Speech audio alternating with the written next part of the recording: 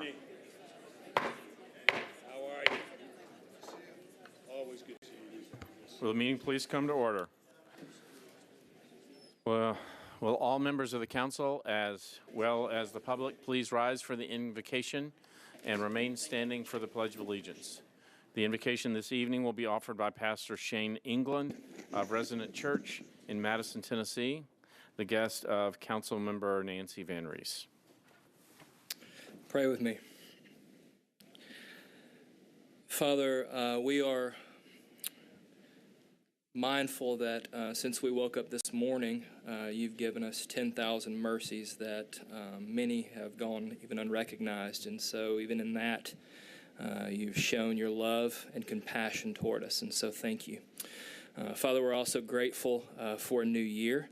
And Lord, we are grateful that you have allowed us to live in the most amazing city in the world, a city that you love and you care about, full of 1 million plus image bearers of you, Lord, made up from, Lord, a background, Lord, full of people of backgrounds from every tribe and tongue and nation from everywhere. And so, Lord, diversity, Lord, we thank you for that. It's what makes us great. And so tonight, we do pray that this diversity, Lord, of thought, of culture, of class, of creed, Lord, that you would use that, Lord, tonight, Lord, so that we could learn from one another. Lord, thank you that you brought us together in this place. Lord, thank you for the blessing of these men and women who represent the districts of this great city that we live in. We pray that you'd give them wisdom as they lead us this year. Father, tonight we pray your blessing upon us. Thank you for this opportunity, for this new year, and going forward, we pray, Lord, that this would be the best year yet for Nashville. Lord, may it be in Nashville as it is in heaven. It's in Jesus' name we pray. Amen.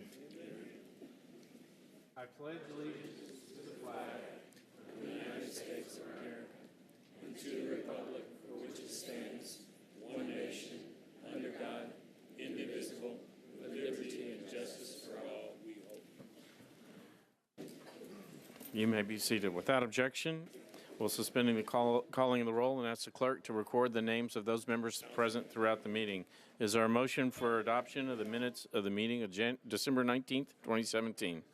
Without objection, the minutes of that meeting will stand approved as written.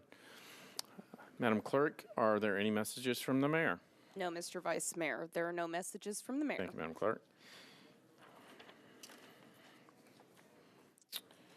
That brings us to elections and confirmations. Is there a report from the Rules, Confirmation, and Public Elections Committee?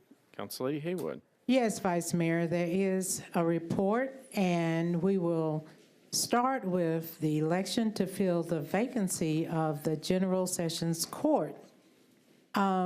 Before us, there was Anna Escobar, Newton S. Holliday III, and Dominique J. Leonardo. We interviewed them and found each one of them highly capable and qualified. Thank you. Thank you, Council Lady Haywood. I'll come back to you after we conduct this election. Each candidate is given 5 minutes to speak before the election, but before we come, I think there is one announcement. Councilman Kendall? Yes, thank you, Vice Mayor. As you know, I nominated Mr. Newton Holliday for this position. Mr. Holliday notified me today that he's withdrawing his name for consideration of this appointment at this time and plans to run for the position. Thank you. Thank you, Councilman Kendall. So the election will be between Ms. Escobar and Mr. Leonardo. So I am going to turn the lectern on there back at the public table. And Ms. Escobar, the floor is yours. Mr. Swope. Thank you, Mr. Vice Mayor. It is an honor and a privilege to yet again nominate my friend and a constituent of District 4, Ana Escobar, for the General Sessions Court Judge. She is recommended by over 67% of the legal community in this city. She is a fierce crusader against domestic violence, and I would very much appreciate your votes as we go to this election. And with that said, it is another distinct honor for me to introduce the former President and CEO of the YWCA, Mrs. Pat Shea. Good evening. To seat a judge who doesn't bring knowledge or experience of domestic violence isn't just a wrong decision, it could be a fatal one. Last year, Nashville experienced 107 homicides, 12 of which were domestic violence related.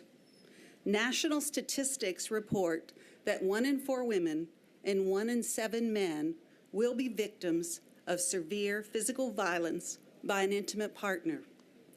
In Nashville, our police officers respond to domestic violence calls on average every 20 minutes. Yet domestic violence remains grossly underreported and underprosecuted. Why? Because many victims basically don't believe that our judicial system can or will adequately protect them, and they fear retaliation from their batterer. And yet the best chance we have to impact this problem in Nashville is through the judicial system, and it starts with appointing a qualified judge. When victims show up in our courts, the judge must understand how perpetrators use power and control to intimidate victims into compliance. A judge must understand what is potentially at stake when a victim has decided to prosecute, because the most lethal time in a domestic violence situation is when the victim decides to leave. Talking with council members over the past week, I have been reminded of how difficult your job is, and I want to thank you again for all your leadership. I've also heard that a number of you have made a previous commitment to another candidate. Let me suggest that it is not disloyal to change your mind when you receive new information. Let me also remind you of a previous commitment that you made to those who elected you. Tonight, with your vote, please continue to do what's best in the interest of our community. Assistant DA Ana Escobar is the best qualified candidate for this judgeship. Ana has been an attorney for 22 years. She understands domestic violence, having prosecuted and defended hundreds of domestic violence cases. Ana attended Vanderbilt and graduated from George Washington Law School. She's lived in Nashville for over 43 years, and during that time, Ana has continuously given back to the Nashville community through her work with nonprofits and government agencies. Thank you for letting me speak tonight, and please allow me to introduce Ana Escobar. Good evening. I'm Ana Escobar, and I want to be your next domestic violence General Sessions judge. As all of you know, we traveled this road together just a few months ago, but the decision you will make tonight is far different than the decision you made last May, because domestic violence is unlike any other criminal act. I know this because I bring to the table almost 3 years of direct experience prosecuting domestic abuse at the DA's office and over 12 years defending people accused of it. Through this experience, I've come to understand the unique complexities of this crime. I'm all for good attorneys becoming good judges, but when it comes to this specific judicial appointment, it is imperative to require more. A specialist. This judgeship deals with DV exclusively 8 months out of the year. When someone needs a doctor, a general practitioner is great at handling common ailments.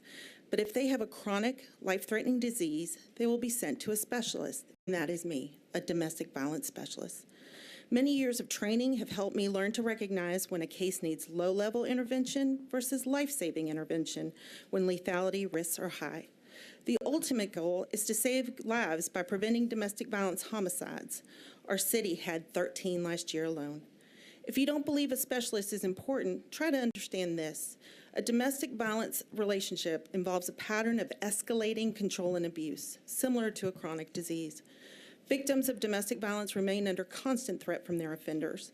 In lethality assessments in 2017, nearly 40% of the 5,500 cases of DV in Nashville courts involved strangulation, and nearly 1/3 of the victims reported that their offenders owned a gun or could easily access one.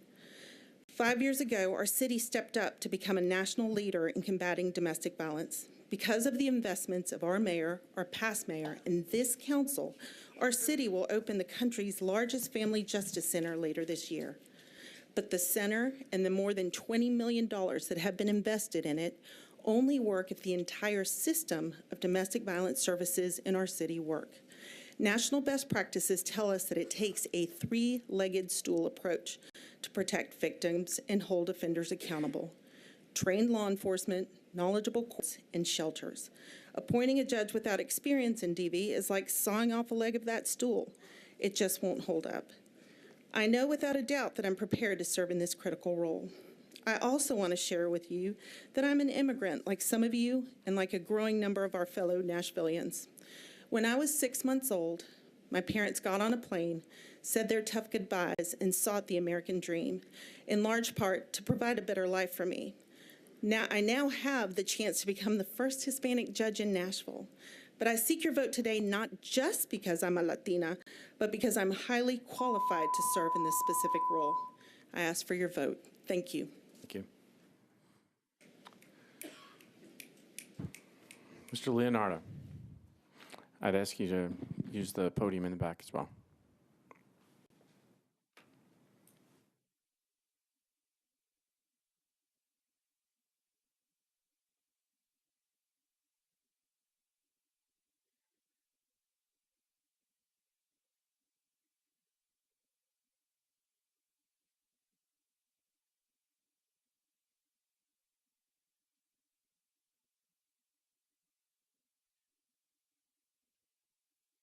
Councilor Varcher. Thank you so much, Vice Mayor. It is an honor and a privilege for me to stand in support of Councilman Leonardo.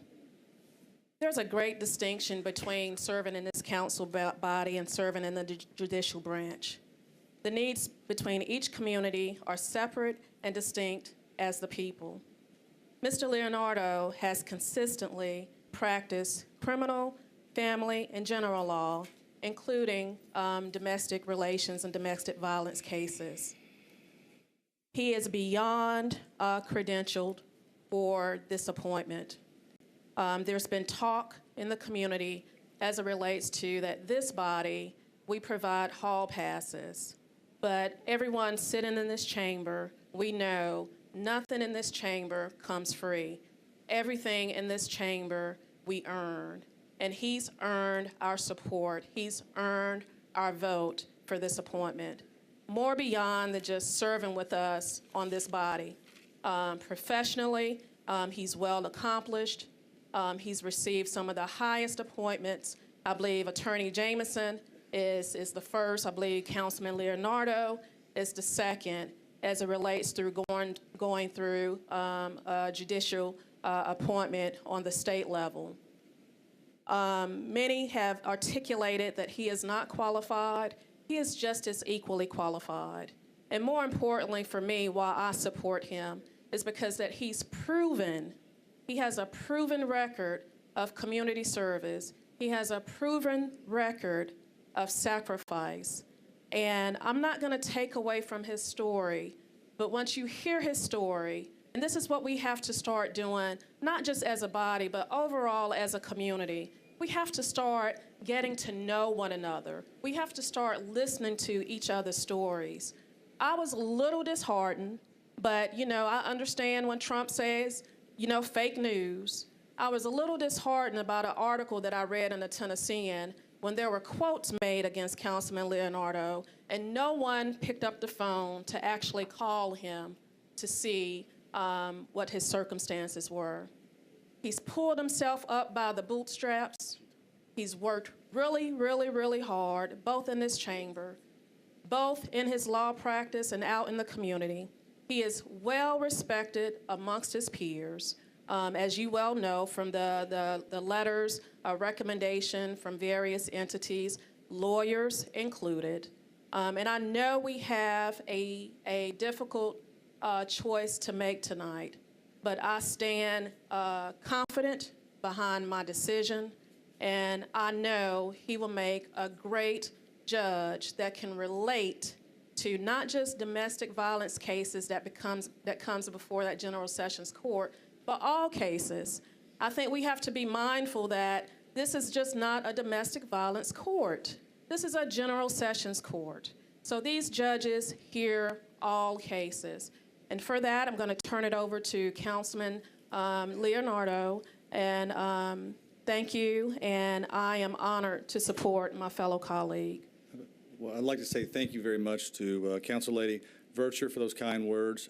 And my qualifications have been set forth in the application, but I did want to share something with you. Over the past month, campaigning for this vacancy has been a really eye-opening experience. It's one that I didn't expect would hit home as deeply as it has, and it's one that's opened up wounds that I thought, frankly, had been healed a long time ago. During this campaign, there's emerged a theme that domestic violence is an integral part of this position, and assumptions were made that my background and experience didn't lend me the abilities to be connected with this issue. No one asked me how I viewed or experienced domestic violence, and in fact, they approached the subject as if I had none. I thought long and hard about what I was going to say this evening. I thought about the effects that it would have on my mother, on my father, also the effects that it potentially could have on my 6-year-old daughter should she watch this at some point. However, I decided that I thought it was best to come forward here today for the first time and try to shatter some of the biases and assumptions that we have about the face of domestic violence victims and whom it affects. I'm here to tell you that not only have I been an advocate for domestic violence victims, not only have I been on both sides of the fence with domestic violence and representing clients for the last 15 years, I too am also a victim of domestic violence.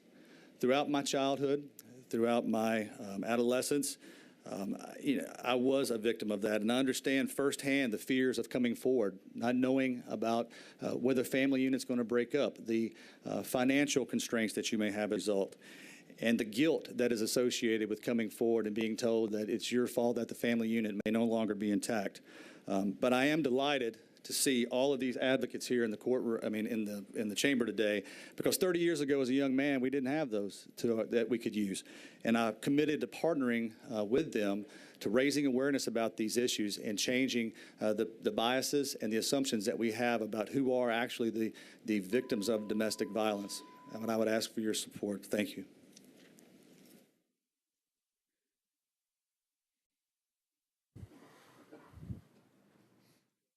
Madam Clerk, if you'd open the machine.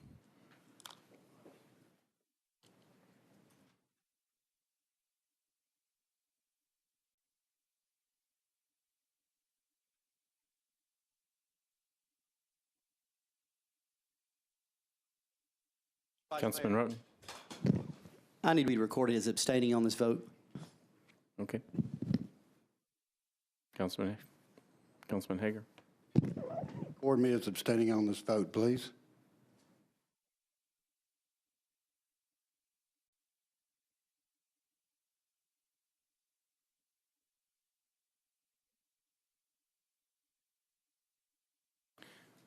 Madam Clerk, does blue mean voted? Blue means voted.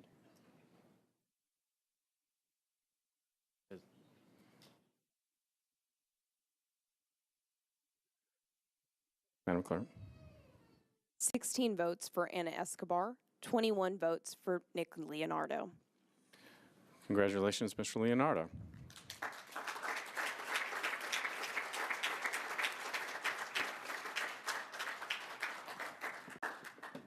That brings us back to you, Council Lady Haywood. You have further report? There. Thank you, Vice Mayor. Next on the agenda is the Convention Center Authority with the reappointment of Mr. Marty Dickens for a term expiring December the 16th of 2021. We interviewed him and took a vote, and we have a vote of 8 for and 0 against, so I call for confirmation. You've heard the motion for confirmation of Mr. Marty Dickens to the Convention Center Authority. All those in favor? Opposed? Motion carries. Councilor Haywood. Next, we have the Sexually Oriented Business Licensing Board with the appointment of Ms. Megan Gear for a term expiring October the 7th of 2021. We interviewed her and we voted 8 for and 0 against, so I call for confirmation. You've heard the motion for confirmation of Ms. Megan Gear to the Sexually Oriented Business Licensing Board. It's been properly seconded. All in favor? Opposed? Motion carries. Next, Councilor we have Haywood. the Sports Authority with the appointment of Ms. Leslie Fram for a term expiring December the 19th of 2023, and the reappointment of Dr. Katana Starks for a term expiring December the 19th of 2023. We voted for each one of them, and both received 8 for and 0 against. Thank you, Council Lady. You've heard the motion for confirmation of Ms. Leslie Fram and Dr. Katana Starks to the Sports Authority. It's been properly seconded. All in favor? Opposed? Motion carries. We would like to recognize those citizens who were confirmed tonight. So if you will please stand as I call your name and remain standing until all have been introduced. To the Convention Center Authority, Mr. Marty Dickens. To the Sexually Oriented Business Licensing Board, Ms. Megan Gear. And to the Sports Authority, Ms. Leslie Fram and Dr. Katana Starks. On behalf of the Metro Council and the citizens of Davidson County, we would like to thank you for your willingness to serve and volunteer your time on behalf of the community. Thank you.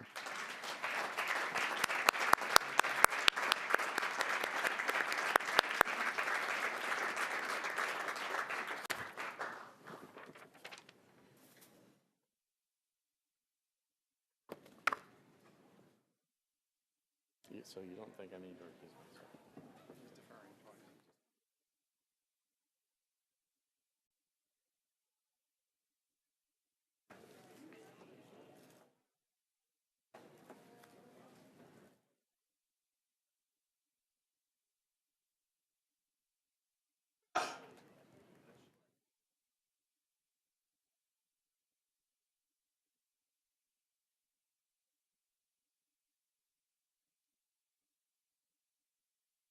That brings us to resolutions on public hearing.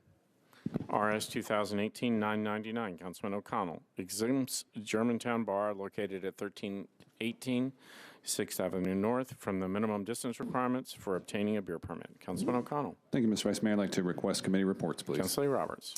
Thank you, Mr. Vice Mayor. Per request from the sponsor, Public Safety voted 5 in favor and 0 against for the deferral, for a 2-meeting deferral. Councilman O'Connell. Thank you, Mr. Vice Mayor.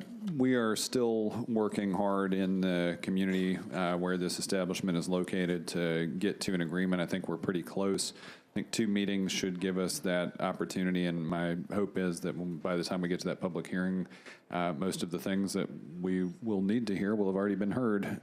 But I would like to move to defer for 2 meetings. Thank you. There's a motion to defer 2 meetings. It's properly seconded. All in favor? Opposed? Motion carries.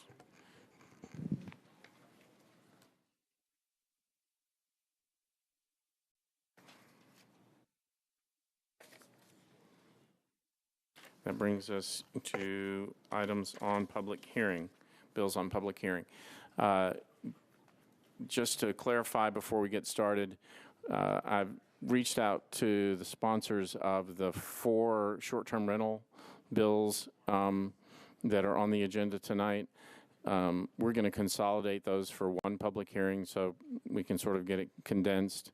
I'm also going to move those to the heel of the agenda so that we can move. We may have a few smaller items where I'm just reading through, and I want to make sure we don't have somebody where there are 2 speakers waiting for 100 speakers to get through. So with that in mind, I'm going to start on the Bills on public hearing. BL 2017-893, Councilman Swope.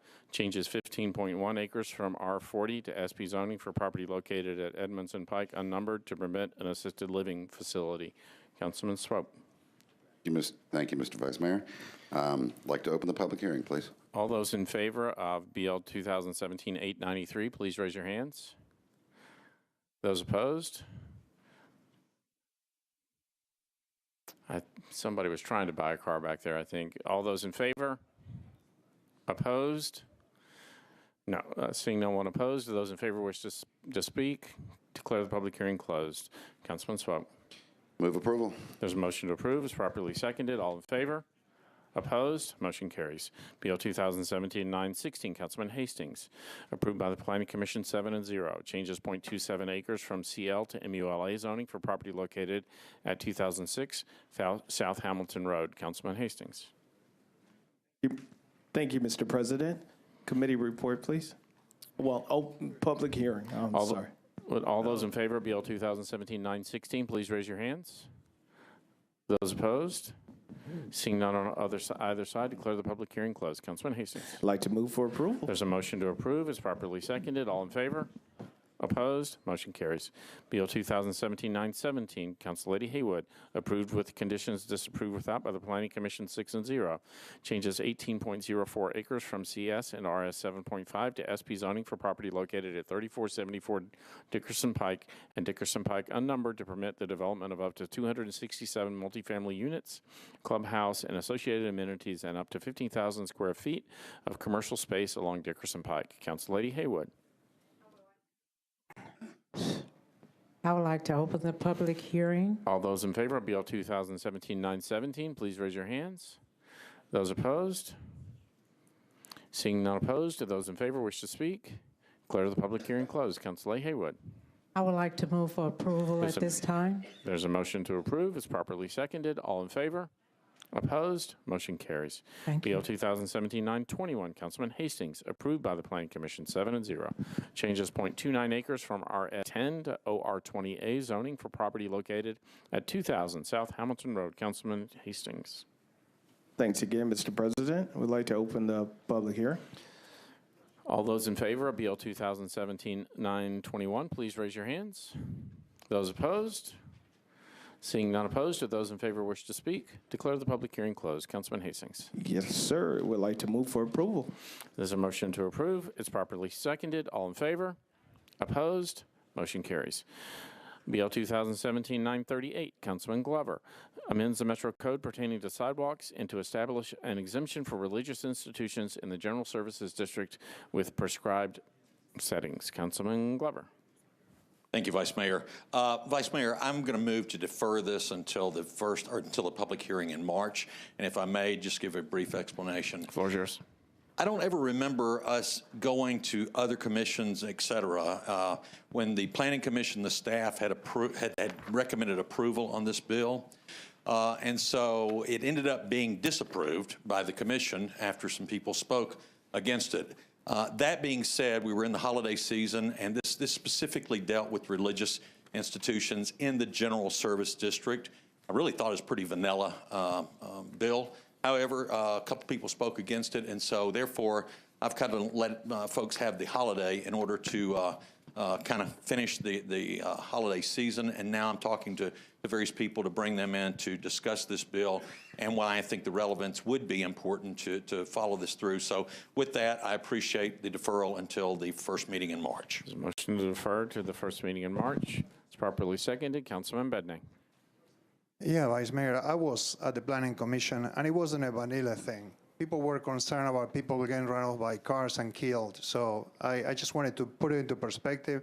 All the people that came were bringing up the issue that there was a person in the southeast that was coming out of a church and got killed by a vehicle. So please don't let that distinction confuse the fact that this was really something that got a lot of attention at the Planning Commission. Thank you. And I support the deferral. There's a motion to defer to the March public hearing. It's properly seconded. All in favor? Aye. Opposed? Motion carries. Bill 2017-975, Councilman Bedney, approved by the Planning Commission 6-0, changes 23.08 acres from SP to AR2A zoning for property located at 7222 Old Burkett Road. Councilman Bedney. I need to open the public hearing. All those in favor of Bill 2017-975, please raise your hands. Those opposed? Seeing none opposed, do those in favor wish to speak? Declare the public hearing closed. Councilman Bedney. This legislation basically moves the zoning back to what it was to allow a church. So I ask for your support. There's a motion to approve. It's properly seconded. All in favor? All in favor? Opposed? Motion carries. Bill 2017-977, Council Lady Weiner, approved with conditions, disapproved without by the Planning Commission 8-0, changes 4.72 acres from RM20 to SP zoning for property located at 7477, 7483, 7487, 7501, Highway 70 South to permit up to 72 multifamily units with appropriate design standards. Council Lady Weiner. Thank you. I'd like to open the public hearing, please. All those in favor of Bill 2017-977, please raise your hands. Those opposed? Seeing none opposed, do those in favor wish to speak? Declare the public hearing closed. Council Lady Weiner. Thank you. I'd like to move approval. There's a motion to approve. It's properly seconded. All in favor? Opposed? Motion carries. Bill 2017-978, Council Lady Weiner, approved with conditions, disapproved without by the Planning Commission 8-0. Changes 3.57 acres from ON to SP zoning for property located at 7505, 7513, 7527, Highway 70 South to permit general office, medical office, and personal instruction uses. Council Lady Weiner. Do we have committee reports? It looks like Or it is may have this- been referred. No, I don't think so. Let's just open our public Okay, hearing. let's We'll come open the back to public it. hearing. That's fine. All those in favor of Bill 2017-978, please raise your hands. Those opposed? Seeing none opposed, do those in favor wish to speak? Declare the public hearing closed. Council Lady Weiner. Move approval. There's a motion to approve. It's properly seconded. All in favor? Opposed? Motion carries. Bill 2017-979, Council Lady Weiner. Cancels 8.29 acres of the Bellevue Commercial Planned Unit Development Overlay District for properties located at 7477, 7483, 7487, 7501, 7505, 7513, and 7527, Highway 70 South. Council Lady Weiner. Open the public hearing, please. That was also approved by the Planning Commission 8-0. All those in favor of BL 2017-979? Those opposed? Seeing none opposed, to those in they don't want to speak. Declare the public hearing closed. Council Lady Weiner. Thank you. With a very brief comment, I'll move approval. After 2.5 years, it's no surprise that nobody wants to talk about it. Everybody agrees. Thank you. The motion to approve is properly seconded. All in favor? Opposed? Motion carries. BL 2017-1003, Councilman Hastings, approved with conditions, disapproved without by the Planning Commission 8-0. Changes 0.33 acres from R6 to SB zoning for property located at 2021 12th Avenue North to permit up to two family residential units. Councilman Hastings. Thanks again, Mr. Vice Mayor. I'd like to open the public hearing. All those in favor of BL 2017-1003, please raise your hands. Opposed? Seeing none on either side, the public hearing closed. Councilman Hastings. Yes, sir. We'd like to move for approval. I'm sorry. Councilman Hastings, this one may not have been properly noticed. Properly noticed. So We would like to defer 2 meetings. So there's a motion to defer 2 meetings to the February public hearing. Is that Yes, correct? sir. Motion to defer to the February public hearing. Thank you. Properly seconded. All in favor? Opposed? Motion carries. I should have caught that on my end, Councilman Hastings. I apologize. BL 2017-1004, Council Lady Vercher, approved with amendments by the Planning Commission 10-0. Applies 27.69 acres of an urban design overlay district for various properties located along Payne Road. Councilor Vercher. Thank you, Vice Mayor. I'd like to open for a public hearing. All those in favor of Bill 2017-1004, please raise your hands. Those opposed? Seeing none on either side, declare the public hearing closed. Councilor Vercher. Move for approval. There's a motion to approve. It's properly seconded. All in favor? Opposed? Motion carries. Bill 2017-1015, Councilman O'Connell, approves with conditions, disapproved without by the Planning Commission 7 and 0. Amends 3.92 acres of a specific plan by replacing 3 multifamily units with 4,000 square feet of non-residential space for properties located at 1390 and 1400 Adams Street. Sorry, I looked away before I saw that. There you go. Thank you, Mr. Vice Mayor. I'd like to open the public hearing, please. All those in favor of BL 2017-1015, please raise your hands. Those opposed? Seeing none opposed, do those in favor wish to speak? Declare the public hearing closed. Councilman O'Connell. Thank you, Mr. Vice Mayor. I'd like to move approval of the brief comment. Floor is yours. This SP had actually been before both planning and this body before. This is just effectively an amendment that couldn't be done administratively to allow that use in those 3 units. The Germantown community supported the original SP, and we went back to the neighbors with this one and found general support for the idea. So happy to move approval. Thank you. There's a motion to approve. It's properly seconded. All in favor? Opposed? Motion carries. BL 2017-1016, Councilman Pulley, approved with conditions, disapproved without by the Planning Commission 7 and 1. Changes 0.43 acres from RM20 to SP zoning for property located at 2041 Overhill Drive to permit 5 multifamily residential units and a medical office use. Councilman Pulley. Thank you, Mr. President. I would move to open the public hearing. All those in favor of BL 2017-1016, please raise your hands. Those opposed? Okay, I see one opposed. So those in favor, if you'd like to come forward and speak, please state your name and address, and you have 3 minutes to speak.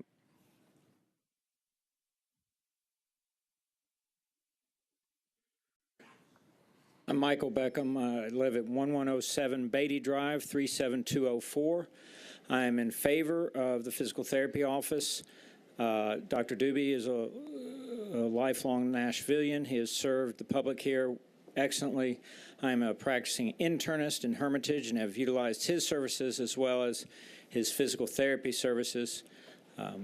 I have many patients in the Green Hills, Oak Hill, Westmead area. They would benefit greatly from having physical therapy office nearby. As you all know, orthopedic patients tend to have trouble with mobility, and having something close to home would be a great service. As there is no additional building being built, as there is no influence on traffic, I strongly encourage you to vote for the physical therapy office. Our patients need it. Thank you. My name is John Masters. I live at 2041 Overhill Drive. I actually live in the building we're talking about, and I do not oppose this at all. I think it's a great addition to the community. Like Dr. Beckham said, you know, there's no additional building happening there. We got plenty of room for it, and I know the other people that live in the building are okay with it as well. So I hope that you vote yes. My name is Caprice Craig. I live at 1709 Bonner Avenue. I'm for this. I think it'd be a good addition to the community. I don't think it'll affect traffic in any way, and I also know that he will not do short-term rentals in that building if this is approved. My name is Tiff Siragusa. I'm at 1212 Gray Bar Lane. My mother, my 3 kids, myself, and my brothers are all patients of Dr. Doobie's. We live in the Green Hills area. It would be great to have a doctor that we have found and trust and like that we could access without having to drive out to Hermitage.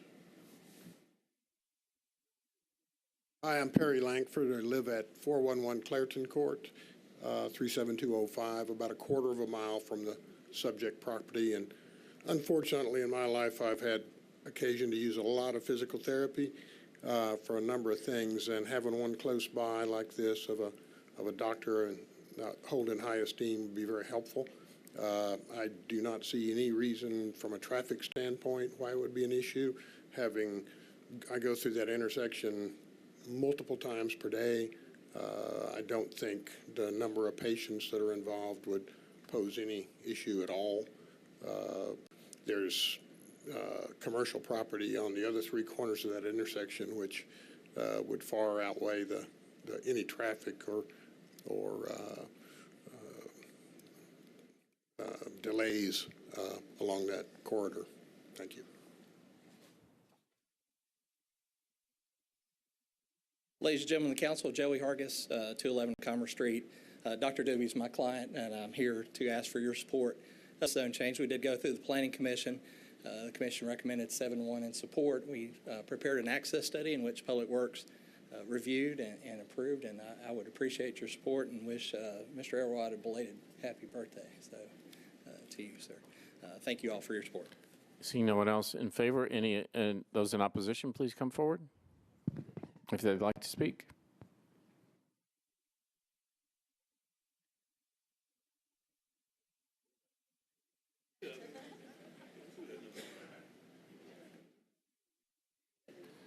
Okay, I thought he was buying my car there. Seeing no one in opposition, declare the public hearing closed. Councilman Pulley. I'd move approval. Motion to approve is properly seconded. All in favor? Opposed? Motion carries. Bill 2017-1017, Councilman Syracuse. Approved with conditions, disapproved without by the Planning Commission 7-0-1. Changes 3.61 acres from IWD to SP zoning for property located at 910 Perimeter Court to permit a hotel. Councilman Syracuse. Thank you, Vice Mayor. Open the public hearing, please. All those in favor of Bill 2017-1017, please raise your hands. Those opposed? Seeing none on either side, declare the public hearing closed. Councilman Syracuse. Thank you, Vice Mayor. Move approval. There's a motion to approve. It's properly seconded. All in favor? Opposed? Motion carries. BL 2017-1018, Councilman Kendall. Approved by the Planning Commission 6-0. Changes 0.42 acres from RS5 to RM15A zoning for property located at 2700 and 2702 Torbett Street. Councilman Kendall. Thank you, Vice Mayor. I'd open public hearing, please. All those in favor of Bill 2017-1018, please raise your hands. Those opposed? Seeing none on either side, declare the public hearing closed. Councilman Kendall. Move approval. There's a motion to approve. It's properly seconded. All in favor? Opposed? Motion carries. BL 2017-1019, Councilman Bedney. Approved with conditions, disapproved without by the Planning Commission 8-0. Changes 0.967 acres from AR2A to SP zoning for property located at 14899 Old Hickory Boulevard to permit a grocery store. Councilman Bedney. I'd like to open the public hearing, please. All those in favor of BL 2017-1019? Opposed? Seeing none opposed, those in favor wish to speak? Declare the public hearing closed. Councilman Bedney. I move to approve. There's a motion to approve. It's properly seconded. All in favor? Opposed? Motion carries. BL 2017-10. Are you seeking recognition, Councilor Roberts? No, sir. Thank you. BL 2017-1020, Councilman Swope. Approved with conditions, disapproved without by the Planning Commission 8-0. Changes 3.48 acres from R15 to MULA zoning for properties located at 6121 and 6135 Nolensville Pike. Councilman Swope. Thank you, Mr. Vice Mayor. Move to open the public hearing. All those in favor of BL 1020, please raise your hands. Those opposed? Seeing none on either side, declare the public hearing closed. Councilman Swope. Move approval. There's a motion to approve. It's properly seconded. All in favor? Opposed? Motion carries. BL 2017-1021, Councilman Scott Davis. Approved with conditions by the Planning Commission 7-0.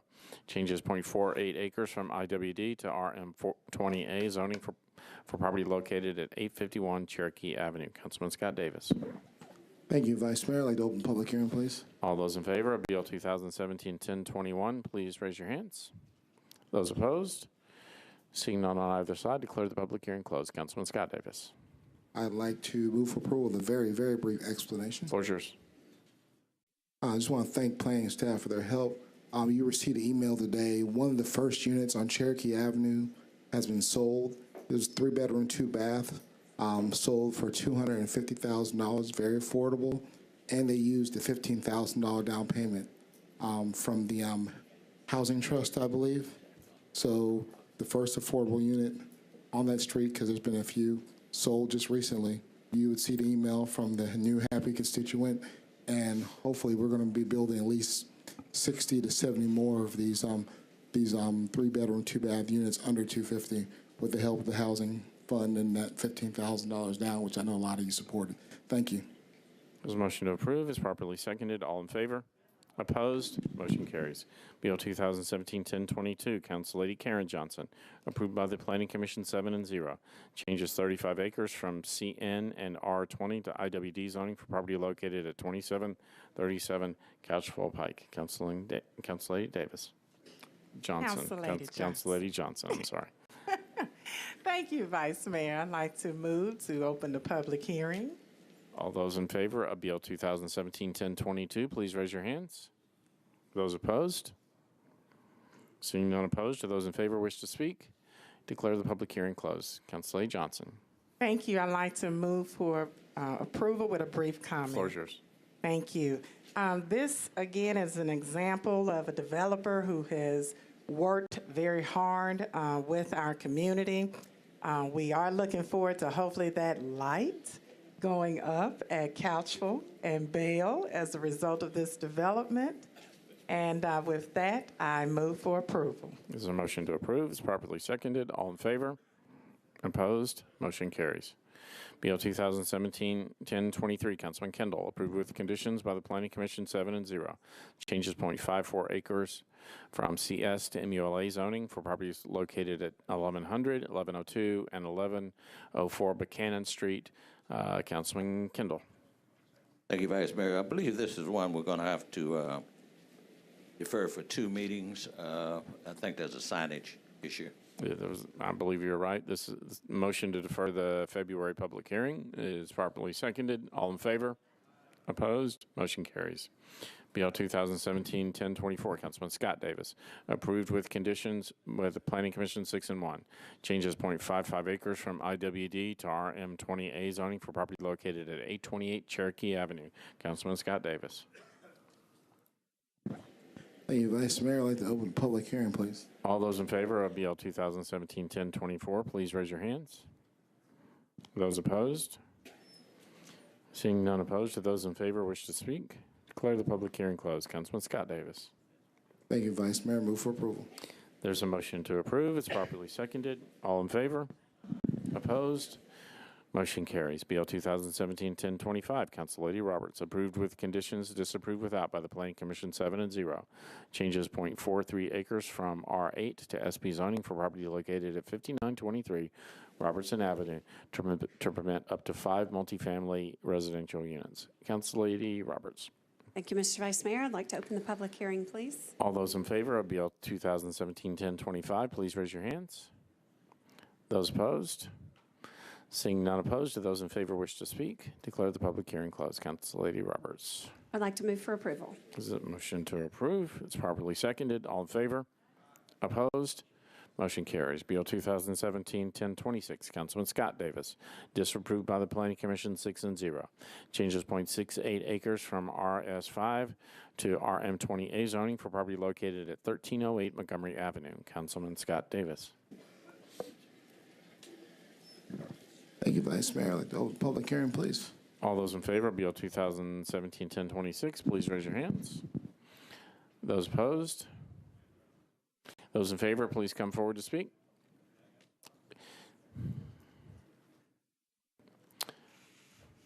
Have 3 minutes. Please state your name and address. Mr. Vice Mayor, just for clarity, can you ask those opposed again? I'm thinking 2 of the people who raised their hands when you asked if they're opposed are not actually opposed. Let's do it. We'll start from scratch. Sorry. All those, that's okay. All those in favor? This one. We got you, Councilman. All opposed? Okay, I think we just had somebody trying to buy a car. So with no one opposed, do those in favor wish to speak? Declare the public hearing closed. Councilman Scott Davis. Thank you, Vice Mayor. I'd like to move approval with a brief explanation. Floor is yours. This would probably be one of the few zoning bills I have going for the Minority Caucus. This young lady lives on the same street. She owns the property on the street that's on near the corner, and she is a school teacher, Tennessee State graduate, grew up in my district, and she's participating in building this development. It'll be an affordable housing unit because who needs affordable housing more than teachers in our neighborhoods? The builder is an African American, lives in my neighborhood. The owner is an African American woman who is developing the project, who will be living on the same street where the bill is going. They have over 60 letters of support, which I'd love for them to submit into record to the Sergeant at Arms, if may please, Vice Mayor. And you'll see them at Planning Commission, at the Planning Committee meetings, and you're going to see them in front of us because this is one of the projects where people in Nashville are participating and doing the right thing and doing the right thing by the neighborhood. So thank you for your support, and God bless you all. The motion to approve is properly seconded. All in favor? Opposed? Motion carries.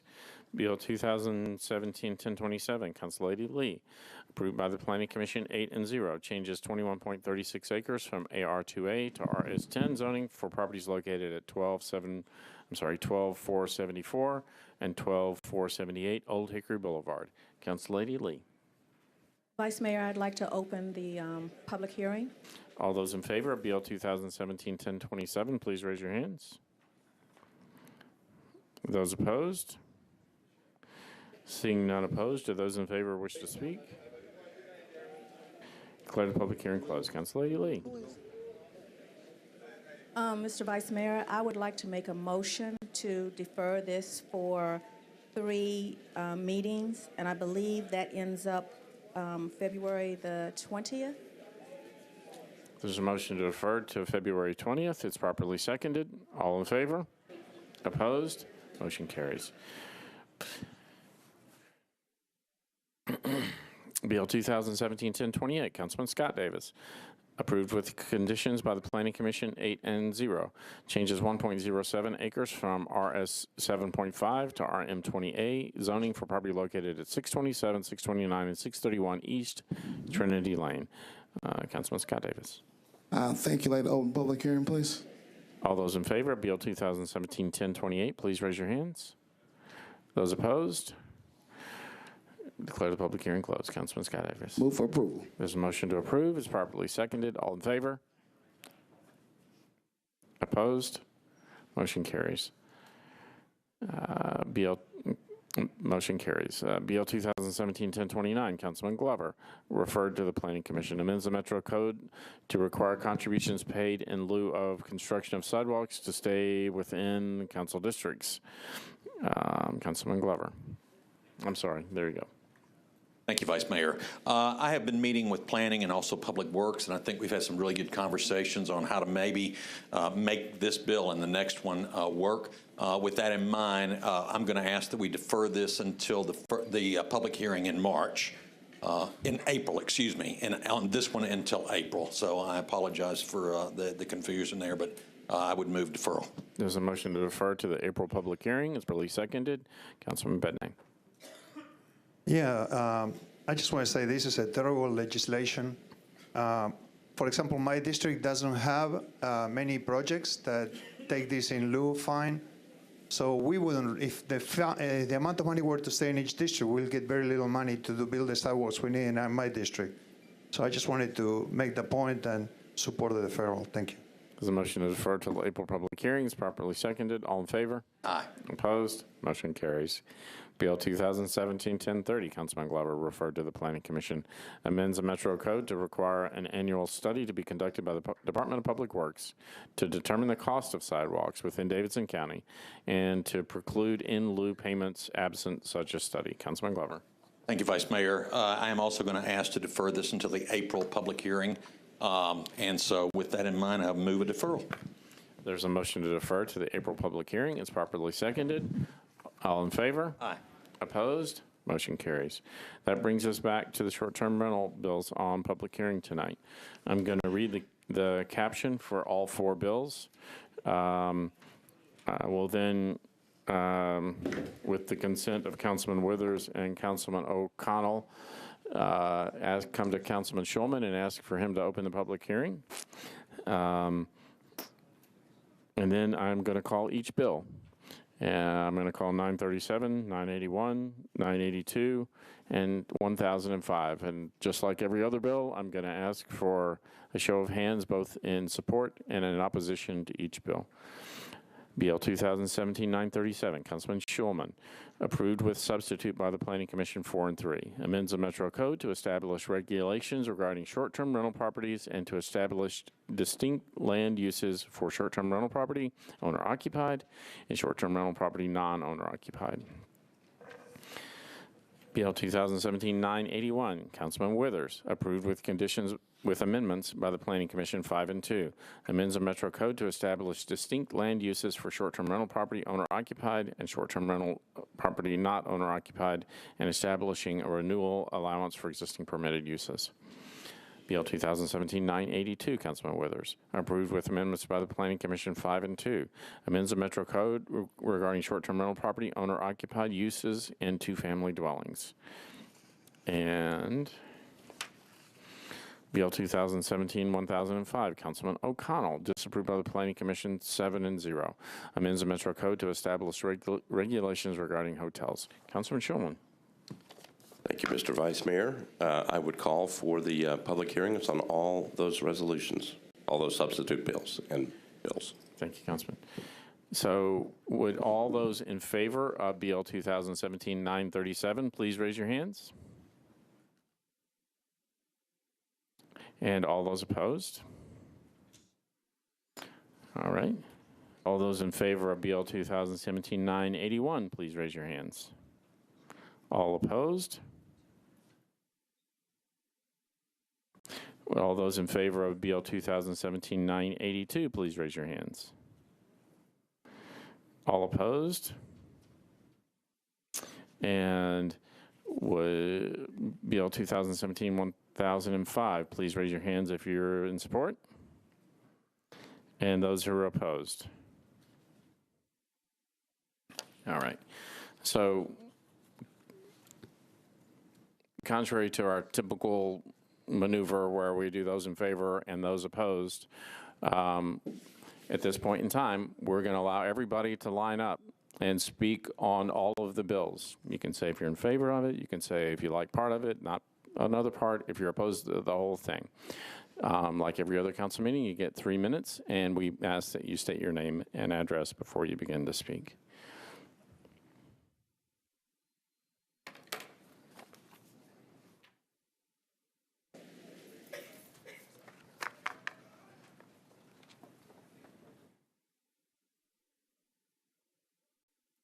You're ready to go.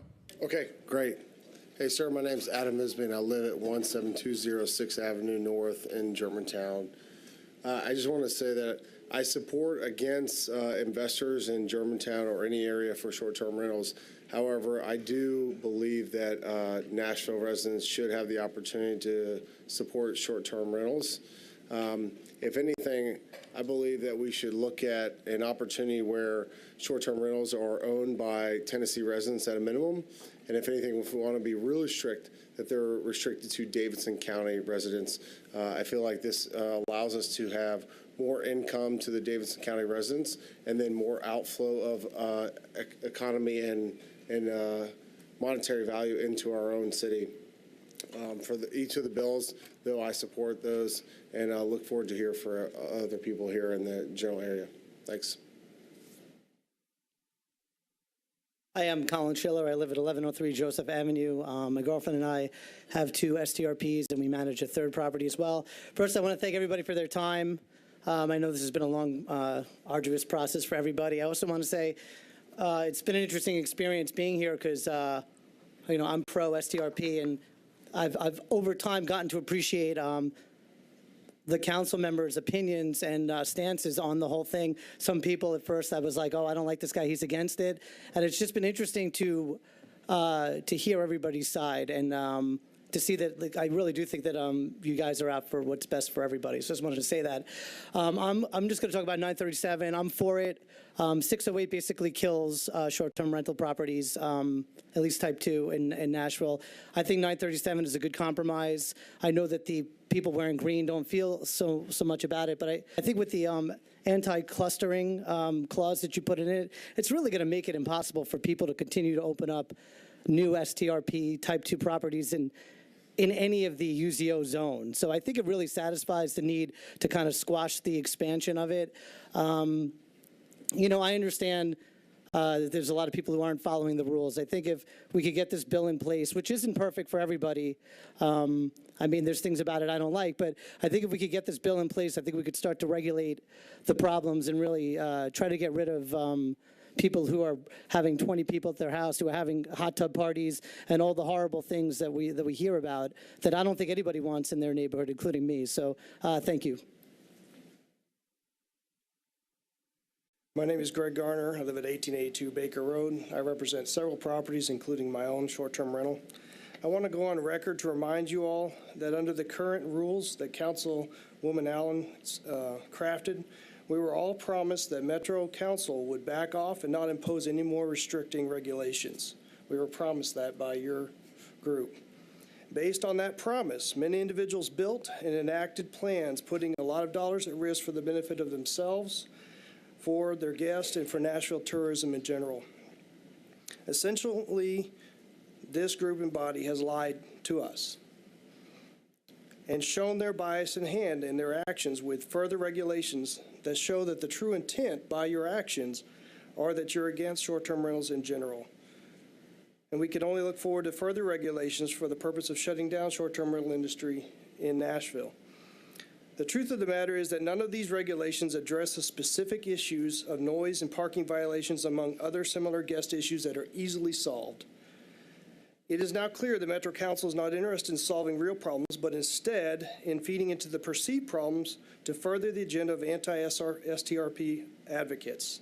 I call on Metro Council to keep their promise and back off of all new regulations. In fact, if you were to keep your word, you would loosen up on the existing regulations, as promised when the current regulations were put in place by Councilwoman Allen. Thank you.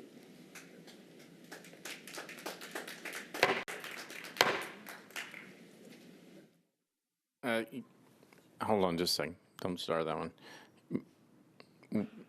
Every time there's applause, we're going to slow down. So I know people are passionate about it. Trust me, I know. But applause is just going to slow us down tonight.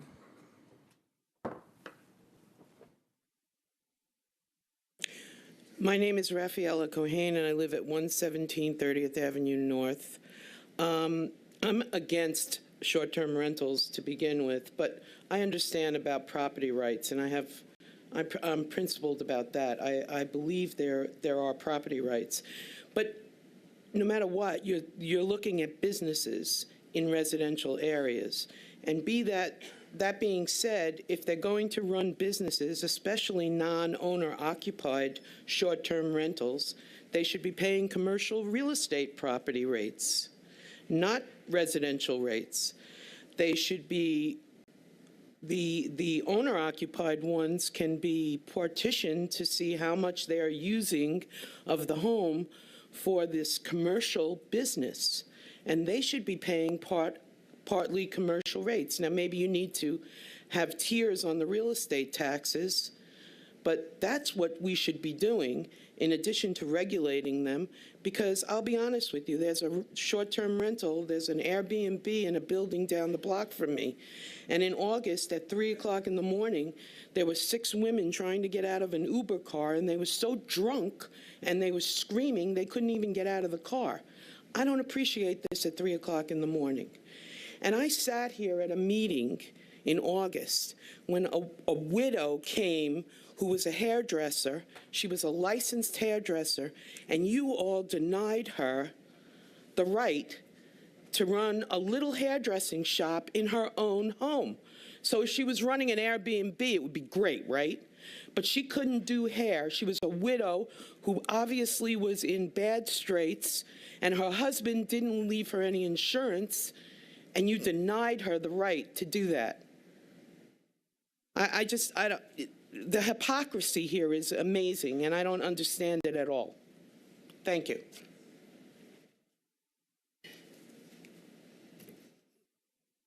Hello. My name is Ruby Baker. I live at 3222 Leewood Drive in Bordeaux Hills in District 1. I'm here to express my concern and opposition to Bill 2017 937, and the negative impact that I believe it will have on my neighborhood and those that we work so tirelessly to try to preserve. It is my understanding that this ordinance will identify non-owner occupied short-term rentals as a commercial use and allow them by permit to operate in residential areas, and is therefore, to me, commercializing our residential neighborhood. This ordinance also could open up a Pandora's box of problems for some of our neighborhoods, for us now and for the future generation that's coming behind us. This ordinance will clearly bring more people/customers into the residential neighborhood, increasing traffic, noise, and crime. I'm sure you've heard the phrase, well, there goes the neighborhood. That is what I believe will happen if you pass this ordinance. I'm sure there are more business owners waiting in the wings for the opportunity to bring another type of commercial business other than a short-term rental into a residential neighborhood. A commercial business whose purpose is to attract frequent customers, and in this case of the short-term rentals, transient guests for a profit. As it stands now, we currently do not have adequate measures or mechanisms in place or enough Metro Code staff and Metro Police to enforce and address our current neighborhood problems and incidences that we are experiencing during the day and after regular business hours, which, by the way, leaves a lot of residents and neighborhoods feeling helpless and hopeless. Lastly, as I see it, a business is a business is a business. And I do not want to live next door to a commercial business, and I do not want to get off work or leave my place of business to come and sit in congested traffic to dwell next door to a business. So I choose to live in a residential neighborhood. Please vote no on BL 2017-937. Thank you.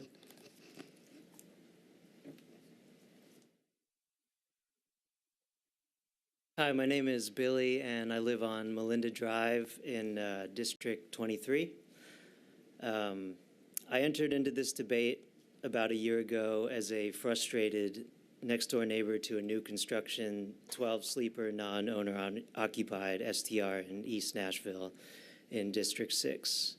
After I expressed my concerns in a similar public hearing about a year ago, the property manager from the STR next door to me approached me and gave me his company's phone number and told me to reach out anytime if I have a problem. Since then, his company and I have had an open line of communication where I can express my frustration over any troublesome issues, and for the most part, they have heard me out and have responded to my complaints. However, despite my ability to effectively communicate with this property manager, over the past year, I continued to experience a lot of noise issues during all hours of the day and night, which was the biggest issue for me because it affected my sleep. I would find trash in my yard and carport from the neighboring guests, and occasionally guests parked in my carport and I had to ask them to move. Just countless nuisances like these. I don't believe that the property managers and STR owners here tonight and out there are inherently trying to do something bad, but in reality, they have limited control over the actions of their guests. The STR next door to me was used mostly on weekends by large groups who were on vacation. They were oftentimes noisy, annoying, and therefore diminished my quality of life. My complaints to the property management company helped, but my complaints were always reactive on the back end of an issue that had already occurred. I was the guy having to begin the enforcement line of communication. So last month, I moved to West Mead in District 23. My neighbors are residents. It's mostly quiet. We know each other and respect the residential neighborhood in which we live. But I'm here tonight to protect my home from being restored to a Type 2 STR in the future, and I'm here to protect others' properties from being subjected to the same problems that I had. Type 2 STRs are commercial uses in residential neighborhoods. They result in extremely nice profit margins. As an owner of 3 long-term rental properties myself, I've done the math.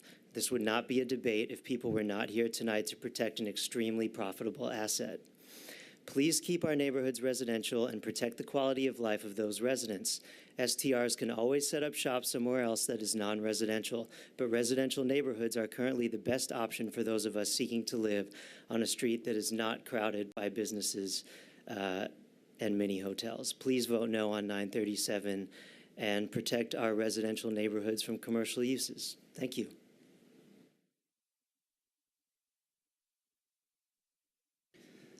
Hi, my name is Anderson Williams. I live at 800 Russell Street, 37206. I'm here to ask you to vote against 937. I know that you have heard every side of this story and every horror story and every success story over and over again. I want to focus on the implication of your vote, not just today or tomorrow, not just for the people in this room, but for our city. Your vote on 937 to codify a commercial use in a residential zone will be the tool for the next decade or longer that the lobbyists in this city and in this room and every attorney in this room knows will be the tool to dismantle residential zoning in our city. There is no single industry defense for a business next door. So your vote on 937 will determine if you want that beauty shop, if you want that restaurant, if you want that bar, if you want whatever business somebody wants and needs because it's good for their family and it makes them money to move in next door to you. That's the real implication. This isn't personal. This is about the direction of our city.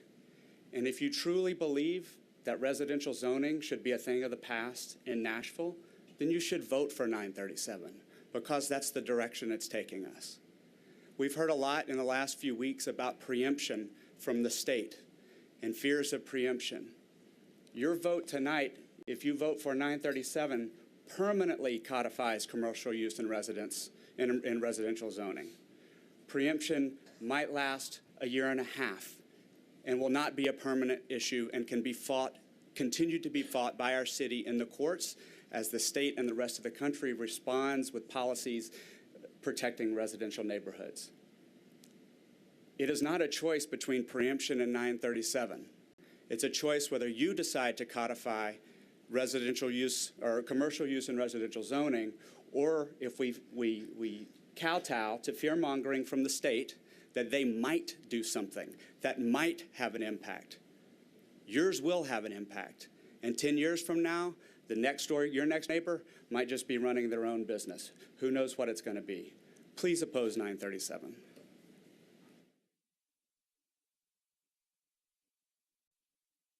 Hi, how's everybody doing? I'm Shireen. I live at 1217 Meridian Street, and I have one STR.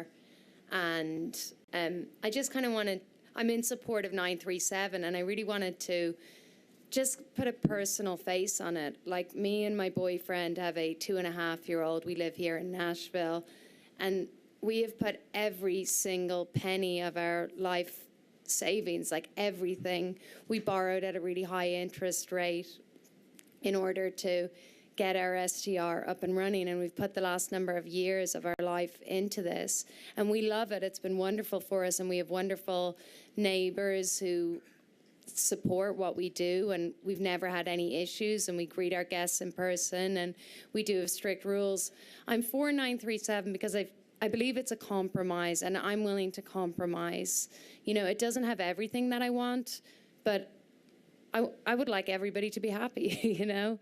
And I just really wanted to put that personal face on it. We're not a corporation. We're not a big business. We're just a little family who followed every rule and pay every tax and have done everything by the book, you know, and just to let people know that we are willing to compromise. And I'm also really for enforcement. If there are troublesome ones out there, let's take them out.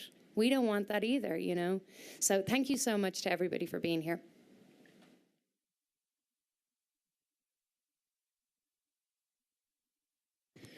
Good evening. I'm Steve Swartz. I live at 237 54th Avenue North in Sylvan Park.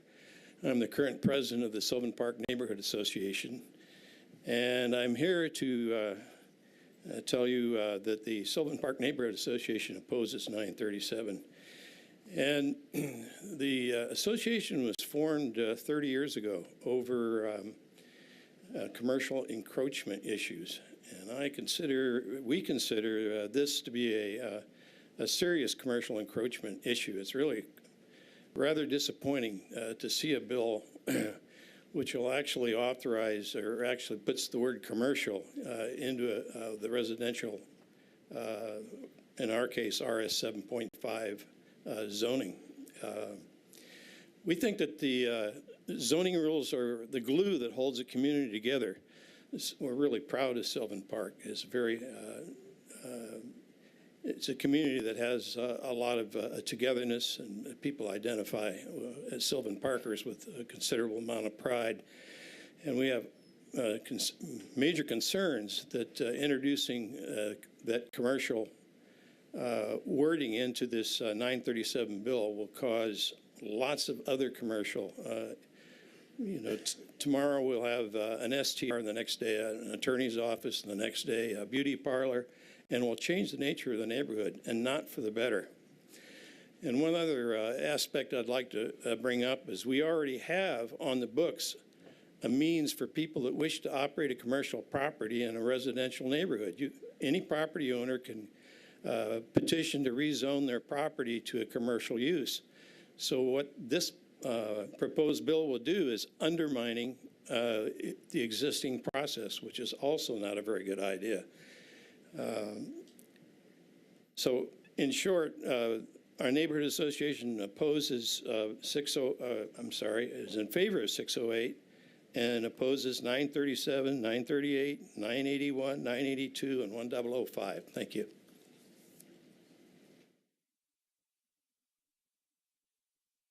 Hi, my name is Donald Jenkins. I live at 1701 Neal Terrace, and I just want to say that I'm in support of the Bill 937.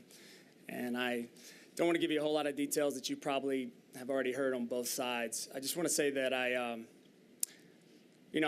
interview a lot of people. I actually call myself kind of a storyteller, but I really like good stories, and I just don't like bad feelings, and that goes for on both sides of the aisle here. I don't want anybody to feel bad. I know there's something different about Nashville, and what it is, the growth that I think we're experiencing is not the entertainment, it's not the music, it's a city where people come and they can't put their finger on it, and then they identify it, that it's just a bunch of people that move here because they're chasing a dream, and Nashville provides that. And you can't even say what it is, they just believe that even if it's not music, if I have a dream, Nashville's the place to be. And those dreams don't always pay you at first. They just don't. I don't want to get into technical legalities of what commercial means or what an entrepreneur working from home means. Work's work to me. And I know as technology grows and people are able to work from home or work for themselves, right, that I don't know. Does that mean I've been an entrepreneur my whole life? Does that mean I need a commercial license because I stay at home and work? I don't know. I don't know. I don't want to get into the legalities of that. I just know this, that people that are feeling the most pain obviously make the most noise. I understand that. I've been that guy in other situations. There's just so much good out there, and for the bad, I do have a heart for, and I want it to be solved. But I want it to be solved and not like taken underground where it's not controlled, and nobody really has a hand on it. So let's do this really good, great compromise and figure it out, because I have names of people that like Fiona and Jesse who were maids at big hotels working 60, 80 hours a week, but because rent prices were going out, there was no opportunity for promotion, so they couldn't really make more to stay in the neighborhood. But because of me and some few friends, they started their own cleaning company for short-term rentals. I mean, that's not hosts making money, that's jobs being created. I have a lot of musician friends who are here pursuing music and they're writing that's not paying them. And guess what? They can Uber and Lyft. They'll tell you 80% of their rides are coming from short-term rentals, not hotels that are right on Broadway. I get the traffic issue, but there's also really things that people are peddling and drinking on that are affecting traffic too. It's not just short-term rentals, right? There's a lot of good it's bringing. You know how much free PR is going all over the world because I have great guests and they go, I'm moving to Nashville. They got to experience what it's like to live in Nashville, not in a hotel. And I don't know. I'm just passionate about it, not just the money, but it's just Nashville has that thing. We're not other cities. We're not Austin. We're not all the other demographic studies. We're different. We're different because we do provide that place where you can pursue a dream, and this helps. So I'm in support.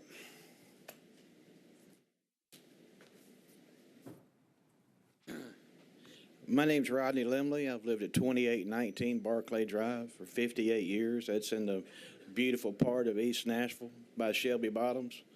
I've seen that part of town change dramatically. We went through the flood in 2010, completely lost that home and rebuilt it because my daddy built that home, and I wanted to keep that home in the family, and it's probably the best part of town to live in.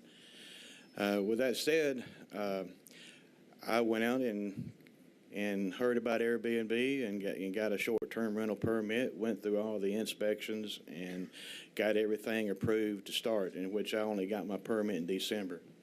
And the research that I've done with Airbnb, they regulate their people that come to those places. If they have any problems, from what I understand, they're not going to be doing any other renting in any other's rental property. So it's not that they're bringing wine and beer, and to me, these are people that want to bring good people to Nashville.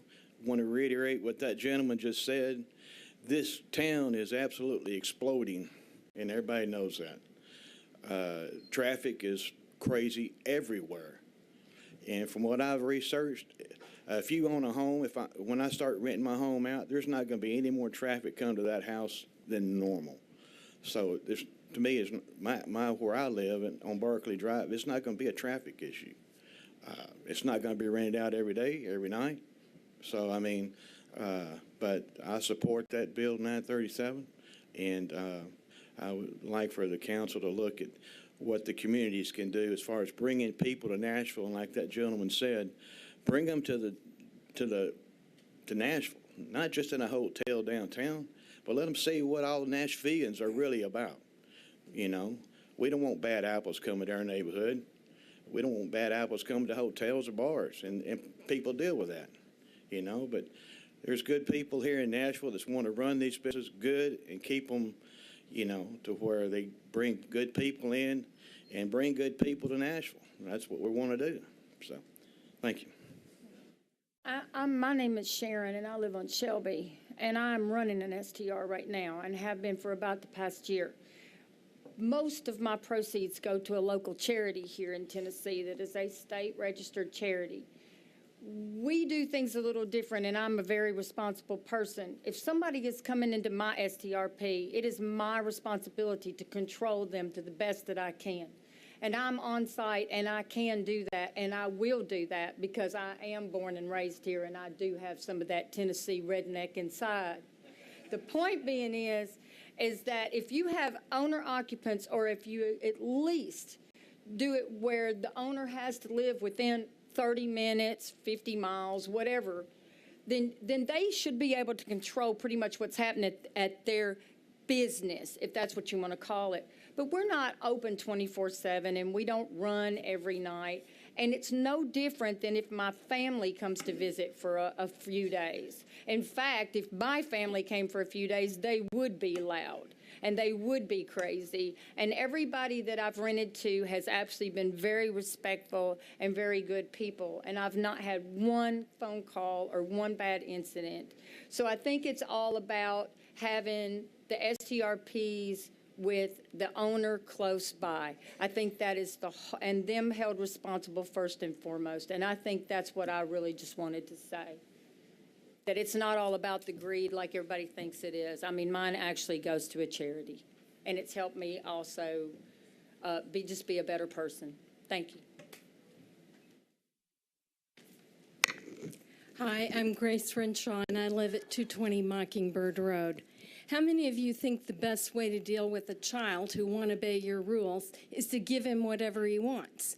What kind of adult will that child grow up to be when he goes public and gets even more money to invest in local real estate? We're here because SDR platforms and owners have acted like spoiled children. They haven't complied with our laws. They've defended misbehavior of operators and guests. They've threatened they've ridiculed and bullied neighbors who objected, and they've threatened to get the state to stop mean old Metro if you don't do what they want. 937 does what they want. It's actually worse than state preemption, which would last only a year and a half because it freezes the bad STRs in place permanently. It also throws neighborhoods like mine, located within the UZO, under the bus. Metro currently has more than 3,500 permitted STRs plus thousands of illegals.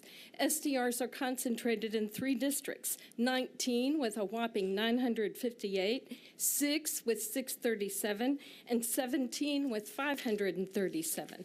Those 3 districts have 60% of Nashville's STRs and thus bear the brunt of our legal rentals. Their council reps weren't on the STR ad hoc committee. That's just wrong. And this may be why. According to ERDNA, 90% of the STRs in District 19 are whole house, 88% in District 17, and 81% in District 6. 937 locks these STRs in place. 937 rewards the STR industry for years of peevish behavior and high cost to Metro government, including way too much of your time and too much taxpayer-funded Metro time spent trying to figure out how to exempt this industry and only this industry from following the same rules as every other business. 937 does at least acknowledge that STRs are businesses in residential neighborhoods. So the obvious solution is to phase out the non-owner occupieds, not grandfather them in. Our original ordinance called Type 2s a residential accessory use specifically because our zoning laws prohibit businesses with customers coming and going at all hours in neighborhoods. You recently opposed beauty salons and recording studios. If your real agenda is to permit all forms of commercial activity in neighborhoods, hold a referendum and let us vote on it, because 937 is a sea change in residential zoning policy. It sneaked through the back door 3 years ago with your complicity. 937 welcomes it in the front door. It undermines residential zoning. Please vote no and support the right fix, 608. Finally, Airbnb listed a Vanderbilt dorm room for up to 16 guests. That is not responsible.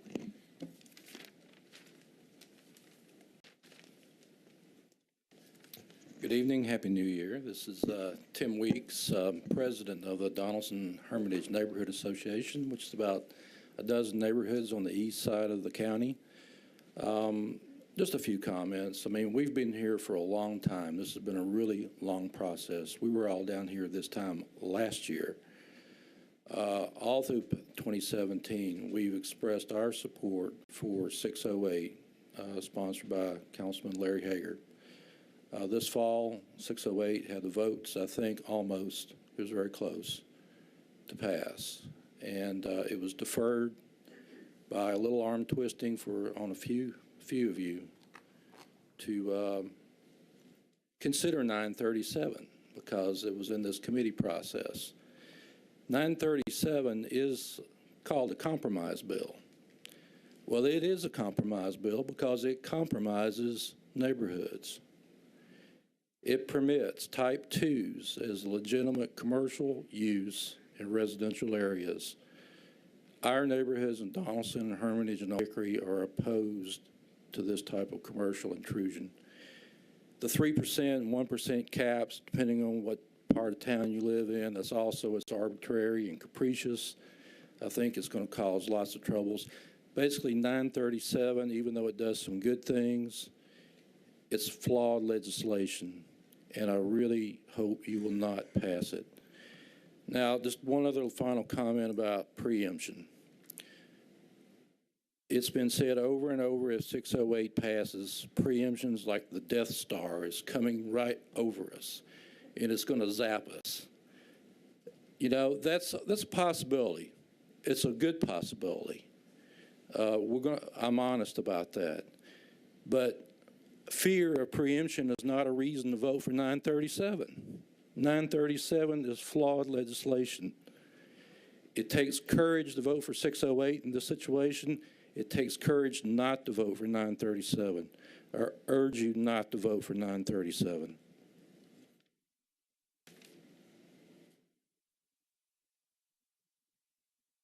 Hi, my name's Davina Krager, and I live at 1012A, 11th Avenue North, along with my husband. And we own a short-term rental that is non-owner occupied, and we also rent out a portion of our own home. We are actually opposed to 937 as well as 608, going backwards. We feel that 937 is also an infringement on our property rights as well as other citizens in this city. I think the city needs to work on enforcing the laws and ordinances that we already have, see how that works out, and then consider new legislation. I don't think we've tested the waters long enough.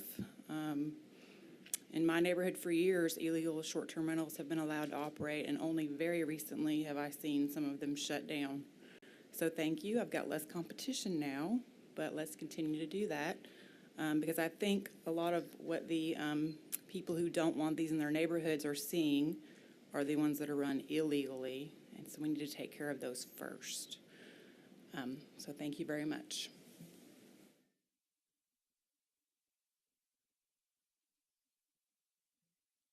Hi, I'm Randy Horick. I've lived at 220 Mockingbird Road for 30 years. I'm against 937 because I'm concerned about three things: the livability of our residential neighborhoods and affordability, the viability of our zoning laws, and our city's ability to stand up to an industry that is attempting to bully us all. Last year, you were on the verge of passing a good bill, 608, that represented a positive balancing of interests. It was pro-tourism, but also reflected our city's negative experience with party hotels in neighborhoods. I want people to be able to rent out rooms in their homes for guests. I'm not opposed to people buying condos as investments for short-term rentals. 608 allows both of those uses, but it recognized the non-owner occupied freestanding houses for what they are, hotels with no on-site management. The water carriers for the industry want to call these home-based businesses, but that is not true of the so-called Type 2s, which after all pay a hotel tax. We have rules about the number of cars and people at home-based businesses, yet they're not applied to the home-based hotels. Let's at least be honest and call these things what they are. Type 2s are commercial hotels. They've created a raft of well-documented problems. The industry lobbyists are insulting your intelligence when they tell you these problems will melt away by redirecting the resources of our police, who are already too busy dealing with more urgent priorities. Now the industry is pushing an alternative bill to get their way. But 937 is not really a compromise. It gives the industry everything it wanted while destroying our residential zoning laws. I appreciate that Councilman Schulman has made a good faith effort to find some solution that would stave off the threat of state action. But from where I'm standing, there would be no 937 were it not for the threats against our city by an industry that has consistently acted in bad faith, would not cooperate in enforcing existing laws, and refused to accept the compromise on absentee ownership that 608 offered. When 608 was being negotiated, the industry ran to the legislature to undermine Nashville's ability to pass reasonable regulation, even though every other Tennessee city that has regulated STRs has been allowed to do so. When that effort couldn't get out of committee, they came back and threatened that if they didn't get their way with a new bill, they'd go back to the legislature and keep us from ever regulating the mini hotels again. You know, I read that House bill the legislature considered. Contrary to what the industry lobbyists are saying, it did not take away our ability to regulate, and it was to last only 2 years. The 937 bill is actually worse for Nashville than what the state briefly thought about doing. Please do not give in to industry bullying. I strongly urge you to stay the course and pass 608, a compromise that works for Nashville tourism and for Nashville neighborhoods. Thank you.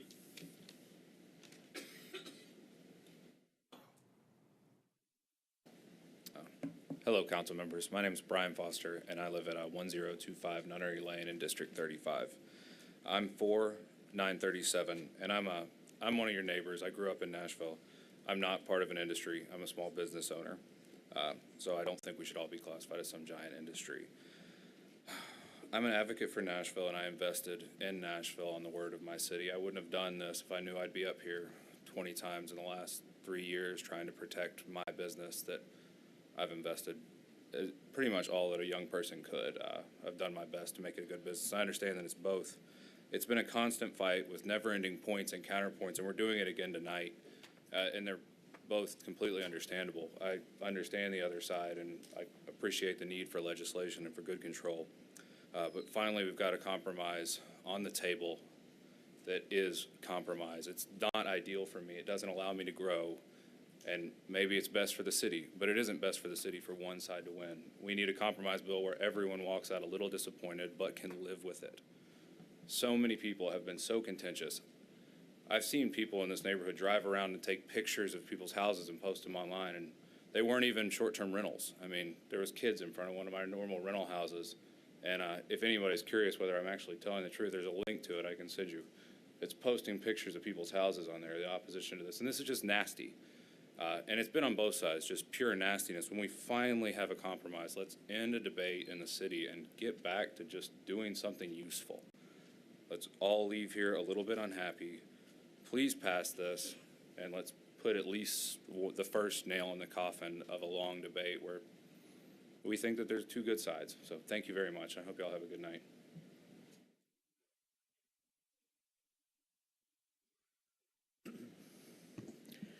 Hello, my name is Sean Alexander. I live at 809 Fatherland Street in Edgefield in East Nashville. And I want to tell you a quick story about my next door neighbors. When I moved into my house about 10 years ago, my neighbors to the right brought us over a pot of homemade soup, bowls, and spoons. And I knew right then that I was very lucky to live next door to Rita and Russell. And I could tell you stories about Kevin and Lori, and Bob and Alice, and Karen and Kristen, and Carol, and Jeff, and John and Betty, and Lee and Angela, and lots of other neighbors. But the house to the left, I can't tell you any stories about right now because nobody lives there. The house is vacant from Monday through Thursday, and on Friday, 4 to 10 people will come in, and they'll travel downtown a few times, and then they leave on Sunday. And that's a short-term rental. It's non-owner occupied. It's obviously commercial because it's not anyone's residence. Moving on to the Planning Commission, you know that they approved the recommendation 4-3. But if you listen to the debate, you heard things like, this doesn't add anything, it just takes away. You heard damages the fabric of our neighborhoods.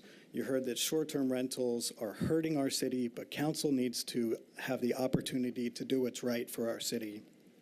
You heard a commissioner say that non-owner occupied short-term rentals should not be allowed in residential neighborhoods.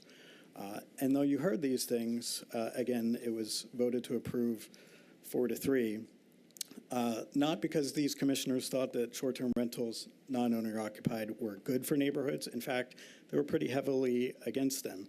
But they approved the recommendation because they felt it was a political matter for council to decide, and one because of the threat of preemption. Now, certainly the threat of preemption is real.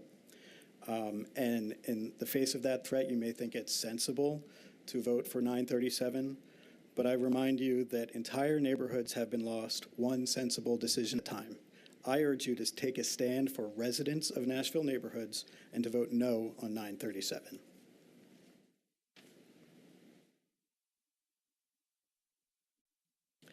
My name is Carol Norton. I'm a resident of Edgefield in East Nashville. And as a neighborhood advocate, I've been before this council since 1976 for efforts that protect and preserve residential neighborhoods. I would call your attention to some of the staff notes from the Planning Commission regarding 937. There is no mention in those notes that 937 creates non-owner occupied STRs as commercial uses that are allowed to be allowed in residential R&RS zoning. This is not included in Nashville Next. It subverts the legal zoning process in place and is tantamount to spot zoning and therefore clearly illegal. Short-term rental is not, and don't forget this, a property rights issue. It is a zoning and land use issue. Everything set out in 937 favors the STR industry, so how can it be a compromise bill? It can't. If there are any of you old enough to remember, like I do, what John Wayne said about compromise, Google it. You've got your computers there. The Briley-Schulman Bill 937 clearly classifies non-owner occupied short-term rentals as commercial business, giving permission to operate 24/7 in R and RS districts. Except that doesn't happen. My neighbor Sean, who just spoke to you, pointed out that from Sunday night till Thursday, maybe Friday morning, these houses are empty. We have no neighbors in those buildings that we used to have. 937 also shows deference to suburban versus urban STR density. That doesn't seem fair, does it? 937 grandfathers in all existing non-owner occupied STR businesses, plus allows new applications. No, we're not Austin, and you know why? Because they outlawed it. So did New Orleans. So did the hometown of Airbnb, San Francisco. So has New York City. So have cities across the country, including all of our ring cities around Nashville. We are the only metropolitan area in the state that has not regulated non-owner occupied STRs. There's no enforcement mechanism included in 937. It still remains for neighbors to keep track of infractions and report and try to follow up with codes. The host compliance business isn't working.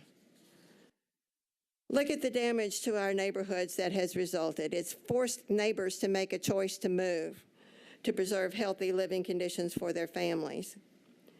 Keep the same codes process we've had for decades. I'm asking for the right to live in RRS zoning without the invasion of commercial business activities. I therefore oppose 937. Was that my time? Yes, ma'am. I still got more I can talk about, y'all. No doubt, no doubt.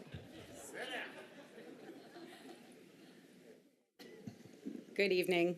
My name is Julie Ryan Caputo, and I live at 5742 Hillsborough Road. That's new for me. I used to live in Salem Town, but that was until the 5 Airbnbs on my block, not my street, my block, made life so miserable that we gave up. We sold our house. We moved. So when you hear from operators that the complaints are exaggerated and that all of their renters are, teetotaling monks who've all taken a vow of silence, I want you to remember that the real life impact, it's real, and I'm proof of it. So let's dispense with the horror stories. I will stipulate that not every STR guest is a debaucherous pig. If they will stipulate that not every STR guest is a Make-A-Wish child. It's really not the point. This is not about bad apples, it's about bad policy. Bad policy is erasing residential zoning in favor of one industry. That's what we have now. You want some new bad policy? Let's just grandfather in the old bad policy, because that's what we're talking about doing. The neighborhoods, believe it or not, really didn't ask for very much. In another ordinance, we just asked to keep residential zoning residential and said we'd wait patiently for 3 years to see that happen. That was called extreme by the author of this new ordinance and by the industry. And we've been told that this is kind of a favor, this 937, that if we don't let Airbnb and HomeAway run roughshod over our neighborhoods, then they're going to march up the hill and get the state to preempt us. You know what? I say let them. If the state wants to pass legislation targeting one city that any 8th grade social studies student can see violates our state constitution, let them commit legislative malpractice. You don't have to beat them to it. I don't think your job description says anything about saving them from making another stupid mistake. And let's please remember, too, that these platforms, they pulled this same garbage 3 years ago when 608 wasn't even a gleam in Larry Hagar's eye, okay? So remember how rapacious and mercenary these companies are. They are the last people you want to trust to play fair. And we're told that we have to do that. We're told, look, there's nothing in writing, but if we pass 937, the platforms promise they're going to back off. And as a little bonus, they may even take down the thousands of illegal listings they've got up now. Well, my goodness, aren't they magnanimous? We're supposed to be grateful that they've decided to tell us when and under what circumstances they're going to follow our rules. You know, there's nothing in 937 that's going to offer relief to the city. All of the misery that brought us here, time after time, is grandfathered in. So I beg you to please reject 937. Don't dress up betrayal of our neighborhoods and call it a favor. Thank you very much for your time.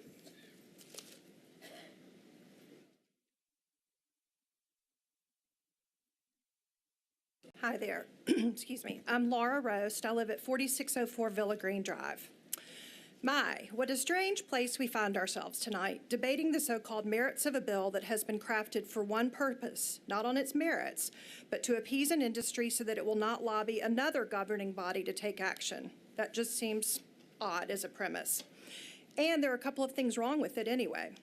The STR industry is not one that warrants such backbends. While it attempts to throw its weight around, other cities around the world, country, and Tennessee are finding it is possible to say no to this industry. Shocking as that may be, it's working. Nashville doesn't need to show its belly by drafting such one-sided legislation as 937. The state failed to have enough votes to pass a lesser evil than 937 last spring. The state bill that was debated, as you've heard tonight, had a 2-year expiration and allowed for regulations and restrictions, just not an outright ban. That is, it is actually less harmful than 937, which allows all of the STRs currently operating to continue forever and even welcomes more. 937 is unnecessarily lenient to the industry. While this ongoing fear-mongering is being conducted at the city government level, neighborhoods like mine are having to deal with the very real consequences of STRs. My own neighborhood received a great Christmas present on December 23rd that a brand-new neighbor is applying for a Type 1 STR permit up the street from me on my street. We spent our Christmas week scrambling and assembling a petition letter notifying that we're uncomfortable with her plans and asking her to reconsider, knowing, because she's applying for a Type 1, regardless of how she'll actually use it, that we don't have a legal leg to stand on. Based on 2015 and 2017 Nashville law, put into place years and in some cases decades after we bought our houses in our suburban neighborhood of mid-century ranch houses, someone who buys a house 3 months ago can turn around and open a hotel there. Is this seriously what Nashville has become? Is this what you want for Nashville as a member of council? Let's begin to reel in the rampant STR industry in Nashville, first by voting no on 937 and the STR bills before you tonight, and then by passing 608 in 2 weeks. My neighborhood and all the others around the city, made up of Nashvillians who actually live, work, volunteer, worship, play, and vote here, do not want to be the tourist concierge, watchdog, vice patrol, security guard, meter maid, scenery, garbage collectors, or local color so that people can get to know Nashville. Thank you.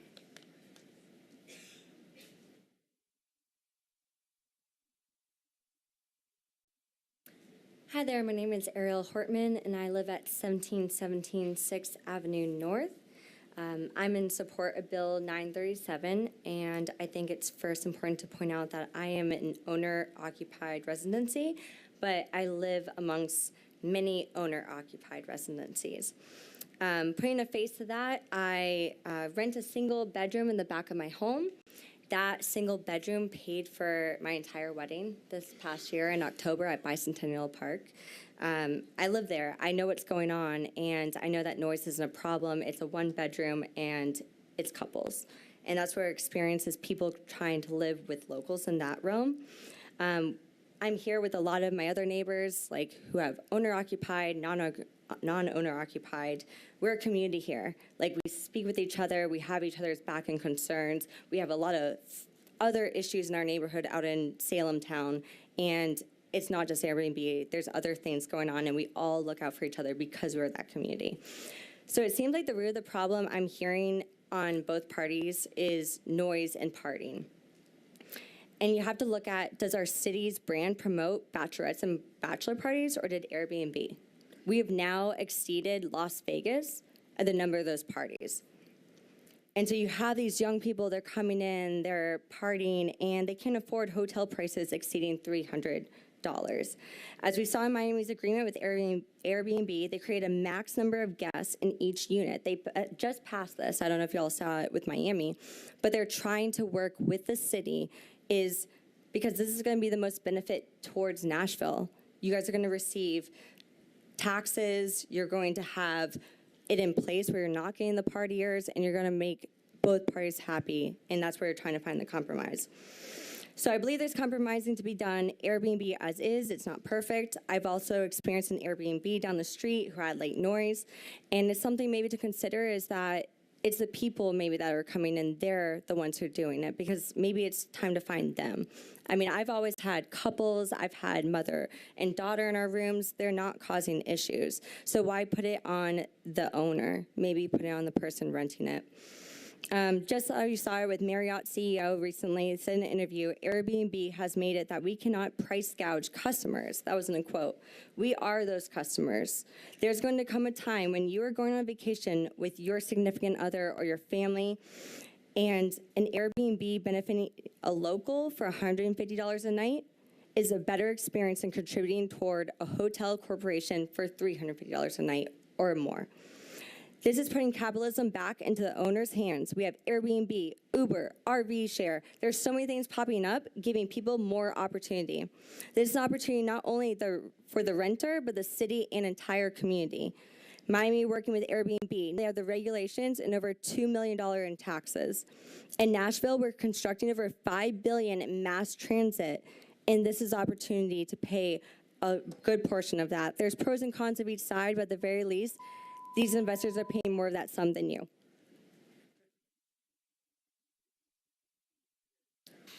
Good evening. My name is Marshall Burridge at 4613 Belmont Park Terrace. You guys have heard all the arguments on both sides. I'm going to keep this short and sweet. Please approve 937. Thank you.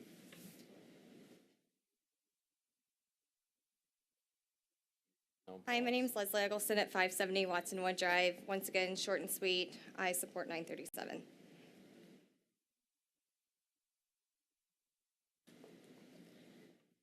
Hi, my name is Megan McCrae, not short and sweet, I apologize. I reside at 1006 Southside Place, District 17. Tonight I'm speaking on behalf of the Nashville Area Short-Term Rental Association and our more than 125 members. Thank you again for hearing from us. I know we've been down a long road to get here tonight, and I am here tonight reluctantly to ask you to support 937.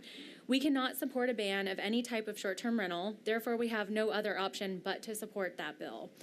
This bill is far from perfect, however, we hope that through the process, there will be consideration for changes. Specifically, our concerns are around defining non-owner occupied as a commercial use, allowing strikes for citations that are not related to the property's use as a short-term rental and then reducing the number of strikes, reducing the maximum occupancy, and requiring owner-occupied permits to be tied to a natural person. Everyone is entitled to the same property rights as we should be. Increasing economic prosperity and leveraging your rights to earn income from your property, even if you do not live in it, is not a crime, it's not commercial use, but it is the American way. We've heard a lot of stories and a lot of what-ifs, but data from multiple sources has shown time and again that these horror stories are truly the outliers and not the norm. And I need to remind you that horror stories are not limited to short-term rentals. And eliminating short-term rentals will not make the problems we have as Nashville go away. I also ask you to think about who these bills really affect. You may not like Airbnb or HomeAway, but this really isn't about them. They're advertising platforms to hosts that use them to connect safely with guests. This is about your residents, the 125 plus members of NASTRA, the 3,500 permitted holders who are legally operating and who have come to rely on supplemental income from their short-term rental in a city where the cost of living continues to increase. Being pro-STR does not mean that we are anti-neighborhood. We believe that the two can peacefully coexist and ask that you do not vote in favor of any bill that would impose any ban on any type of short-term rental. Thank you.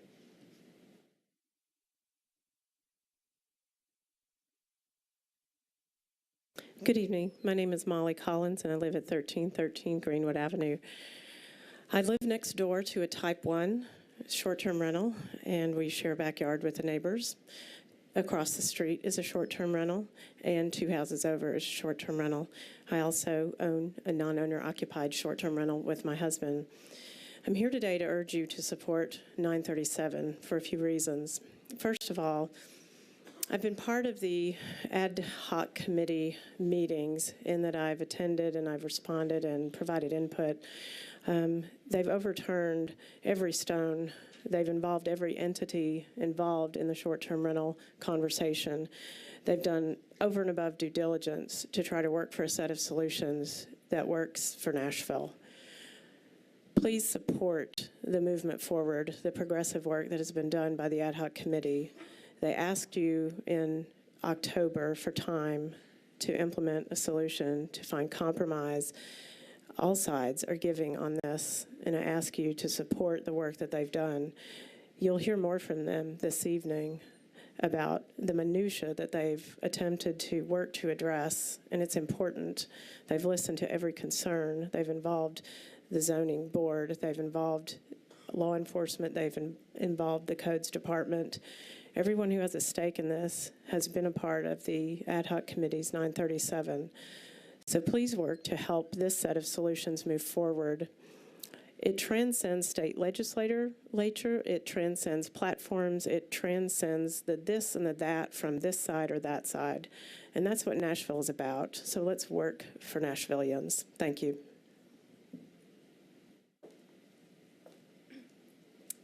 Good evening. My name's Kaya Hillis, and we have a short-term rental at 2614 Tiffany Drive, and we actually share a driveway and live right behind at 2616 Tiffany Drive. So we are extremely hands-on short-term rental owners. Over the years, I've made a ton of adjustments and modifications that I've actually had to seek out because I rarely get an email from the city saying something's been changed with the rules or the regulations to running our STR. So I sought them out, made the adjustments, dropped amenities, changed the room numbers, doing whatever I can do to stay in compliance. I really do believe the issue, the people that are anti this keep talking about an industry, but it's an entrepreneurial opportunity for people like myself, who's a stay-at-home mom, that allows me to contribute to our family's income. It's been a wonderful experience for us. We've never had a complaint on the people in our SDR. All of our neighbors we know them all. One mows our lawn and we trade with him. We're just good friends with our whole neighborhood. It's a very great community. But I know that when I'm traveling with a young child and my husband, it's so much easier for us to stay in a short-term rental in another city because it offers us another room, space, we can eat dinners in. It saves a lot of money. And I think it offers people in Nashville the same opportunity. I am in support of 937 selfishly because it will weed out some of these people that are having bad experiences with their neighbors. I totally see both sides, and I would not enjoy having a rowdy party house next to our home. So I feel like 937 allows the opportunity to weed out some of the ones that are not operating responsibly and allows those of us who are really trying, without ceasing to keep ours running responsibly and well and provide a home environment for people who are coming to our city. Let me see if there's anything else I wanted to say. I think it's a win-win for Nashville and homeowners, and of course for our family it's a way to supplement our income, so we appreciate it. I hope you guys will vote in favor of 937 so we can all come together and move on and put this thing to rest. Thank you.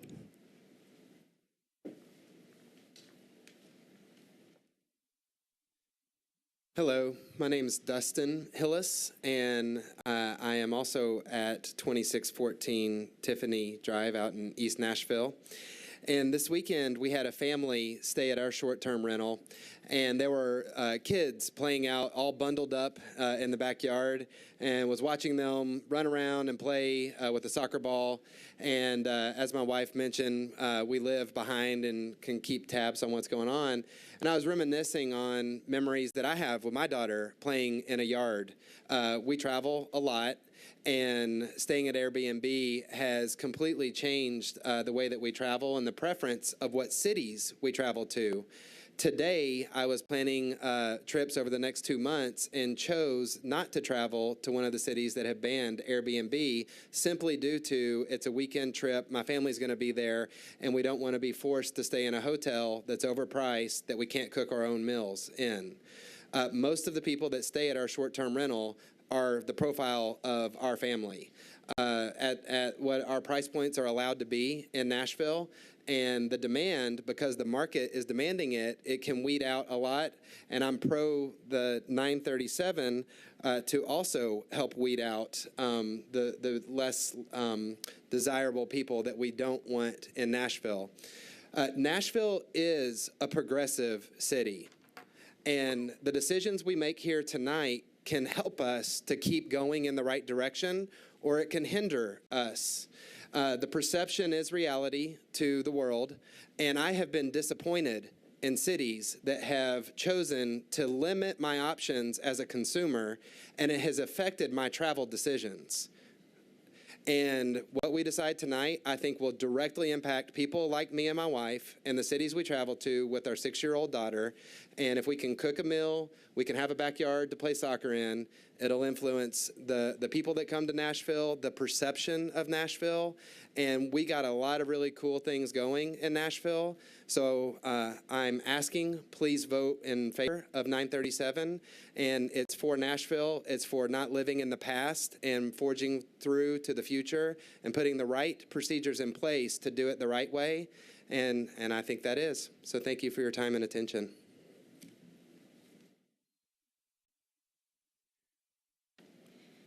Good evening and Happy New Year. My name is Catherine Plummer. I live at 3416 Benham Avenue.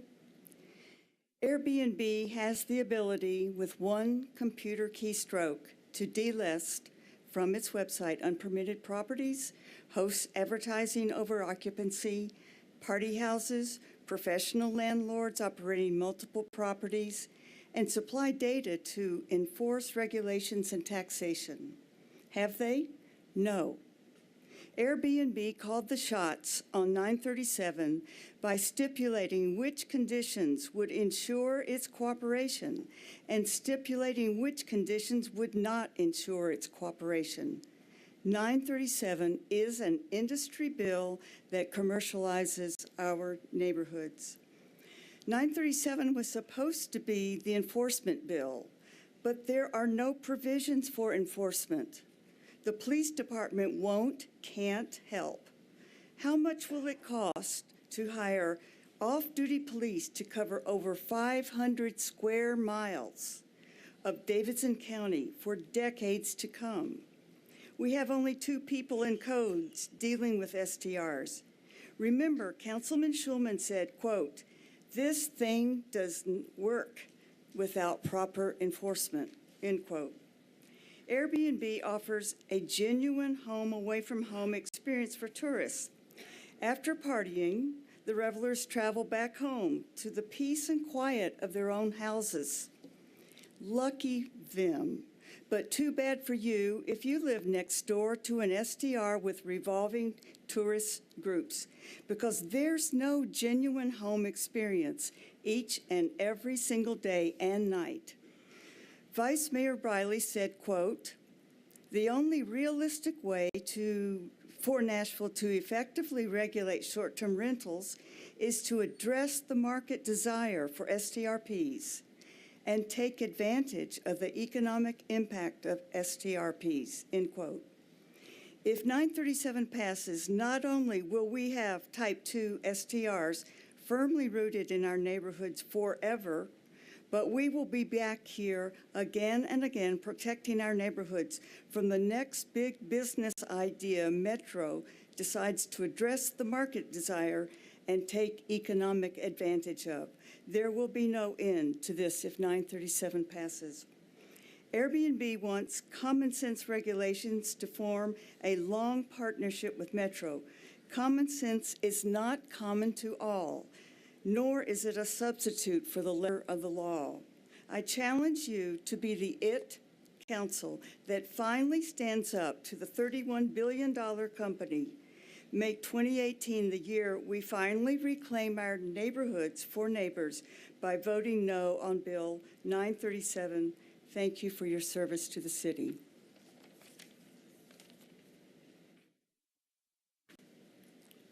Hello, my name is Chrisman Bogan, and I live at 211th Avenue North, which is 11th 11 North Apartments down in the Gulch. By day, I work for the state of Tennessee. I'm a portfolio manager, helping to run the pension plan for the great state of Tennessee. We're one of the few fully funded pension plans, which is very rare in this country right now. By night, I am a history buff, and I'm originally from Charleston, South Carolina. So I would like to make my arguments against these bills based on economics and legal. Being from Charleston, we wrestled with some of the issues that Nashville wrestles with in terms of tourism and whatnot. Unfortunately, and fortunately, Charleston set a national precedent by regulating the exterior of people's homes down to the tint of the color of the paints that they could use on their houses. And they did that for the common good, right? They also had a problem with horses, and if you grew up around horses, you know horses do what they do, and they did those all through the lovely neighborhoods of downtown Charleston. So we wrestled with those issues. Now, I would argue from a legal perspective that the city of Charleston had every right to regulate the horses going on the public streets, but not a right to tell an individual homeowner what color they could paint their house. But as it stands, they still do, and the horses still go. However, that was those issues were for the common good, because I can't imagine Charleston without the horse-drawn carriages. That might crimp tourism. I can't imagine downtown neighborhoods with beautiful antebellum homes and then sitting next to them some gauche 1970s postmodern structure, right? That just wouldn't work for Charleston. It's the greater good. Now, as part of my job, sort of, on the side, when Uber first came to town, because of technology issues there, and when Airbnb came to town, I started Uber driving, and I started doing Airbnb. I was just curious about the technology, wanted to see how it worked. In the case of Uber, they started lowering the price because they wanted to increase demand. And I did it a little bit more than just explore the technology because it was actually fun. I liked talking to the people, coming into town and everything, having a good time.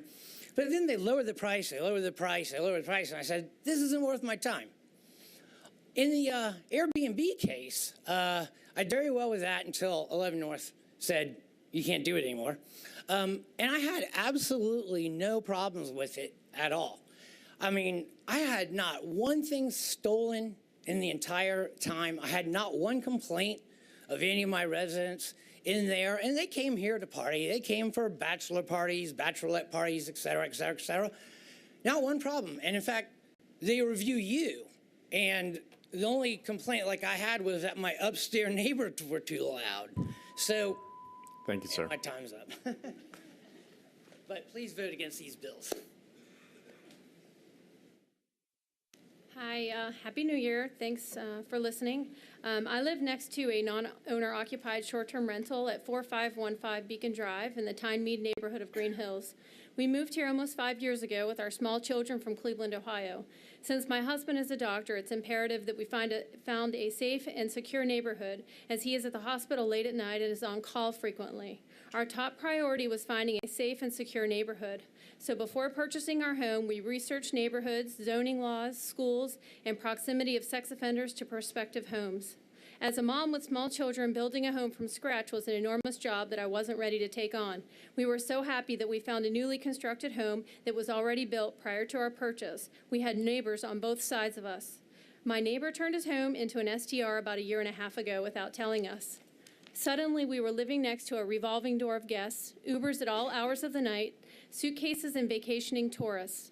I have spoke concerning short-term rentals at every public meeting to my councilwoman, thank you, Angie, and anyone I can to share my experience. We never know who's next door. The security of knowing your neighbor does not exist. This isn't just about party houses. This is about commercial hotel activity happening in a neighborhood 24/7. 937 clearly calls non-owner occupied STRs commercial businesses and grandfathers in all existing permit holders. There is nothing mentioned about enforcement or security checks for the many guests flowing in and out of these properties in residential neighborhoods. Unless someone is at this property 24/7, the grunt of enforcement will always be on the neighbors, me and my family. The quality of life we once knew is now gone. Imagine slamming Uber doors, suitcases, and 10 people coming and going at all hours of the night on a regular basis. Imagine every time someone presses the key fob to lock their car door or yells across the front yard, "What's the code to open the door?" This is happening at all hours of the night on a regular basis, echoing into our house. We trusted in these residential zoning laws when we purchased our home.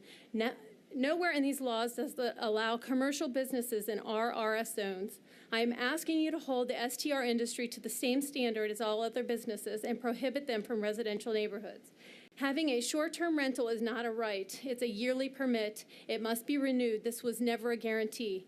The STR industry has tried to make you feel intimidated by threatening you by preemption if you don't pass 937. As a neighbor of a short-term rental, passing 937 would be far worse for us than would be state preemption.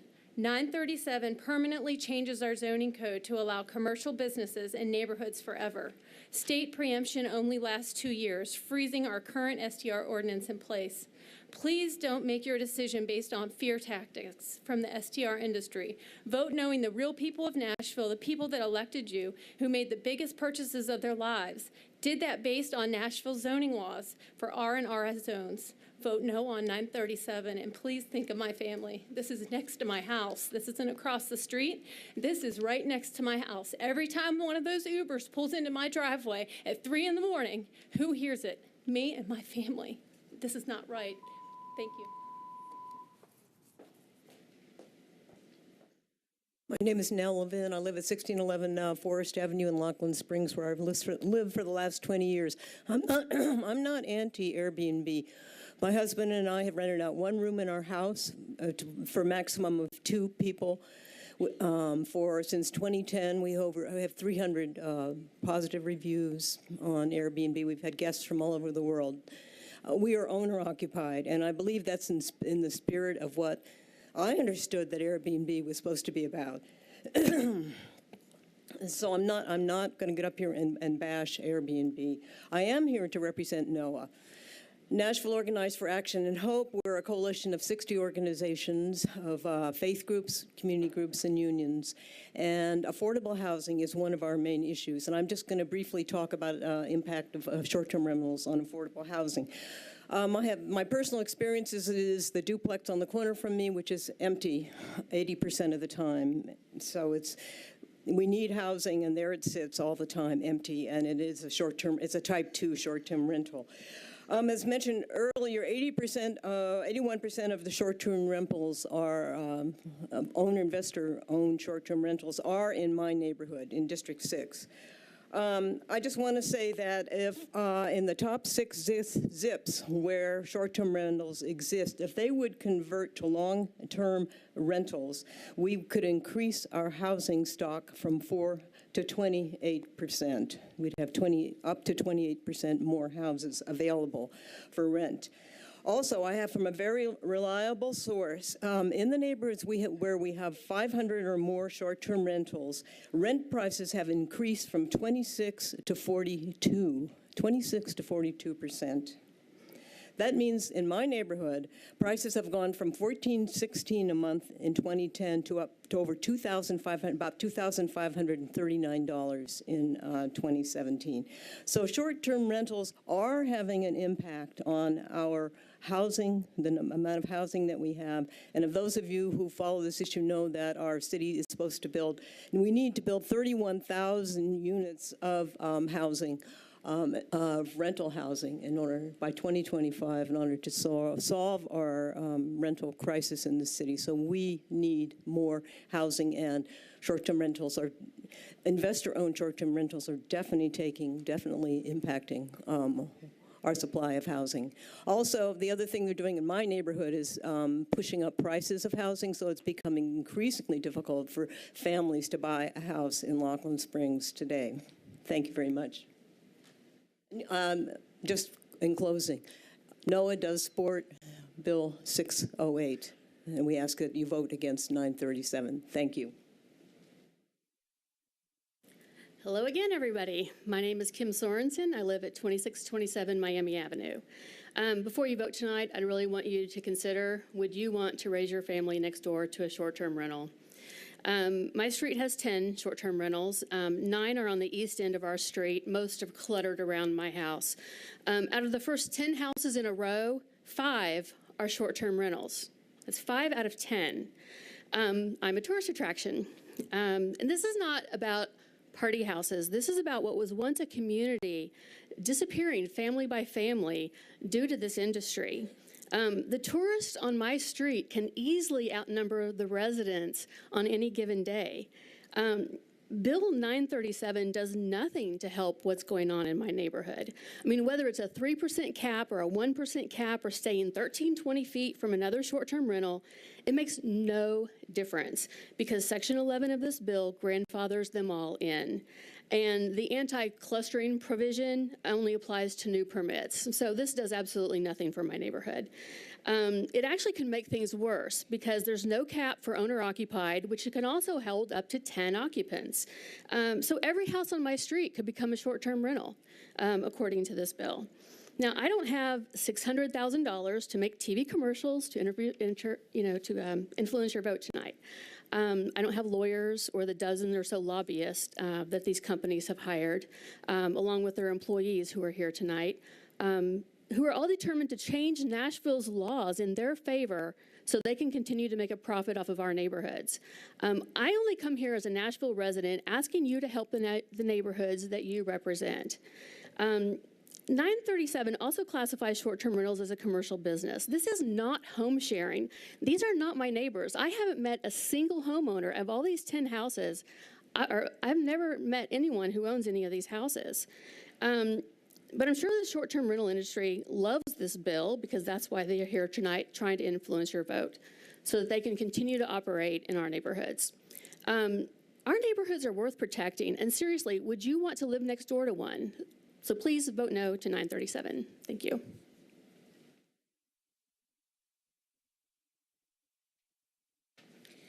Hi, my name is Charlie Brown. I live at 620 Nawaka Trail in Madison. This has been really hard because Airbnb has been such a blessing for my family, but I hate that it's been such a burden for others, and I don't believe that your complaints are exaggerated. I believe you, and I hate it. I wish that it had never gotten to be this bad. I know I'm such a tiny voice in all of this, but I do believe tiny voices should still speak up. I am in favor of Bill 937. My husband and I don't make a lot of money right now. We're in transition. He's in pharmacy school full-time, so he's unable to work full-time, and I do admin and recruiting work. And through some unfortunate means, we were blessed with finances to invest in a short-term rental, and we're hoping that it helps us to pay off my husband's student loans and just save and plan for our future.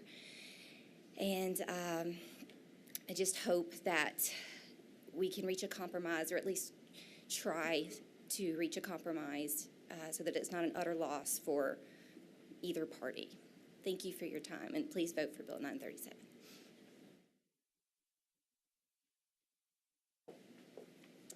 Hello, I'm Carol Alpert. I live at 1921 19th Avenue South.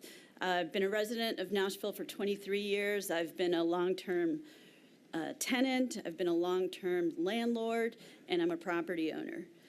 My neighbors in Belmont, Hillsborough, and I share a love for the neighborhood. We have quiet streets, we know our neighbors, they know us. My kids who are 10 and 12 can play outside pretty much anywhere in the neighborhood. They can ride their bikes, they can go visit their friends down the block, and they can do that because it's a safe environment where people know each other and look out for each other. Now, earlier this year, one of my former neighbors who maintained a rental property on my street notified me that he was going to seek to turn that property, that long-term rental, into a type 2 short-term rental property. To a person, my neighbors, who I contacted because we do know each other, To a person, my neighbors opposed that, very alarmed at the prospect of a transient tourist motel opening in the middle of our block. And it wasn't just the people like me who are right next door, it was everyone on the block, just about everybody on the block and in surrounding areas. My neighbors and I were very surprised to learn at that point also that there's no mechanism for community members to object to the Type 2 permit being issued. Unlike most zoning changes and other property alterations, when you seek a Type 2 permit, which is what 937 will allow also, there's no placing of a sign on the lawn to notify people in the neighborhood. There is no public hearing where neighbors, community members, object to the issuance of the permit in that case. Bill 937 institutionalizes this lack of process, the lack of community input for what is effectively a zoning change. We were also, my neighbors and I were also very dismayed at the lack of effective enforcement tools for the types of violations that you've heard about tonight that are common with the Type 2 in particular, Type 2 types of permitted properties. 937 does not provide any additional funding or any additional law enforcement resources to address these concerns. Now, my neighbors and I intentionally bought our houses in a residentially zoned area of Nashville because we knew that that meant there weren't going to be businesses in the middle of the street, and we knew what it meant to live in a residential neighborhood. Bill 937 is essentially a welcome mat for commercial businesses, which is what the opposite is of what you expect in a residential neighborhood. I'm not here tonight for any financial benefit. I'm here because I feel very passionate about this issue. Please, please vote against 937, and please support Bill 608. Thank you.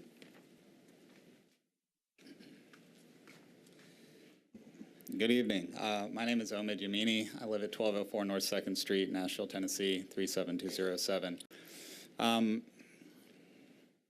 Here we are again, and it's been a year. I think the last time I stood before you and spoke, I was telling you about a unpermitted STR on my street that I had asked Councilwoman Allen for help shutting down. Nobody was really able to do much. I was on the news talking about it, then the lady pulled her listing. Eventually, Robert Osborne got hired. Do y'all know Robert Osborne? Anybody? Well, two of you do. Okay, great. He's the STR enforcer. He would have been a really good guy for Councilman Schulman to have invited to speak at one of the ad hoc meetings, but, you know, I wasn't the one who drafted the agenda. So anyway, long story short, that STR is now shut down. That's the good news, and there's an actual family living in it. Which brings me to what I would like to talk about, which is why I'm here over and over again, why I'm here week after week, and why I send you so many emails. You know, again, I value neighborhoods, I value people, I value relationships, and, you know, I've lived in a lot of neighborhoods over the years that I've been on this planet, and from Oklahoma City to downtown Tehran, Iran, from 77 to 81, and then in the DC area, and I lived in New York City, and in all of the neighborhoods that I lived in, I valued my neighbors, I got to know people, and I had relationships with my neighbors. And that's why I continue to come and speak, and that's what I hope you understand, that you are robbing people of the opportunity to have. When you take away houses and you turn them into these unmonitored, self-service mini hotels that you allow to operate in residential neighborhoods. That's what's really at stake here, in my opinion. Your opinion may be different, but that's my opinion of it. Again, to speak to what I think is important, I would hope that we can maintain neighborhoods for actual neighbors. And I've heard a lot of different things. One thing that I heard tonight that I do agree with is that everybody was, well, except for Robert Osborne, everybody did get to speak at the STR ad hoc committee, and I spoke there too. However, The bill 937 that came out of that committee was 100% geared towards the industry and the people who operate STRs in Nashville. So I would ask you to please vote no on 937. And, you know, for any of you who may question how many problems there are with Airbnb, I actually have a draft of an email saved that I'm going to send you. I was going to ask you to Google Airbnb problems worldwide, but I'll save you the trouble. I'm just going to send you a link. Please click it and read through some of the things, and it'll help you understand this isn't just a Nashville issue. Thanks for letting me speak. Hey, Happy New Year. Thanks for letting all of us speak tonight. My name's Leanne Rod. I live at 712 Sutliff Place. I never expected to speak in front of you. Definitely didn't think I would do so over and over again on this topic. I'm nervous, so please bear with me. I'm here because I have to hope that your minds aren't already made up. I know you're tired and this is a lot, but that's why we're all here and hoping that we can still reach you with our stories. So personally, having a vacation rental next door to our home has been a nonstop clash of context between people who maintain regular work and sleep schedules and those who are using our residential streets as crash pads for the weekend. In the time since the house next door to us was turned from a long-term rental to a vacation rental, we've experienced the outdoor sex party and plenty of middle-of-the-night pool parties outside our bedroom window. Very rarely does the behavior rise to the level of needing police, which as far as I can tell is the only way that I've been able to get a strike against the property. And the police, to me, have actual life and death crimes to fight. And sometimes whatever woke us up is over in a matter of minutes, so you can't really call the police on that. But our sleep and our children's sleep was ruined for the night. So these bills, to me, say that you're okay with that reality for my family, people who moved to Nashville, because this seemed like a great place to raise children. The bills say that you'll put the wants of a tech company above the needs of families like mine who send our kids to our public schools and vote in our elections. This bill is worse than anything the state was threatening because it erases residential zoning entirely and gives special protections to wealthier council districts. I wanted to also mention that if the STRs were nothing but rainbows and sunshine, the bill's sponsors would, I would think, eliminate caps entirely in their own districts. They didn't do that. They lowered it in theirs, left it high in mine. And I don't know if you know this, but talking about Googling things in case you get bored, there's a company called the Lease Killers, and their business model is actually to take long-term rentals off the market to turn them into short-term rentals. So I think you're all aware that we're in a housing crisis. And I also wanted to point out that you heard from someone tonight who said they've never had complaints from their neighbors, who has 6 property standards codes violations, including hot air balloons at their Airbnb, selling alcohol, which is a violation of state law, advertising for over the maximum number of guests. So there have been complaints at some of these properties, though these are the good apples that you have here tonight. So I wanted to reiterate the part of the oath of office that you took that resonated with me. You raised your right hand and swore to fulfill your duties without fear or favor and for the public welfare. So I'm asking you that you, when you consider advancing Bills 937 and 981, Brett, tonight, please fulfill your duty without fear and without favor and considering the welfare of 700,000 residents of Davidson County. And please vote no. Thank you.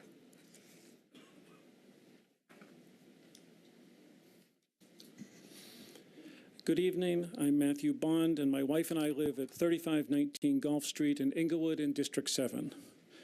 Bill 937 has many problems. It sets higher limits on the number of STRs permitted within the urban zoning overlay and lower limits for STRs in neighborhoods outside the UZO, which encourages STRs to densely fill Nashville's already highly populated UZO neighborhoods. It makes a hash of the definition of residential zoning by declaring each Type 2 STR a commercial use of residential property, which is barred in residential zoning, and then without explanation permitting this commercial use. As Jessica Farr, Vice Chair of the Planning Commission, said, how can the Planning Commission deny other businesses in residential zoning if we approve 937? It has no enforcement. When Vice Mayor Briley created the Council's ad hoc committee on STRs, he explicitly asked it to address the issues of enforcement, but Bill 937 does not. When Councilman Schulman was asked about enforcement, he promised that it will come later. Offering Bill 937 without supplying any enforcement is like handing you a car and saying, this baby's good to go. No, it doesn't have any brakes yet, but don't worry, you'll be fine. By declaring type 2s a permitted commercial use in a residential neighborhood, Bill 937 gives tacit license to a multitude of unpermitted type 2s, and it forces neighbors, the few remaining actual residents in these neighborhoods, to become vigilantes, to patrol their neighborhoods trying to tell which house residents and which ones are STRs. Bill 937 was created because, as Vice Mayor Briley stated to the Planning Commission, Nashville has very limited ability to regulate the platforms, Airbnb and HomeAway, and these platforms are not committed to helping enforce our short-term rental regulations. However, 937 contains nothing from the platforms stating that they will regulate any more vigorously. Councilman Schulman wants you to pass 937 because we might get more cooperation. But this cooperation could come and go with the next demand by these platforms. The reason that Bill 937 has so many flaws is that it was created out of fear of the power of Airbnb and out of fear of preemption. Frightened people do not, as a rule, behave with utmost rationality. For example, it takes training and experience when your car is skidding on the ice not to turn the wheel the wrong way and make things worse, but rather to keep your wits about you and carefully regain control of the steering. Bill 608, which was composed calmly and thoughtfully, moves our STR regulations back toward a reasonable compromise between lucrative home sharing and, at the same time, respect for our residential neighborhoods. Bill 937, written hastily and in a panic, sends us right into the ditch. Thank you.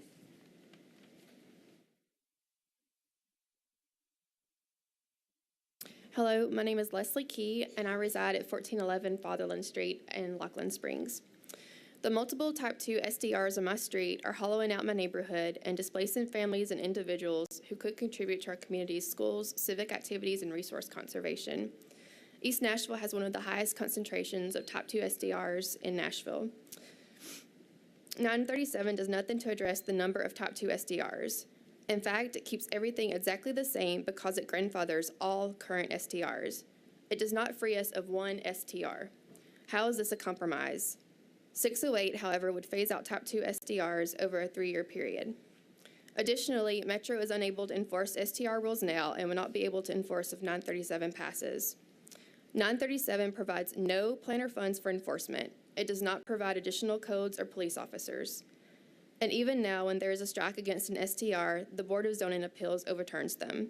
With 937, there is no end to the suffering STR neighbors are enduring.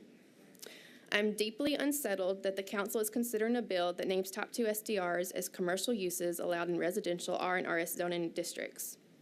Nashville must protect its residential neighborhoods. When did it become okay to change a property zoning without following the formal processes in place for doing such? I ask you to vote no to 937 and to support 608 to protect Nashville residents and neighborhoods. Thank you.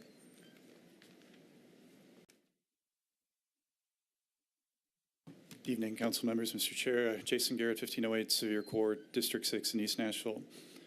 The compromise bill is already before you, and that's 608. 937 fails to address several quantities that haven't even been analyzed and their impacts. The vast number of owner-occupied Type 1s that can exist and also are running without an owner physically on site. If there's not a Type 2 permit available, then break the rules and run it as owner-occupied. Or the unlimited Type 3 permits that are taking over multifamily affordable apartment complexes that have no quota limits. You can see hundreds of these permits being filed near downtown as long-term tenants are being displaced from their housing. Landlord-tenant rights have been disrupted, and it's likely to always earn more, even if it's just used on the weekends. We often promote more density in the midst of these Type 2s being vacant the majority of the week. 608 compromises by still allowing these vast Type 1s and Type 1 and Type 3 accommodations, and 937 grandfathers a few and the lucky of the Type 2s and creates a commercialization precedent that's surely bound to further open Pandora's box in residential neighborhoods for legal considerations. 937 fails to look at real statistics on penetration, volatility, impact, and saturation. There's no planning analysis of this. That should alarm you. What will result from arbitrary occupancy numbers and higher densities based on different neighborhoods? Does removing limits from the majority number of council districts suggest a councilmatic vote guarantee and make the urban neighborhoods pay the price? Location, location, location is already killing us in the urban core on property taxes. 937 doesn't address the real issues that have been brought up countless times in the past, since as we've continued kicking around the bucket of plausible deniability and that it's too recent to study. The industry got what it wanted. The experts on the ground have gotten nothing. People move from their houses to get away from these. Enforcement doesn't exist. Neighborhoods change their dynamics when profitability becomes a component. Tourists' effective needs are being prioritized over long-term residents and the concerns of state preemption. And those preemption specificities would actually allow the city to more tightly regulate STRs in 937.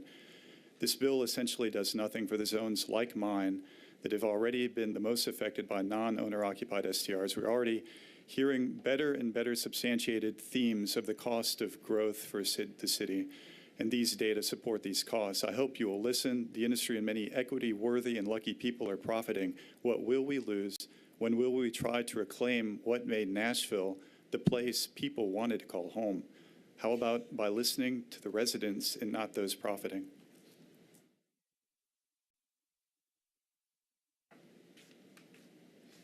Good evening. My name is Catherine Hayden. I live at 5000 Wyoming Avenue. And I don't have a problem with host neighbors. I have a problem with non-neighbor hosts. I've been moved by some of the stories of these people that have invested money in these units and are running them to the best of their ability and trying to, in a good faith effort, make money. But as they say, the road to hell is paved with good intentions, and I don't want the council to lose sight of this by trying to help these people out with their permit rights. Please do not ignore the rights of homeowners who bought their homes with the expectation that their zoning rights would not be changed arbitrarily under them and allow commercial uses in residential neighborhoods. This is just unconscionable. This will set a horrible precedent. And don't forget, the people that don't live in these homes do not vote for you.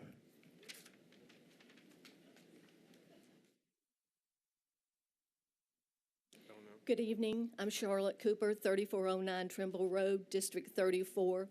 Thank you, Angie.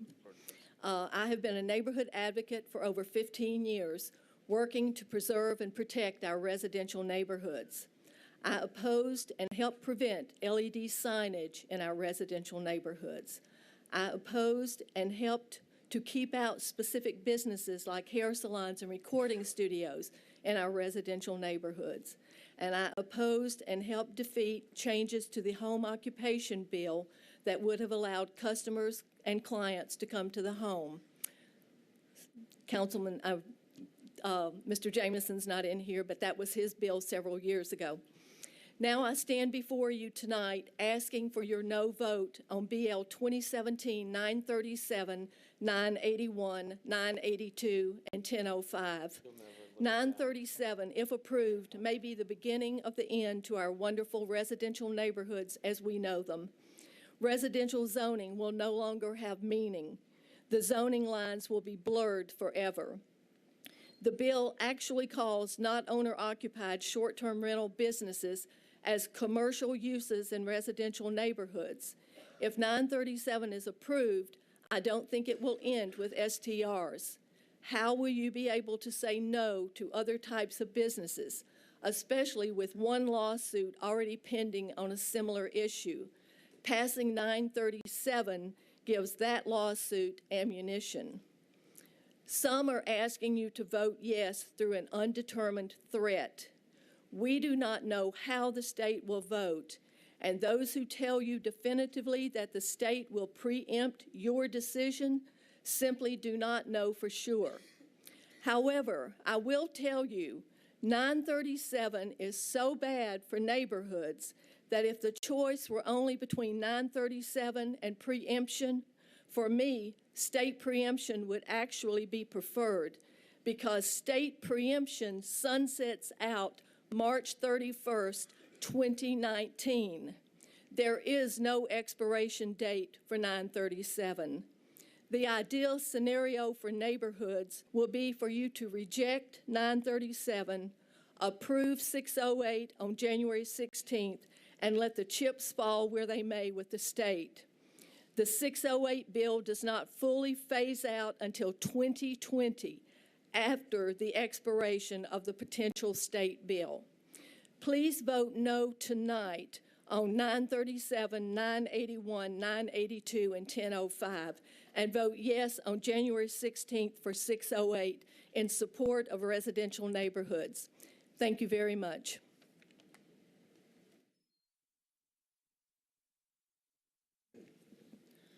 Hi, my name is Victoria Limley. I live at 2819 Barclay Drive, 37206. I've born and raised there my whole life. I've Ubered. I've been in Airbnbs, in and out. I have 2 kids.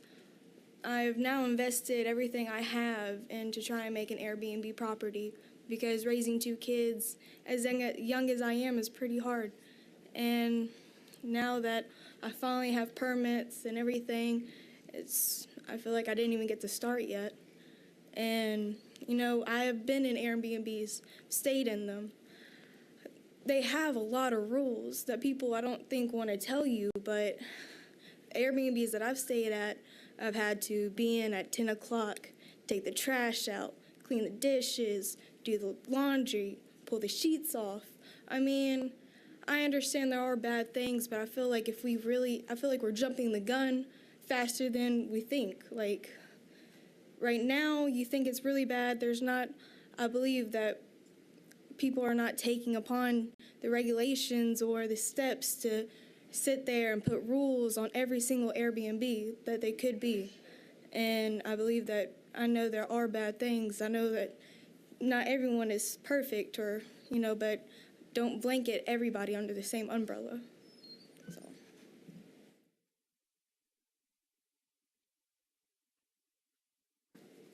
Good evening, everyone. My name is Bob Hopkins. I live at 1300 Shelby Avenue.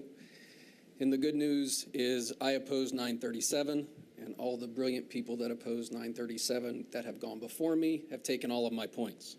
So my time will be short. Soon this party we're having is going to move into deliberations. And as you deliberate, there will be those amongst you that will begin to peddle fear. They will peddle fear and they will call it pragmatism. When that happens, ask yourself, is that why you ran for this seat?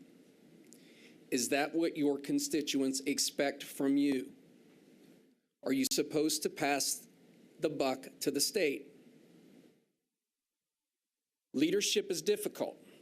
It takes courage and resolve. Do you have the courage to stand with national neighborhoods? Do you have the courage to stand for your constituents? Do you have the courage to not kneel at the feet of the General Assembly? Please do what's right for Nashville neighborhoods. Please vote no on 937. Thank you.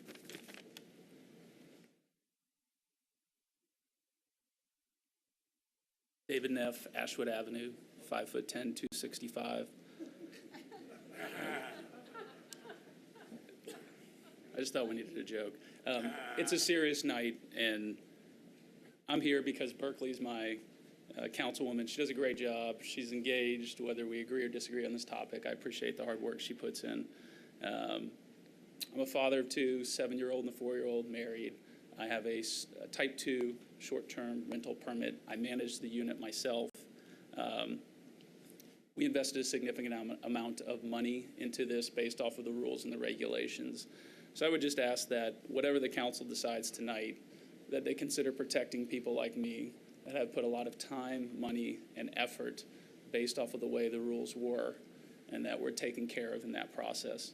Whether it's 937 or 608 or 1024, it would be nice if we found a bill that worked for neighbors and for property owners. I live in the Ashwood neighborhood, and so I don't want irresponsible owners in my neighborhood, while at the same time, this makes a big difference in a lot of our lives. And so I hope that if these bills aren't right, that you go back to the table and you find something that does work. With all of the bad examples of national politics going on, maybe we can do something right at the local level where we actually compromise and work together. There's a lot of hyperbole tonight, and there's a lot of demonizing on each side. The Death Star sex parties all culminating in a Vanderbilt dorm room. You know, the reality is there's just a lot of good people in Nashville, and they want a sensible solution that works for everybody. And so I hope that if these aren't the solutions that are on the table tonight, that you work to find one, and you work to find one for people like myself, as well as somebody that is not a short-term property owner.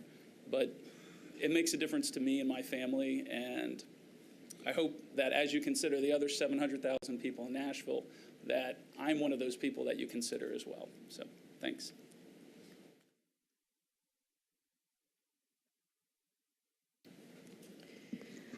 Good evening. My name is Carol Lutzian. I live at 1228 Donaldson Avenue in historic Old Hickory Village, 37138, Council District 11. I'm opposed to 937. I expected that 937 was going to be a compromise by which both sides come to a settlement of a dispute by each making concessions. Instead, we got compromise where we brought into disrepute or danger by indiscreet, foolish, or reckless behavior. Nashville residents moved into residentially zoned neighborhoods in order to not have hotels, motels, and whatever else may be promulgated by 937. The compromise bill does nothing to address the issue of enforcement other than to promise that legislation is forthcoming. And while the sponsors contend that we should let host compliance do its thing, Nashville residents are already experiencing issues with host compliance and not being able to follow through with its promises. Residents have been subjected to 3 years of frontline enforcement and ineffective enforcement and will continue to bear the brunt of enforcement and complaints that seemingly fall on deaf ears. No discussion of forthcoming legislation has given any assurance that residents will no longer be the front line of enforcement. So here we are dancing the same worn-out dance. I have listened to and observed on more than one occasion the Briley-Schulman compromise bill sponsors extort support for 937 based on the threat of preemption at the state legislature, preemption that is sought by the home sharing industry because Nashville's residents have said enough. In fact, the only basis I see for 937 is the threat of preemption. And rather than stand up for and support Nashville's residential neighborhoods through already pending and thoughtful legislation represented by 608, a bill that earlier received unanimous approval by the Planning Commission for its adherence to existing zoning laws and the general plan Nashville Next, the bill sponsors have instead kowtowed to a billion-dollar industry that flouts the laws of municipalities all over the world and cooperates with municipalities only when it becomes apparent that that municipality isn't going to bend and the home sharing industry will lose its foothold in that municipality. I ask that you give 937 thorough and careful consideration before allowing the compromise bill sponsors to extort yet another vote against Nashville's residential neighborhoods. Thank you.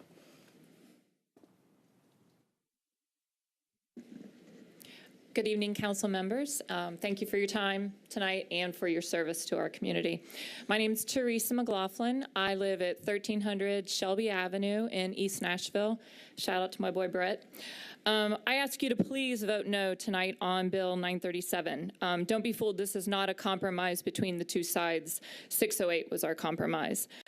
This grandfathers in investor-owned, non-owner occupied mini hotels and paves a very slippery slope of even more businesses in our residentially zoned neighborhoods. You've heard a lot about property rights, but what about my property rights? Where's my grandfathering protection for the home I purchased in East Nashville 11 years ago? I do live in East Nashville, just 2 miles from Broadway, or as advertised in an Airbnb listing, just a $6 Uber ride to downtown. My neighborhood is inundated with type 2 STRs, both legal and illegal. But I'd like you to know that I got into this battle against Airbnb and HomeAway long before the inundation really took hold, because I saw it as an affordable housing crisis in the making, something that cities like Austin, San Francisco, New Orleans, New York, and even our neighboring Knoxville has figured out long before we did. Actually, we figured out, we just haven't done anything about it. These investors are taking houses off the market for families who want to live here. They're overinflating purchase offers and prices, paying cash in many instances, and sometimes never even having seen the house in person. And they are continuing to drive up Nashville's overall rental costs due to the shortages, which we've all heard about. Home sharing is one thing. I got no problem with that. And that's how these services slid in under the radar with previous councils years ago, because that's how they build themselves.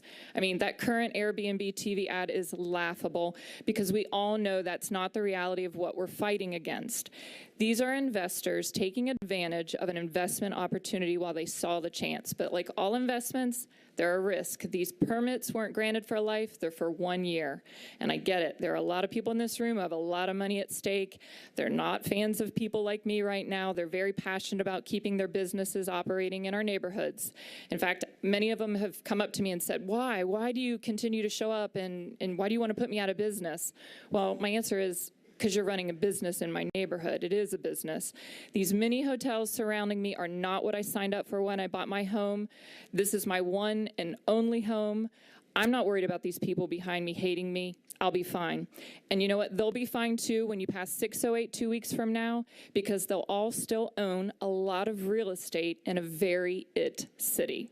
So please help protect Nashville neighborhoods, vote no on 937, and pass 608 in 2 weeks. Thank you.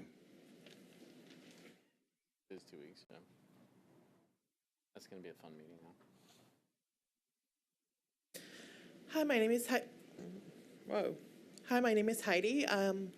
I've been sitting back there listening to all these horror stories about Airbnb guests, about what types of people are we bringing into the city. And let me tell you a little bit about what they're like. I've lived in Nashville for the last 13 years in Midtown over by Vandy. And most of the people that come to my home are a lot like me. Just like when I travel and I go use an Airbnb someplace, they're a lot like me. They are people that are young professionals. They're trying to make it.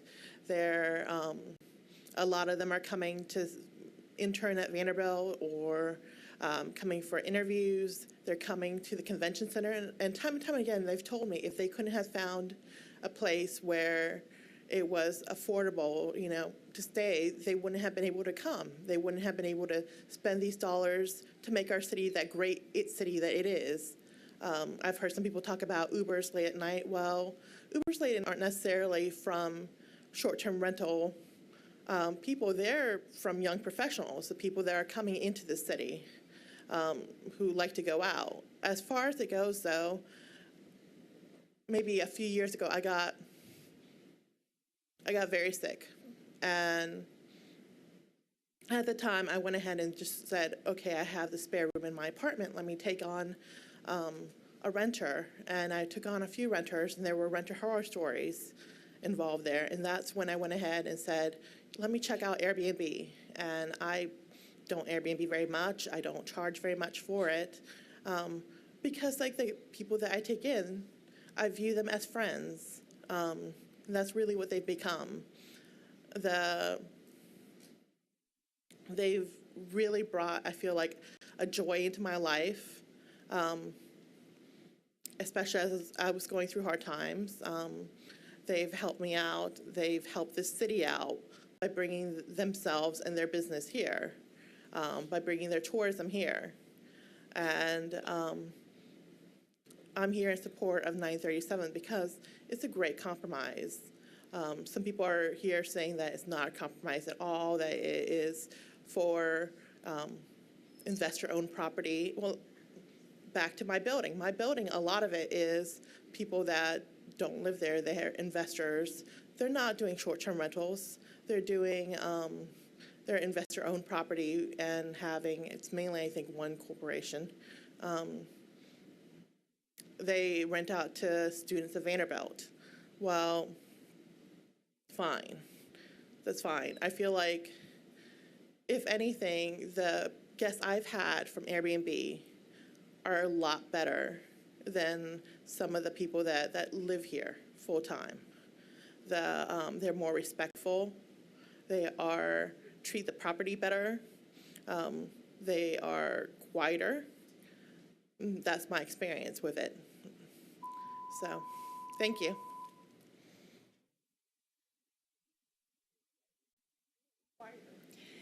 Hi, I'm Deborah Volley. I live at 2445 Eastland Avenue, District 6. Hey, Brett. And my Airbnbs are in District 7. Hey, Anthony. We could replay all of the past public hearings on this issue and probably hear exactly the same things that have already been said tonight. So what has changed? For one, Codes has hired additional people to help address the STR complaints. Thank you. And they're doing their job. The ad hoc committee, made up of members from this council, spent an enormous amount of time with consideration to all parties, doing their due diligence to come up with a compromise bill, which is a nice way of saying no one really likes all of it. I could be wrong, but I can't imagine how infuriating it might be for the ad hoc committee to have worked so tirelessly on Bill 937 to then have people say it was basically written by the industry. I have STR properties, and I promise you this bill was not written with my best interests in mind. It was written with the best interests of the city in mind. Moving Nashville forward to accommodate our abundance of tourists while keeping neighborhoods intact with increased caps and distance limits for any new permits. This bill is so prohibitive to anyone wanting to operate an STR. I'm hopeful it will do its job for the neighborhoods by those increased limits. And again, because it's so prohibitive, some of the current operators will decide on an easier business model. What kind of message are we sending to our visitors if we don't pass 937, though? That we don't want them to stay in our homes? We don't want to share our homes with them? What kind of message are we sending about the Metro Council committee process by not supporting this bill? While I don't personally agree with everything in it, I am asking you to support this true compromise bill that has its heart with the best intention for our city. Thank you.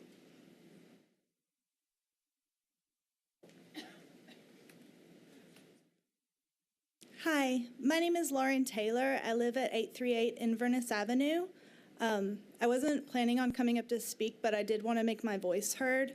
I don't support Bill 937. I was born and raised in Nashville. I lived here in my entire life. I am still a long-term renter, and the non-owner occupied STRs are making it increasingly difficult for me to find housing. It's gone the same with everyone I know. I've paid double in rent since 2011. I've lost out on rentals because people wanted to flip them into mini hotels. I'm not opposed to people doing a home share, but you have to live in the home for it to be a home share. And these people who are running investment properties are taking away properties from the residents of Nashville. And it breaks my heart that I can barely afford to live here, and I've lived here my whole life. This is my home. And frankly, I think it's sad that people want to give more to the visitors than the residents of Nashville in terms of having a place to sleep.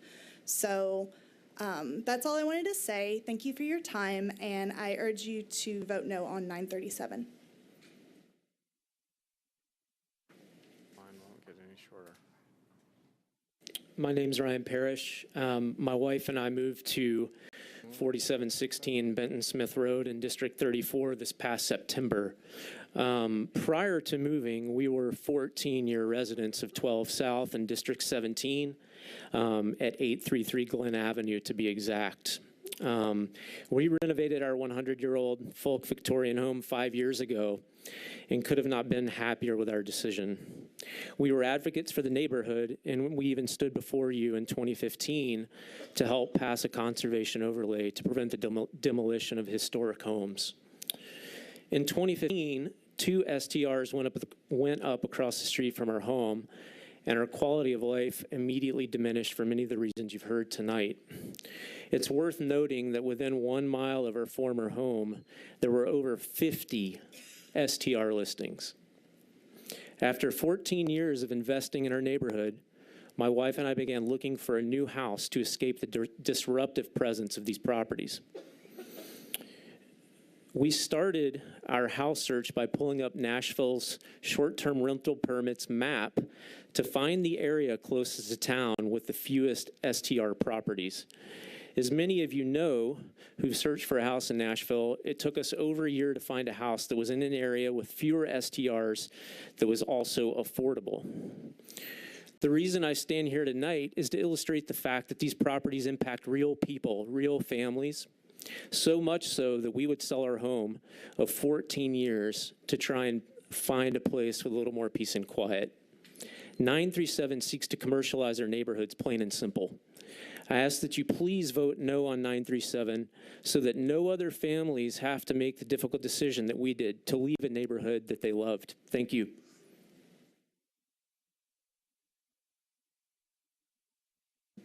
My name's Bill Terry. I live at 4641 Villa Green Drive in the 34th District. I'm going to take a little bit different tack here. You've heard the good stories here tonight, and you've heard the bad stories, and you've heard them all before. So it's obvious that some short-term rentals are, in fact, a nuisance. And nuisance law is something that can be enforced. It's a body of law. Nuisance law says one of its basic principles is that one property owner shall not use their property to the detriment of another. So if someone next door to you is using their property to your detriment, you can file a nuisance lawsuit. Problem is the expense of a lawyer, the expense of the court, and the fact that the damage has to occur before you can file the lawsuit. So the nuisance is there.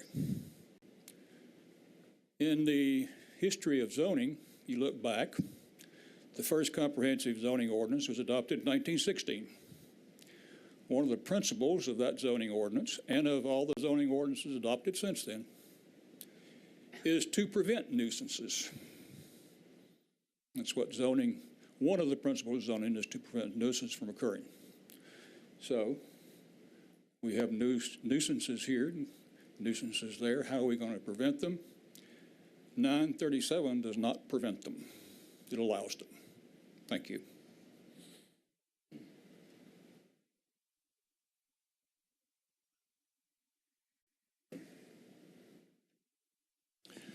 My name is John Maddox. I live at 1114 Stratford Avenue.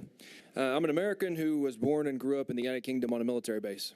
For 18 years, I personally witnessed the ridiculous negative outcomes of government interference with the free market. One of the reasons I call Nashville my adult home is how our city was open to innovation, and now we get to enjoy the tremendous growth of our city. I support 937 only because the alternative is even worse. The opposition continues to center their argument around neighborhoods supposedly being destroyed. I say the doubling of home values in the majority of these neighborhoods is a very nice problem to have. Why is the same level of energy not being used to find ways to mitigate the issues of noise, which, let's be real, is the real issue of the complaints? We constantly hear that this isn't a private property right issue from the opposition. Well, guess what? The concept of bed and breakfast and renting out private property was established prior to the Constitution of the United States. It was actually part of common law since before the signing of the Magna Carta in 1215. So to say that zoning laws actually supersede this concept is ignorant at best. Those in favor of restricting STR claim it will help lower cost of living. Well, guess what? It will literally put some people out on the street. I am actually one of those people. I'm not an owner, but made a deal to live in a fantastic house in exchange for doing STR. This was how I was able to survive a massive brain hemorrhage and not end up on the street. From a practical standpoint, I act like an owner-operator and live there just like an owner, but I'm not on the deed. The inability to acquire a non-owner-occupied permit means I'll be forced to leave if this does not move forward. I am just one of many who face this. Beyond my personal situation, the impact on jobs and our economy will be tremendous. We are the #1 real estate market in America. We're the 4th fastest growing city. We're the #8 foodie city in America. Over 250 restaurants have been opened in the last year and a half. If we mitigate and dramatically impact the level of tourism to our city, which it will happen, and you've heard it over and over tonight, and I can speak from personal experience in that. I've been an Uber driver for the last 3 years. I've interacted with no less than 30,000 people. I've had literally thousands of them tell me they could not come here if they could have not done Airbnb. If you want to see the negative impact that will happen to our economy across the board, then move forward by not voting on 937. The question I really have for you is, do you wish to be the council who chose to dramatically impact our economy in a negative way? The last poll I saw said that 75% of Nashvillians support short-term rental. Do you really think that when a majority find out what you have done, when foreclosures begin to lower property values and actually do real damage to neighborhoods, when restaurants close and the tourism industry plummets, how do you think they will react to your lack of foresight? Rather than destroy a catalyst to the growth of our city, why do all of us not look for better ways to mitigate the issues caused by rowdy guests? Because let's be real, that is the actual issue that everybody talks about. Vote for 937.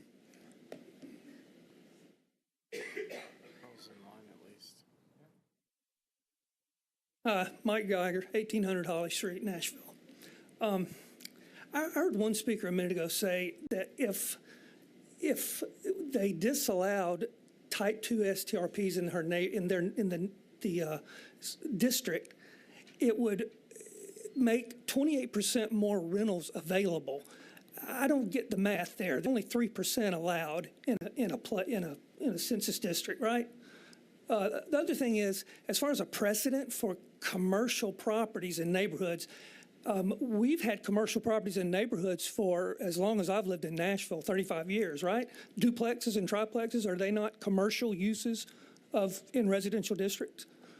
The other thing is, let's see, I think that's about everything. I don't want to take your time. I am concerned as a homeowner in my residential neighborhood that again, you talk about the state, if the state comes in, blah, blah, blah. Well, what happens during that 2 years? We just got a free reign of people that can come in and have non-owner occupied short-term rentals. I don't want that free for all. I believe in the 3% cap. I think Councilmember Allen did a great job on the original legislation. The problem that none of us foresaw was enforcement. We got to enforce. People say that 608 is the answer. I don't see any enforcement in 608 either. I don't know even if we can legislate this problem anymore. We've legislated it already. We need enforcement of the existing laws we have. We need to get rid of the problem properties. We need to continue to work with the platforms to not allow non-permitted property on them. I'm fully in agreement of that. I am worried about litigation too. I think there's a lot of room for litigation with these bans. And again, we've already lost one, with the Beacon Center, and I'm sure they're ready to go again. The last thing I want to see is a free-for-all of people that can come in and make a whole neighborhood STRs. I believe in the cap. I believe in the 3%. Lastly, I'll say that I think it was the original intent of the legislation to make an owner live in a certain proximity to their rental. I think that was circumvented with management companies, and I don't think that's right. I think it goes against the whole spirit of home sharing, and I don't know if that's something you can legislate, but it's something surely to look at. But again, I just think all roads in this lead back to enforcement. No matter what you legislate, if you don't enforce it, it's useless. I think Councilman Schulman said that at one of the things. I thank you for all the work of the ad hoc committee. I think overall it's a good bill, but we got to enforce something. Thanks a lot.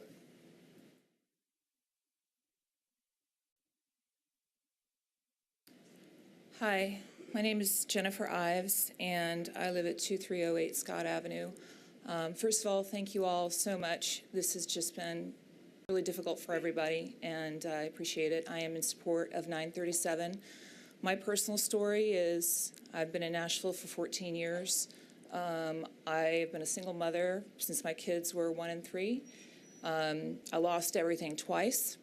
I was able in 2013 to save up the money to buy a house in a not great neighborhood that is now a great neighborhood. And when I learned about Airbnb, it was another way for me to help support my family. So I started that way. And then I was able to get enough money to fund another one, to move in and to create another, which was a great asset also in it was a developing neighborhood. It's still developing, but it's not necessarily where someone might look at is it the best neighborhood that I can move into? And I've done that because I believe in Nashville. And this whole process has pitted us all against each other. But I am the real Nashville as well, and I have invested. I am now a grandmother as well, and I have to tell you that I have more than bachelor parties and bachelorette parties, which I have more people who are here whose children are in the hospital and they need a place to stay, or a wedding, or a family reunion, or a 50th birthday party, girls' weekend. They come with their babies, and I've got to port a crib and, you know, shampoo and, you know, whatever. And I know we hear all that light and fuzzy stuff, but the truth is, the reality is these folks are saying, we want to come back. We want to come back to your home. And I don't have the best one. I don't have the prettiest one or the most expensive one, but it's the experience that we give here in Nashville, and that's what makes us the IT city. So I'm in support, and I really appreciate all of your time. And I would just like to say, I mean, I think we're all the real Nashville, and that needs to be considered. Thank you. Hello, my name's Kevin Schaefer, and I live at 5610 Burgess Avenue. I do not envy your decision and the spot that you sit in, and I know that we have many, many issues on both sides. I've been part of the ad hoc meetings. I've been at many of these meetings. I do appreciate your time. I ask that you are forward thinkers, you are innovative, and push through 937 with amendments, and just disallow 608, and hopefully we can work together and come up with something. I do believe strongly that enforcement is the key to everything. I have been operating what was once a Type 1 permit, then turned to a Type 2 permit, and my neighbor that's in the adjoining duplex has been doing it illegally for 1.5 years. And I'm resentful in that respect because he does not live up to the standards, he doesn't pay the taxes, and he could really, quite honestly, care less about what happens in that side of his house. So I feel for the neighbors. I also obviously feel for those that put money up front. If it happens to go away someday in life, I will be fine. I'll figure something out. We all will. But I do ask that we continue to be innovative in Nashville, and we figure it out together, and we work on a compromise. So thank you.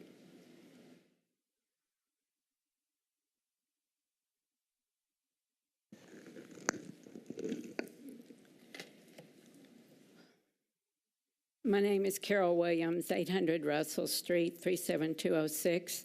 I've lived in Nashville since 1946 and at my present address for 42 years. Historic Edgefield exists today because active neighbors fought to downzone in 1976. Please don't permanently rewrite our zoning code with Bill 937. You've already heard most of what I'm going to say, but I need you to hear it again. I need my voice to be heard. My friend, Vice Mayor Briley, has lobbied hard for this bill, even making it to the Planning Commission before their vote on this bill of 4-3.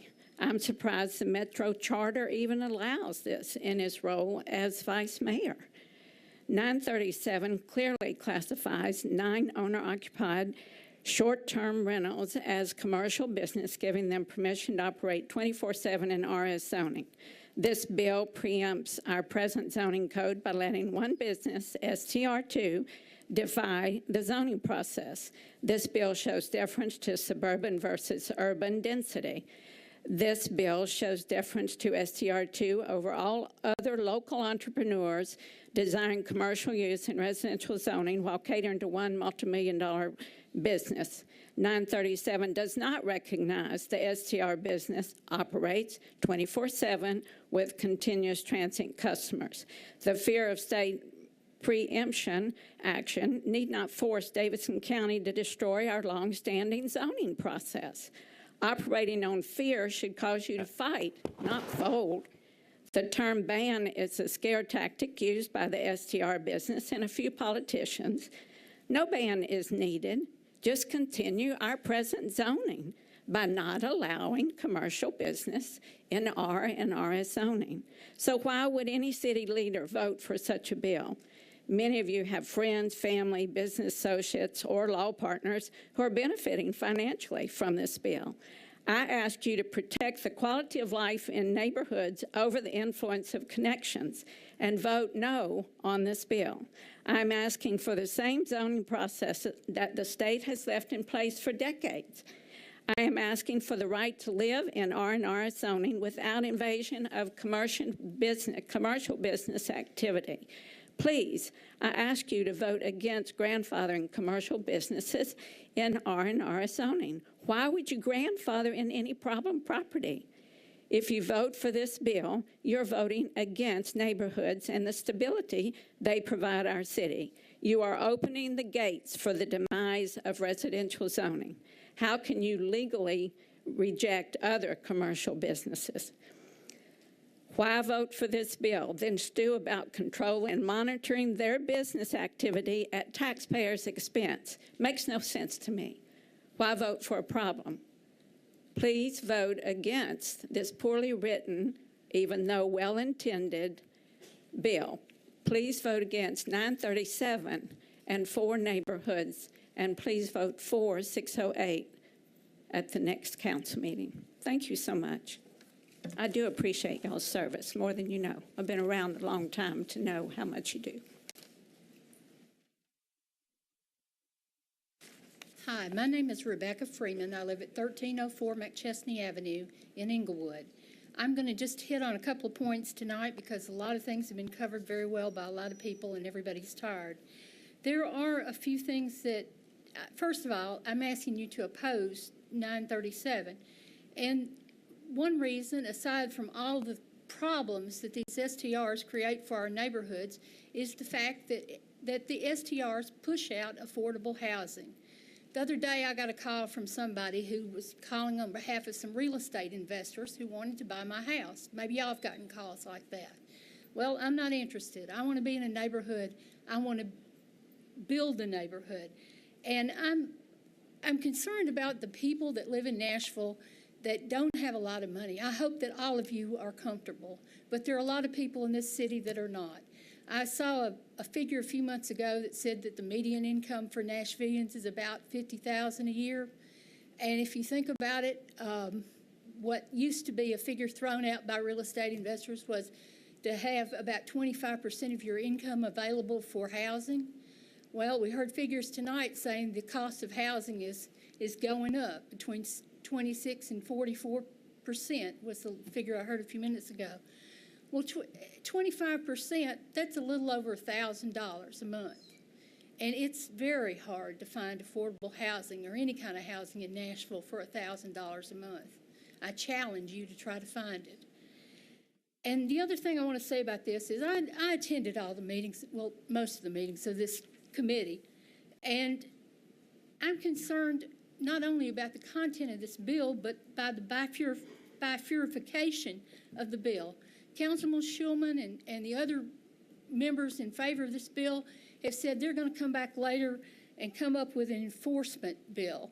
Well, you know, it's like wanting to go out and buy a pair of shoes. You need a pair of shoes to protect your feet.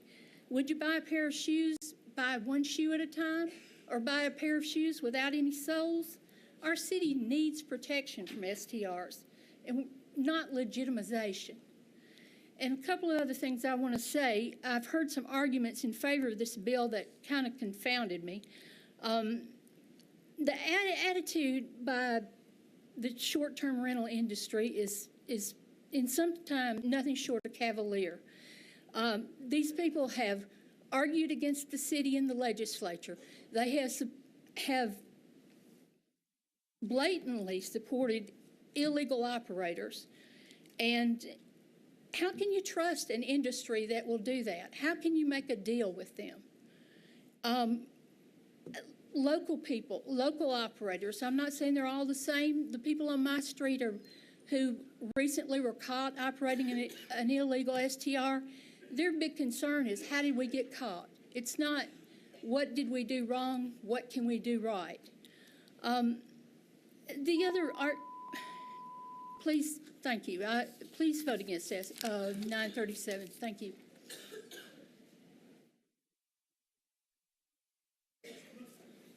Thank Thank you. I'm Logan Key, residing at 1411 Fatherland Street in East Nashville with my wife and 3-year-old son. And I'm vice chair of the Coalition for Nashville Neighborhoods. For the past year and a half, neighborhood activists here in Nashville have been consistent in stating that our primary concern is the zoning issue.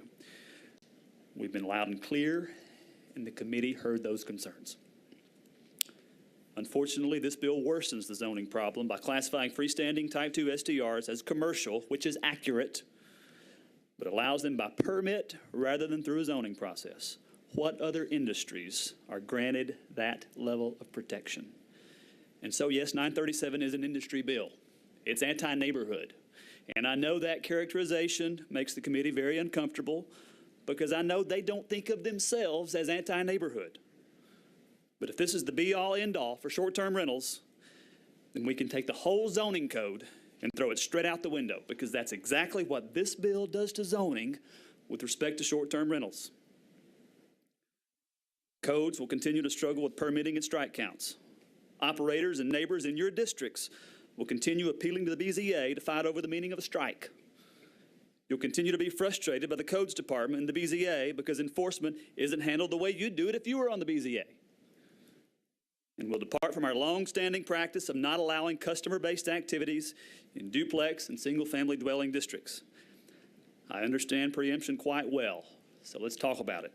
A year and a half ago, CNBC reported San Francisco-based Airbnb is valued at $31 billion. That's 14 times the size of the Metro Nashville operating budget.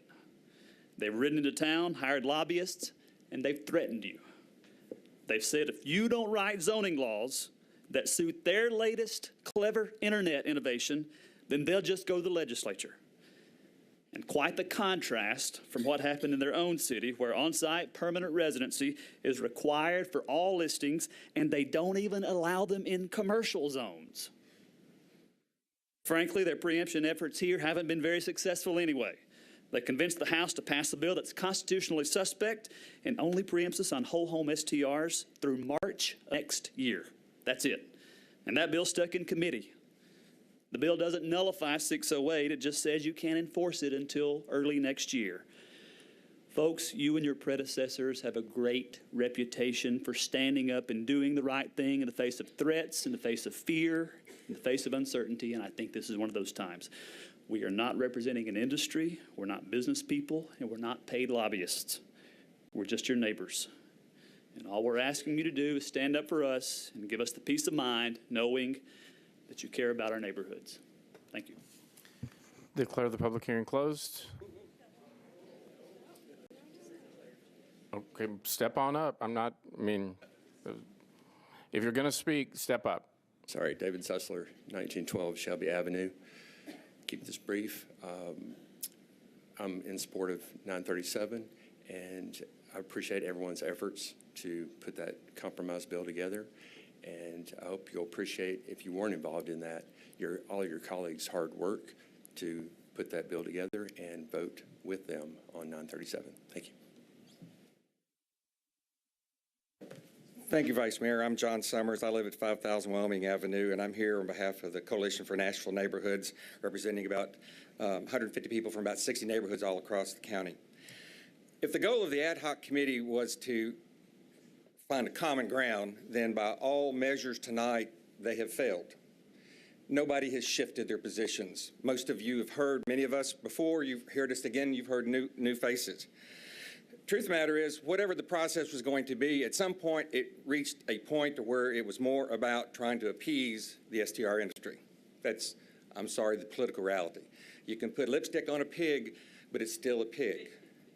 And that's where we are. And I'm saying nothing bad about the individuals involved, but we went through 13 weeks of testimony, and then they scrambled in a week, and a bill came out. And I want you to understand the language that you're being asked to vote on in 937, and you have a copy of this on your desk in a packet that I gave you. Don't want you to take my word for it. I want you to see it in black and white. In Section 5, over on page 2, it says, that section, 17.8.030, District Land Use Tables of the Metropolitan Codes of Law is hereby further amended by adding under commercial uses, short-term rental, STRP, not owner-occupied, as a use permitted with conditions. in RS 80 through RS 3.75, R 80 through R 6.8, and it goes on and on and on to all the designations. That's what you're voting on with 937. I want to make sure you understand that, because that's a fundamental change in our land use policy. A fundamental change. And you're going to be held accountable for it if you vote yes for 937, because you're going to open up a Pandora's box, as it's been said, that you're not going to be able to get the genie back. Look at the genie you've already let out of the box. Everybody here has valid, legitimate economic interests as to why they want to keep their non-owner occupied STR. So where will it stop? You're all already being sued over our home occupancy-based business that requires you to live there and doesn't allow customers. So if you open up this section of the code and change it, it's only going to weaken our lawsuit. It's only going to weaken our lawsuit. So the reason we're here tonight is because, unfortunately, powers that be have decided that we need to deal with the preemption threat. And I'm not going to get too much into it, but I do want you to look on the packet on your desk, Amendment 10 to HB 1020. This is the House bill. This is what passed the House. It will go over to the Senate. This is the House bill. And if you look on page 5, it's there in front of you. It's marked in yellow. On page 5, it says, under Section C, this section is repealed on April the 1st, 2019. April 1st, 2019. Black and white. It's not me saying it. It's not Jim Schulman saying it. It's not anybody else saying it. That's what's in the bill. This is the bill that passed the House. So after, Declare the public hearing closed. We're asking you to vote no on 937. Thank you, Vice Mayor. Are you seeking to be recognized, sir? Yes, sir. I mean, I appreciate your desire to speak, but seriously, if anybody else wants to speak, came up before his comments were over. I know. Just come on up now. If anybody else wants to speak, come on up now. Thank you. My name is Jeff Collins. I live at 1313 Greenwood Avenue, and I'm the last person apparently to talk. Thank you for letting me. Hold on. I rise in favor of 937 and have nothing significant to add, and I won't try to browbeat you like the last guy did. I worked with the ad hoc committee. We sat around, we worked on some good ideas.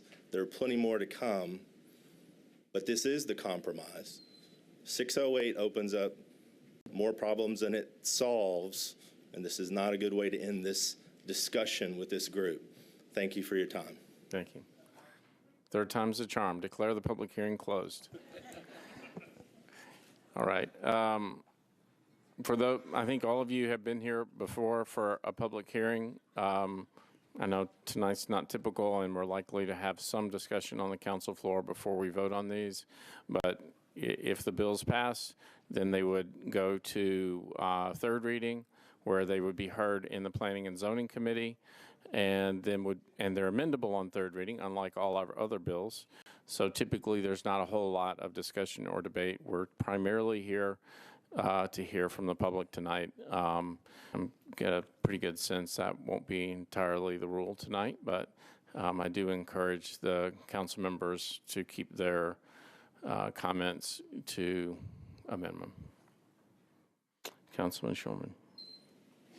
I'm sorry, there you go. Thank you, Mr. Vice Mayor. I would move for passage, at least on my bill. I don't know how you want to deal with the rest of them. Let's go back. I've already read the caption on all of them, so let's go back to BL 2017-937, Councilman Schulman's bill. There you go. Okay. Then I would move for passage on my bill with a brief explanation. Floor is yours. Thank you. And I will tell you that my cold medicine is about to wear off, so I'm going to do the best I can. Three quick points, and I'll try to be very quick. One is that I do appreciate everybody being here tonight. I very much appreciate the input from all sides. I will say that the ad hoc committee did spend a long 3.5 months listening to people and listening to comments And I appreciate the members of the ad hoc committee. I appreciate the people who came to try to make their points. It wasn't easy. Tonight was not easy. But I very much appreciate people taking the time to express their opinion. This is obviously a very divisive issue, but the purpose of the ad hoc committee was to listen and to try to come up with some type of resolution. I know people still are arguing about that. And about the only thing I would take exception to is that as we start 2018, I really want much better civil discourse, much more important for this body and for this city. And again, I want to say that the ad hoc committee worked very hard. Two, I will say as we go through this tonight, and I understand the point of the Vice Mayor, it's typically been the practice with bills on public hearing to move them on to third reading, where they will actually be reviewed by the Planning Committee and the full council. There was a letter sent out to all the council members in November 8th, 2012, and you all have a copy of it on your desk, where the three people who were actually sponsors of these bills, Councilman Hager, myself, and Councilman Withers. At that point, we didn't have the fourth bill by Councilman O'Connell. And there was an effort made to try to get all these bills together in one place. So there was a lot of agreement about getting all these things on public hearing, at least this bill, 937, and Councilman Withers' bills. And that there was an agreement from Councilman Hager to move 608 to the second meeting in January. So everybody did what they were supposed to. I'll read it's the fifth paragraph. On the letter, it said, in summary, the three bills currently pending before the council dealing with short-term rental properties, and specifically non-owner occupied short-term rental property, will all be heard on third reading on the same calendar date, January 16, 2018. The parties have agreed to call a working meeting for council members during the second week of January, where all three bills will be discussed and explained to the council. We appreciate everyone's understanding and hope this will give everyone the time and the opportunity to understand what each bill does. It will also give the council a date certain where the measures can ultimately be heard at the same time. So there is a benefit to just going ahead and moving this through tonight. I know people don't necessarily like parts of it. I know people may not like any of it.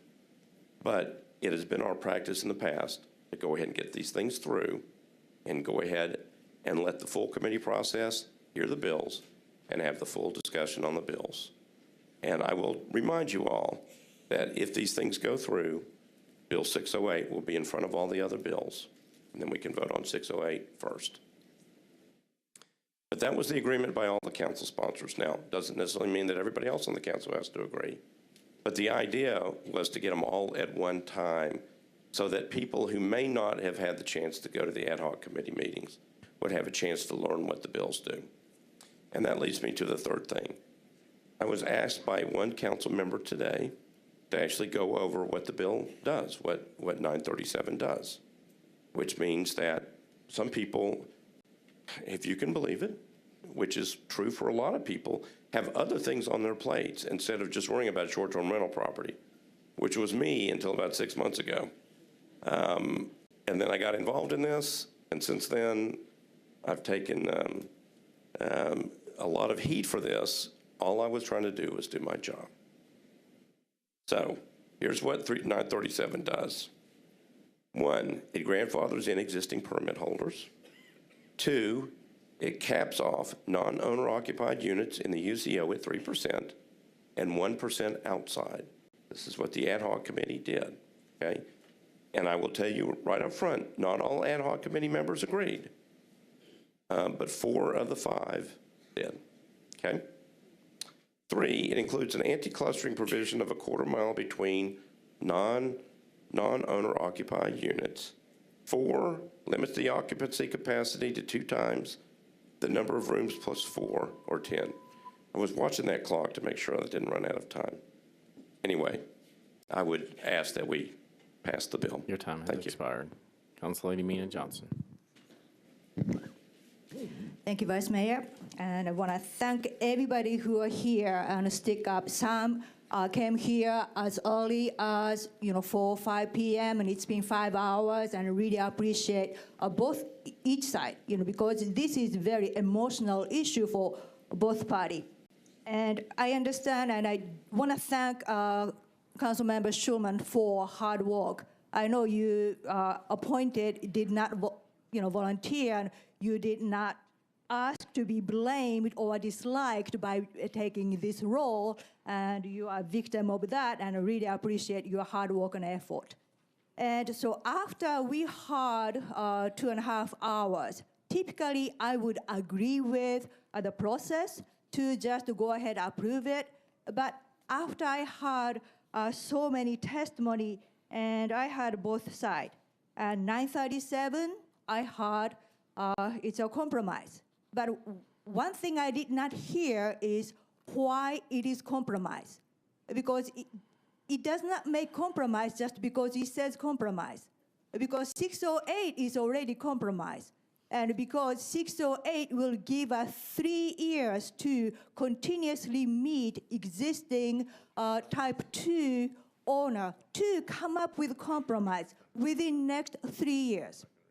And while 937 permanently approve those commercial usage in residential zoning area. So one thing, we have never done in zoning, in our zoning, residential zoning, we never have commercial use. Current commercial use under the residential zoning is community gardens. That's the only one commercial use under the current residential zoning. And this 937 will open up commercial use into residential zoning area. That is a great departure from our zoning. What's the purpose of having residential zoning if we allow commercial activity and commercial land use policy in our zoning? That is a bad precedent. So for that, I really cannot support this bill. And also, we were told this will create precedent. Mr. Jameson, could you please give us a little explanation? Because it says that any ordinance it passed prior to January 2017 will be adopted. So we do have a great regulation, occupancy cap and 3% zone. It was passed February of 2015. The preempt bill, our zoning, it passed in February. Will it stay? The Senate Bill 1086, which has timelines, as several of the speakers today stated, it expires March of 2019. It also provides that legislation passed before, I think it said April 7th of 2015, is the cutoff point. Because 492 was adopted before that, presumably what is currently on the books under 492 would be allowed to persist. Yeah, prior to that, we adopted BL 2014 509, 951, and 909, which we passed on 2015. All these conditions, will this stay with this existing HB 1020? I'm sorry, can you repeat the question? Yes, Council Lady Buckley Allen worked so hard to make short-term rental property bill into the zoning, which is 2014-951 and 2014-902. That was passed February of 15. Will this stay? Yes, they would, because both passed before April 7th of 2015. Council Lady Allen. Thank you, Mr. Vice Chair. I was going to yield my time to Mr. Schulman if he would like it. No, he wouldn't. No, I just wanted, excuse me. Thank you, Mr. Vice Mayor. All I wanted to do was finish up to make sure that people understood, and now I put my glasses away so I can't see. Hold on. And I appreciate Council Lady Allen passing me the time. So and I'll make this brief. There were a couple of other points. 5, reduces the number of permitted strikes from 3 to 2. This is what 937 did. Require owners to be natural persons. Number 7, removes BZA, the Board of Zoning Appeals discretion in situations where offenders allege unawareness of permit obligations. It's a key point. We gave the BZA discretion. This would basically take that away. So if people showed up and said, I didn't know I was supposed to have a permit, we take that discretion away from the Board of Zoning Appeals. And number 8, it clarifies what constitutes a violation or a strike for the Board of Zoning Appeals. Actually are trying to come up with a better process. 2 last points, and then I will be quiet. There's been a lot of talk about enforcement efforts. The people who came to the 3.5 months of hearings and testimony, we talked about enforcement over and over again. We had the police there. We had the codes department there. We had the Board of Zoning Appeals there. We didn't put it in this bill because we felt like we had to get this bill done first. The enforcement part would come after. So obviously enforcement was a major part of the discussions that was going on as we were talking about it. So, and I understand, I mean, you can say that enforcement is not a part of this bill, but if we're ever going to fix this, if we're ever going to regulate it one way or the other, whether we pass 608, 937, Councilman Withers' bills, we've got to have better enforcement. And I would vow that regardless of whatever happens, we've got to have better enforcement. A lot of discussion about it, a lot of ways to do it, a lot of further discussion needs to happen, but very, very important. And one last thing, obviously there were discussions about entering into the memorandum of understandings with the platform owners to better control what is posted. We tried. The vice mayor took the right position, which was to gather a group of people together to see what we could come up with. Based upon my 30 years of experience, it's exactly what we're supposed to do. When we have a situation which is diverse and difficult under the old processes, and hopefully at some point under the new processes, and under true processes of civil discourse, we get together and we work our problems out.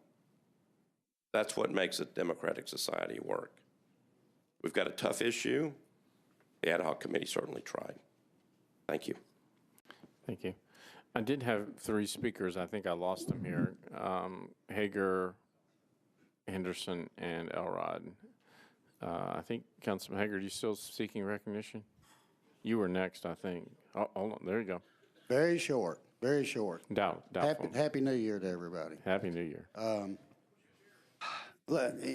Yeah, short. You know, I was on this ad hoc committee, and there was 5 of us on there, and let me say this. 608, as we discussed, was the compromise bill. When we start talking about enforcement, the thing about my bill, 608, is the non-owner occupieds are phased out over a 2-3 year period. And that's where you get the enforcement. We've had the police there. We've had everybody there to look at enforcement. You've had host compliance there. They admit they can't control every platform that is available to rent on Airbnb. Let me make it very clear, though. In this ad hoc committee meeting, I went to, I think, 13. There were 12 meetings or 13 meetings. I did not make the last meeting. And that's when 937 come out of this meeting. So, make it real clear, I was never a part of 937. It was never shown to me until after it was filed. Now, you got to recall, too, we've got a lawsuit pending against the city now, you know, involving the commercial uses in residential neighborhoods. And if 937 passes, they're going to use that to the hilt against us. And you also need to remember that 608, when it went before the Planning Commission, the first thing they decided was whether non-owner occupied STRs, type 2, were commercial businesses in a residential neighborhood, R and RS. Planning Commission at that time said, yes, it's a commercial business. It passed unanimously. This last Planning Commission, as far as 937 was concerned, said, well, we want to leave it up to the council, and it passed by a 4-3 vote, is what it passed by. So it tells you it barely passed the Planning Commission. As such, 608 has the enforcement built into it because you can easily tell when a piece of property is being used as a non-owner occupied type 2. As such, I cannot support this bill, nor will I support this bill. Thank you very much. I think Council Lady Henderson was next. Thank you, Vice Mayor. I rise in opposition to 937 as well, which I know is atypical on second reading, so I do appreciate the opportunity. But I feel like, as many of the folks who so eloquently spoke on this issue, we have been here before. We have been to Planning Commission twice now, past midnight, on this issue. We've had a public hearing on this.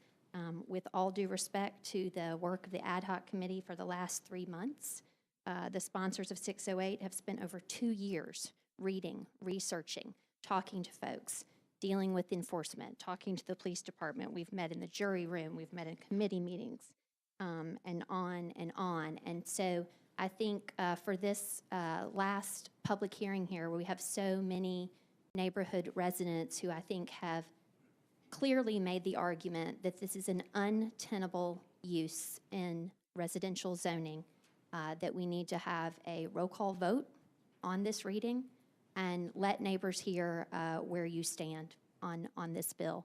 I would encourage my colleagues to vote against 937. Thank you. Councilman Elrod? Thank you, Mr. Vice Mayor. I just wanted to clear something up. The bill at the state legislature has only passed the House. The bills take 2 houses to pass and never passed out of the Senate committee. The bill is not in its final form until it is signed by the governor, just as something that passes the council is not in its final form until it passes on third reading. So whatever the House bill may say now, that bill, when the legislature comes into session next week, it will be almost a year old.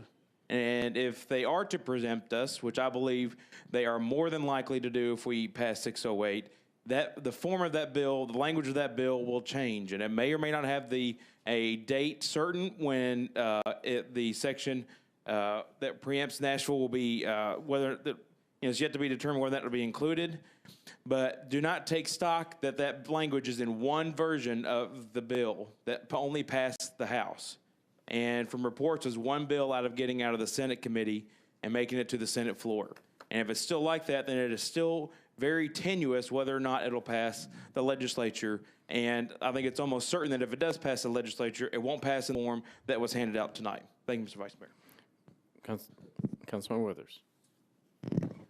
Thank you, Mr. Vice Mayor. I just want to take an opportunity to let my constituents know. I obviously have a lot of constituents on both sides of this issue. I've attended many of the ad hoc committee meetings.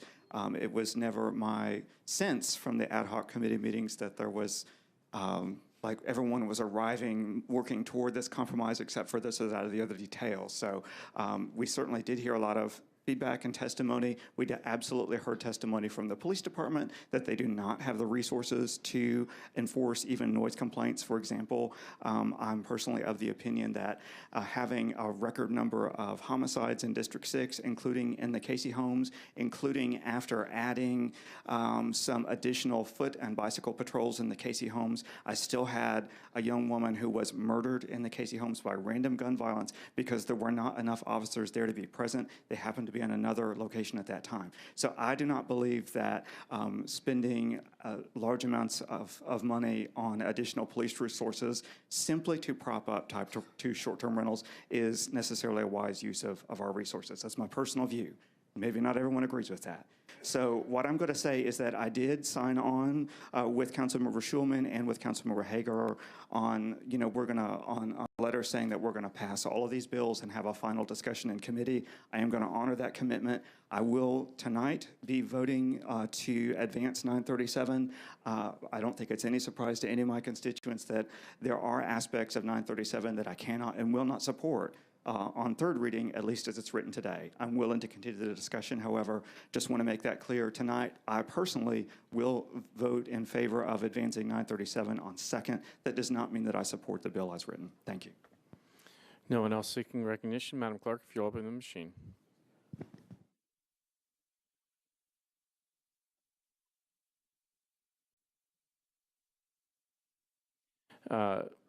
You've got a button, I think, on that one, right? Abstain. Hit the button. There you go.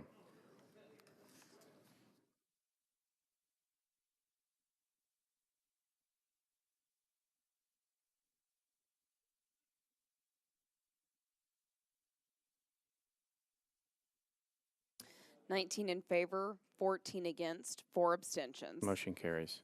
BL 2017-981, Councilman Withers.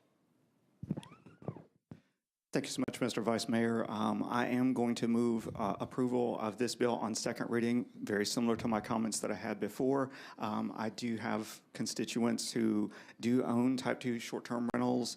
I am personally in agreement with the position that those permits were issued for 1 year, that they would not necessarily have any reason to assume that those permits would always be available or renewable under any particular terms, because this council body meets about every 2 weeks and we change our laws every 2 weeks. That's actually why we meet. Nevertheless, I'm willing to work with my constituents and have a conversation about giving them more time, even if it means indefinite renewals for those permits. I'm willing to have that conversation. That's wildly unpopular with many of my constituents who are neighbors of them. But I'm willing to have that conversation. That is a different conversation than saying that we're going to allow new type 2 permits in residential zoning. I do think that there are aspects of the 937 bill that are great. Reducing the number of strikes from 3 to 2 is great, assuming that you can get 1 applied, for example. But nevertheless, this was brought to me by constituents who said, you know, I understand that there are a lot of problems in our community. It's just that I've made this investment and would appreciate an opportunity to continue that beyond 3 years. Whether or not people support it or not, I believe that that idea is worth discussing in this body, and I would ask everyone's approval on second reading tonight so that we can continue this discussion in committee on third reading. All in favor? Opposed? Madam Clerk, if you go to the machines.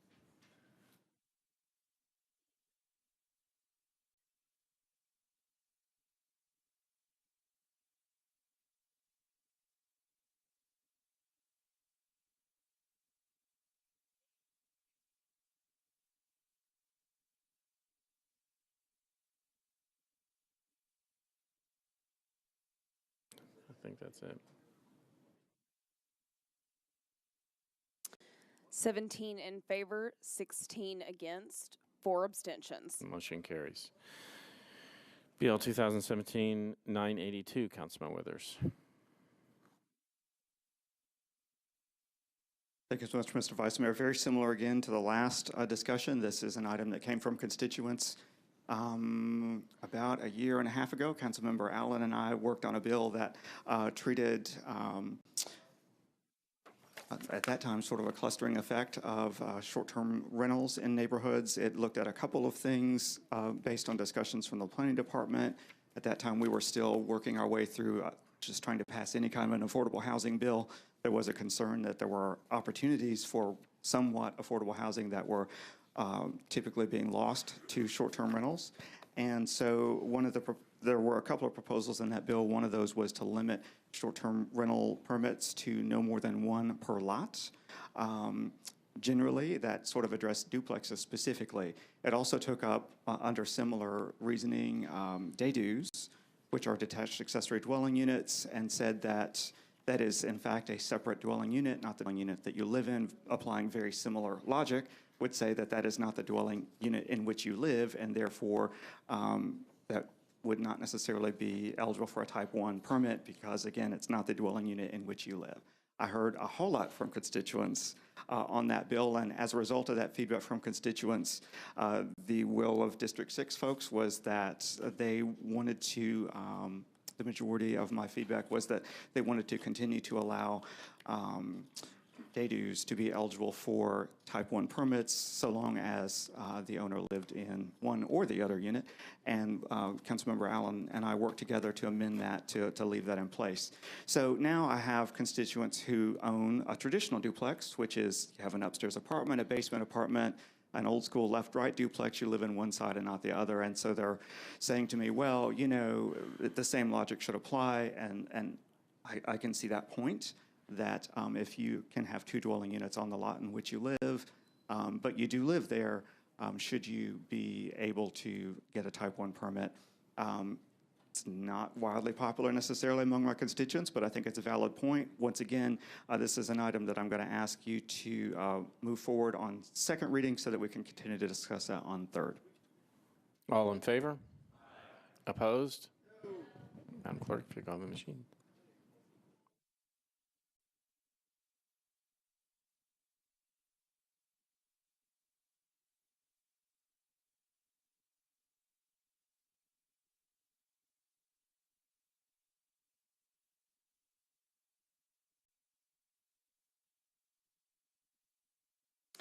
Twenty in favor, 13 against, 3 abstentions. Motion carries. Councilman O'Connell, Bill 2017-1005.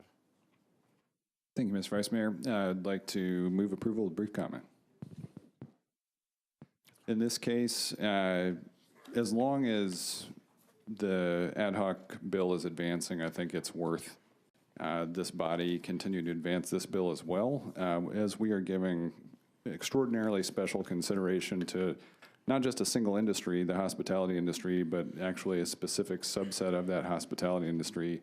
We might as well go ahead and bring the full regulatory benefits of the hospitality industry into our residential neighborhoods. What this bill seeks to do is actually allow hotels and residential zones, R&RS, under the same terms and conditions as BL 2017-937 offers them to non-owner occupied, investor-owned short-term rentals. So as long as 937 is advancing under serious consideration by this group, I think we should advance 1005 for the same reasons. We're basically offering the hospitality industry into our neighborhoods, and I think this would keep it a level playing field. Thank you very much for your consideration. I'd like to move approval. Madam Clerk, if you'll open the machine.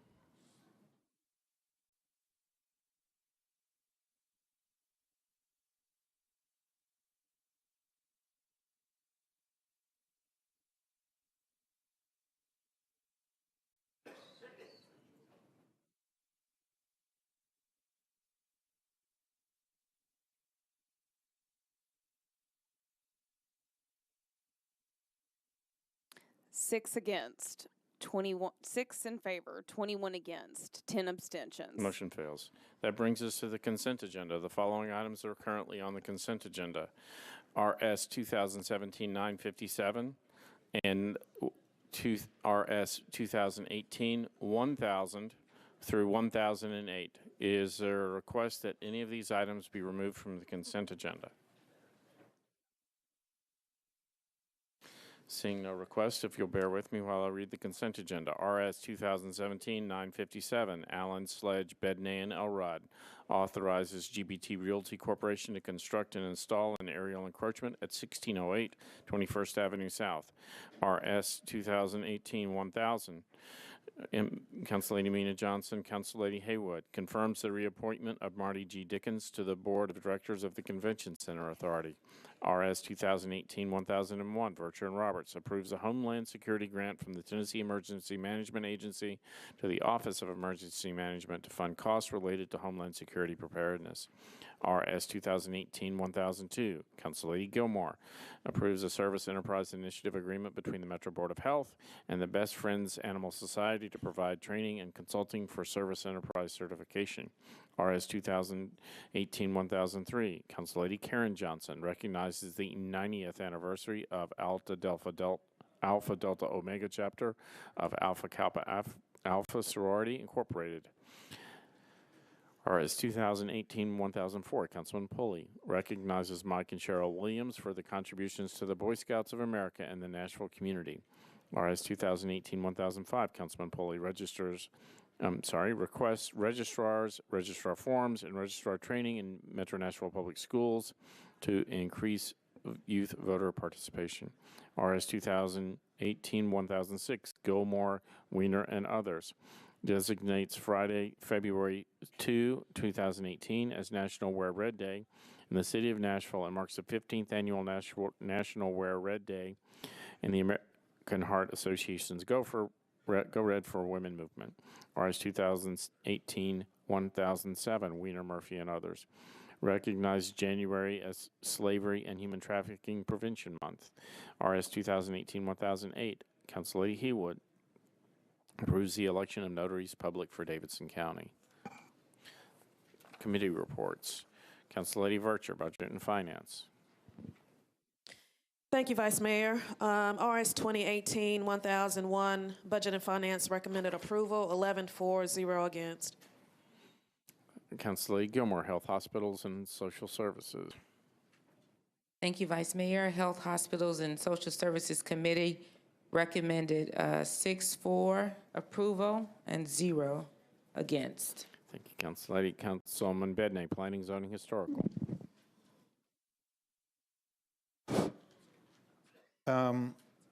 Vice Mayor, which ones do you want? I just have RS 2017-957. That one, fortunately, was recommended for approval. 14 for, 0 against. Thank you, sir. Council Lady Roberts, Public Safety, Beer, and Regulated Beverages. Thank you, Mr. Vice Mayor. Public Safety voted 5 in favor, 0 against. Thank you, Council Lady. Councilman Elrod, Public Works. Public Works recommend approval. Resolution 957, 9 in favor, 0 against. Council Lady Haywood, Rules, Confirmation, Public Elections.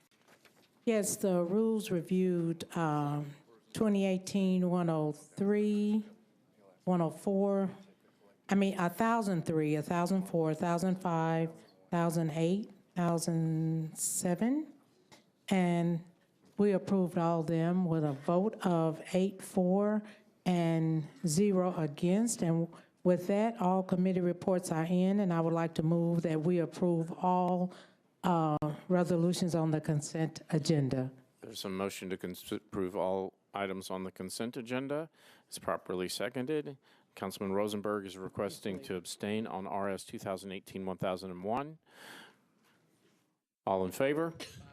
Opposed? Motion carries.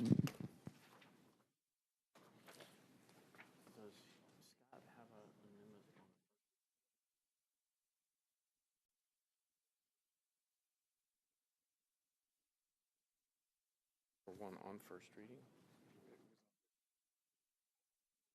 Okay. All right. That brings us to bills on introduction and first reading. Is there a motion to take all those matters together and approve them? There's a motion. It's proper second. All in favor? Opposed? Motion carries. That brings us to Councilman Hastings. Do you have a substitute to a previously adopted bill on first reading? Yes, sir. I would like to move the substitute at this moment. Mr. Jamison. Mr. Jamison, perhaps you can explain. Councilman Hastings previously had on first reading BL 2017-1038. There was an incorrect address reference. In order to get that corrected, in order to advertise this timely for the public hearing in February, he asked that you consider that tonight and allow him a substitute simply to correct an incorrect address reference. Councilman Hastings has requested a suspension of the rules. Is there objection? Seeing no objection, there's a motion to adopt the substitute. It's properly seconded. All in favor? Aye. Opposed? Motion carries. Thank you, Councilman. Thank you. That brings us to bills on second reading. BL 2017-951. Councilman Scott Davis, Council Lady Hurt. Amends the Metro Code to establish a community oversight board responsible for providing citizen oversight over officers of the Metro Police Department in certain instances. Councilman Scott Davis. Thank you, Vice Mayor. Just a little help here. I'm sorry. Committee reports, please. Committee reports. Council Lady Vercher. Thank you, Vice Mayor. Budget and Finance recommended a deferral by rule. Sponsor wasn't present. Councilor Roberts. Public Safety voted 5 in favor, 0 against for an indefinite deferral because the sponsor wasn't there. Councilman Withers. Thank you, Mr. Vice Mayor. The Personnel Committee met today and also recommended indefinite deferral, 4 in favor, 0 against. That bill is deferred by rule indefinitely. Councilman Davis, I'll ask you to speak with Mr. Jameson regarding how to get that back on the agenda. BL 2017-1031, Councilman Elrod Gilmore and others, adopts a transit improvement program for Metro government, approving a surcharge for the program, and requests the Davidson County Election Commission to call a countywide referendum election to be held on May 1, 2018 regarding the levying of surcharge on certain taxes to fund the program. Councilman Pardue, were you seeking recognition? Okay. Councilman Elrod. Thank you, Mr. Vice Mayor. I move for a 1 meeting deferral with a brief explanation. Floor is yours. As per these, this ordinance is the ordinance that would put the transportation funding and transit plan on the referendum for May 1. Per the schedule that was announced, I believe, last month, we will hold, or Vice Mayor Briley will be announcing next week, next Tuesday night, which is a week from tonight, there will be a public hearing, which will be right back here, listening to the public on perhaps one of the biggest issues, if not the biggest issue that we'll be facing in our 4 years on this council. So there will be that meeting, that public hearing, a week from tonight in this chamber to hear from the public on this ordinance. And then also next Thursday night, which is a week from Thursday, we will be meeting again as a committee of the whole, meaning that this bill will not be sent to individual committees, but instead is of such importance that we will meet all together as a committee, debate it as a whole, and talk about it all together instead of going to individual committees. And I mention all this because this is, again, one of the most important items, if not, I think personally, the most important item that we will have on our 4 years on this council. So I encourage you to attend next week and to hold discussion until the committee meeting next week, the committee of the whole, and then we will take up at the second meeting in January, the second reading of the bill. And so I would move for a 1 meeting deferral, and we take up discussion of the bill at those times. Motion to defer 1 meeting is properly seconded. All in favor? Aye. Opposed? Motion carries. BL 2017-1032, Council Lady Roberts amends the Metro Code to application requirements and conditions. Okay. Council Lady Roberts. Thank you, Mr. Vice Mayor. I'd call for committee reports, but I haven't. You do. So Public Safety voted 5 in favor and 0 against, so I move for approval. There's a motion to approve. It's properly seconded. Council Lady Johnson. Council Lady Mina Johnson. Thank you, Vice Mayor. I have just one question. I understand this bill will allow digital application, but in the ordinance, I think the question is, Mike Jameson, the word existing ordinance said shall file, but this proposed ordinance will change to may file. So does it have the same effect? It does, and actually, this doesn't actually create the digital application. It allows the Beer Board to establish other means of application, and presumably that's be exactly what they would recommend, to allow online or digital applications. All this does is allow the Beer Board to implement that. Thank you. All in favor? Aye. Opposed? Motion carries. BL 2017-1033, O'Connell, Bedney, and Elrod authorizes Spectrum Properties, Emory LLC, to install, construct, and maintain underground encroachments in the right-of-way at 818 18th Avenue South. Councilman O'Connell. Thank you, Mr. Vice Mayor. I'd like to request committee reports, please. Where did this go? 1031, what committees?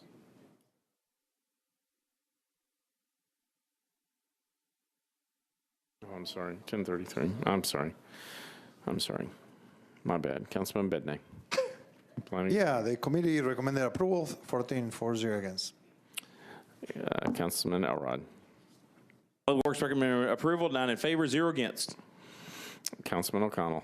Mr. Vice Mayor, if there is a problem with the committees to which this was referred, you can address that with me personally. And otherwise, though, I'd like to move approval. It was all about my ability to read. A motion to approve is properly seconded. All in favor? Opposed? Motion carries. Bill 2017-1034, Pulley, Bednay, and Elrod, authorizes Metro to accept permanent and temporary easements for the Valley Brook Road Stormwater Improvement Project for property located at 3421 Valley Brook Road. Councilman Pulley. Committee reports, please. Councilman Bednay. The committee recommended approval, 14-4-0 against. Councilman Elrod. Public Works recommend approval, 9 in favor, 0 against. Councilman Pulley. I'd move approval. There is a motion to approve. It's properly seconded. All in favor? Opposed? Motion carries.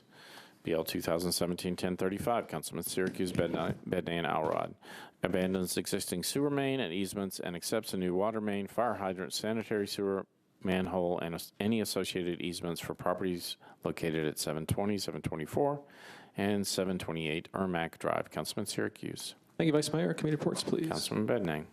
I want somebody to time and see if I do it faster than Councilmember Elrod. The committee report is 14-4-0 against. Councilman Elrod. Public Works recommend approval, 9 in favor, 0 against. You lost. Move approval. There's a motion to approve. It's properly seconded. All in favor? Aye. Opposed? Motion carries. BL 2017-1036. Councilor Lady Haywood, Bednay, and Elrod authorizes Metro to accept permanent and or temporary easements for the Brick Church Pike Stormwater Improvement Project for property located at 4941 Brick Church Pike. Councilor Lady Haywood. Call for committee reports. Councilman Bednay. Planning recommended approval, 14-4-0 against. Councilman Elrod. Public Works recommend approval, 9 in favor, 0 against. Councilman Lady Haywood. I would like to move for approval. There's a motion to approve. It's properly seconded. All in favor? Aye. Opposed? Motion carries. BL 2017-1037, Council Lady Van Reese, Bednay, and Elrod, abandons an existing sanitary sewer main, sanitary sewer manhole, and easements, and accepts new sanitary sewer main, sanitary manholes, and easements for property located at 903 and 905 Curdwood Boulevard. Council Lady Van Reese. Committee reports. Councilman Bednay. Planning recommended approval, 14-4-0 against. Councilman Elrod. Public Works recommend approval, 9 in favor, 0 against. That was accidental. Councilor Van Reese. And with that, I request approval, please. There's a motion to approve. It's properly seconded. All in favor? Opposed? Motion carries. That brings us to bills on third reading.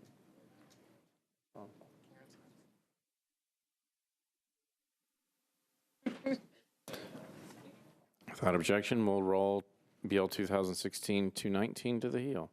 BL 2017-608. Amends the Metro Code to establish distinct land uses for short-term rental property owner-occupied and short-term rental property not owner-occupied, and establishes a phase-out date in the year 2021 for short-term rental property non-owner-occupied. Councilman Hager. As per the agreement, and this passed the Planning Commission by 8-0 to pass at one meeting. Thank you. Motion to defer one meeting, properly seconded. All in favor? Opposed? Motion carries. BL 2017-953, Councilman Withers, amends the Metro Code to restrict door-to-door commercial solicitation to daylight hours and to revise eligibility provisions for issuance of a permit. Councilman Withers. Thank you, Mr. Vice Mayor. I'm going to move approval with a brief comment. Floor is yours. Just want to clarify again for everyone, I know I discussed this quite a bit more on second reading, but what this bill as amended does is it does modify the hours during which commercial solicitation can take place in residential areas. It does not, in fact, modify the eligibility requirements. We've heard some comments and want to maybe take a more look at that separately in the future. So this only applies to the hours during which commercial solicitation can apply, which would become, because there presently are none, would become sunrise to sunset or 7 p.m., whichever is later. So if we're like we are right now and the sun sets at 5 o'clock, folks in that industry would still have a couple of hours during weekdays when they could do that, but it would place a cap on that till 7, until, of course, we get to the summer hours when the sun sets much later. So with that, I would like to move approval. It's a motion to approve. It's properly seconded. All in favor? Opposed? Motion carries. BL 2017-968, Councilman Potts. Changes .44 acres from R6 to SB zoning for property located at 4717 Humber Drive to permit up to 7 multifamily residential units. Councilman Potts. Thank you, Vice Mayor. I'd like to move to defer it to the second meeting in February. All right. There's a motion to defer to the second meeting in February. It's properly seconded. All in favor? Opposed? Motion carries. BL 2017-983, Councilman Anthony Davis, Bednay, and others, amends the Metro Code to require certain information for the assessment of economic and community development incentives. Councilman Anthony Davis. Thank you, Vice Mayor. As I move for final approval, just wanted to thank some folks that hung around, some stakeholders for this bill, and also everyone that worked on it, Mayor's Office of Economic Development, and I'll ask for your final approval. Thank you. There's a motion to approve. It's properly seconded. All in favor? Aye. Opposed? Motion carries. BL 2017-984, Hager, Elrod, and Vercher amends the Metro Code to increase towing and recovery fees. Councilman Hager. I think all the amendments in. I move for approval, please. Motion to approve is properly seconded. All in favor? Opposed? Motion carries. BL 2017-1006, Dowell, Vercher, and others. Approves the Public Property Administration to accept a donation of property located at the intersection of Blue Hole Road and Bell Road for use as part of the parks system. Council Lady Dowell. Are the committee reports? Yes, ma'am, they are. So I just move for approval. You can do that. I move for approval. And there's a motion and a proper second. All in favor? Opposed? Motion carries. BL 2017-1007, Council Lady Van Rees, Vercher, and others. Approves the lease agreement between Metro and the Electric Power Board to construct a community solar array at 801 Old Due West Avenue. Council Lady Van Rees. Thank you so much. With committee reports all in, I request that you please approve Music City Solar, Nashville's first community solar project. There's a motion to approve. It's properly seconded. Councilman Elrod would like to be recorded as abstaining. All in favor? Opposed? Motion carries. BL 2017-1008, Councilman Freeman, Vercher, and others. Authorizes the acquisition of certain right-of-way easements, drainage easements, temporary construction easements, and property rights for use in the public projects for purposes of the Hartford Drive sidewalk improvements. Councilman Freeman. Thank you, Vice Mayor. I'd like to, with all committee reports in, I'd like to move for approval. There's a motion to approve. It's properly seconded. All in favor? Opposed? Motion carries. Roll Tide. BL 2017-1009, Council Lady Mina Johnson Murphy, Vercher, and others authorizes the acquisition of certain right-of-way easements, drainage easements, temporary construction easements, and property rights for use in public projects for the purposes of the 37th Avenue North sidewalk improvements. Council Lady Mina Johnson. Thank you, Vice Mayor. I would like to ask for approval, please. There's a motion to approve, properly seconded. All in favor? Opposed? Motion carries. BL 2017-1010, Council Lady Karen Johnson, Vercher, and others, authorizes the acquisition of certain right-of-way easements, drainage easements, temporary construction easements, and property rights for purposes of the Edge of Lake Drive sidewalk improvements. Council Lady Karen Johnson. With our committee reports in, I move for approval. There's a motion to approve. It's properly seconded. All in favor? Opposed? Motion carries. BL 2017-1011, Councilman Pridemore, Bednay, and Elrod, accepts permanent and temporary easements for the Neely's Bend Road Stormwater Improvement Project for 11 properties located along Brent Meadow Circle, Chesterfield Circle, Neely's Bend Circle, and Neely's Bend Road. Councilman Pridemore. Thank you, Mr. Vice Mayor. With all committee reports approval, I move for final approval. Motion to approve. It's properly seconded. All in favor? Opposed? Motion carries. BL 2017-1012, Council Lady Haywood, Bednay, and Elrod accepts permanent and temporary easements for the Simpkin Roads Stormwater Improvement Project for 4 properties located at 5301, 5302, 5309, and 5340 Simpkins Road. Council Lady Haywood. Call for committee reports. They're all in. They are all in. Well, I move for approval. There's a motion to approve. It's properly seconded. All in favor? Opposed? Motion carries. Thanks. BL 2017-1013, Councilman Kendall, Bednay, and Elrod accepts permanent and temporary easements for the Knowles Street Stormwater Improvement Project for two properties located at 1802 Knowles Street and 1411 Dr. D.B. Todd Jr. Boulevard. Councilman Kendall. With all committee reports in, I move approval. There's a motion to approve. It's properly seconded. All in favor? Opposed? Motion carries. BL 2017-1014, Councilman Syracuse, Bednay, and Elrod accepts permanent temporary easements for the Woodbury Drive Stormwater Improvement Project for 6 properties located at 316, 318, and 322 Woodbury Drive, 2300 and 2301 Cloverdale Road, and Whipple Place unnumbered. Councilman Syracuse. All reports are in. Move approval. There's a motion to approve. It's properly seconded. All in favor? Opposed? Motion carries. That takes us back to BL 2016-219, Bednay, Karen Johnson, and others. Cancels 7.84 acres of the Forest View Park planned unit development, and by changing from R10 to RS10 zoning for property located at Forest View Drive unnumbered, approximately 430 feet east of Murfreesboro Pike. Council Lady Karen Johnson. Yes, thanks, Vice Mayor. I'd like to move for deferral one meeting by rule. I was not in the committee. Committee report. I'm sorry, Councilman. Go ahead. Censorship. Sometimes it's appropriate, sir. The committee deferred by rule because the sponsor happened to be at the meeting. Okay, I'm sorry, Councilor. So, that will be deferred by rule. Thank you. Thank you. Is there a motion? Well, before we do adjourn, this will be our last meeting with Councilman Nick Leonardo. So I think he deserves a round of applause.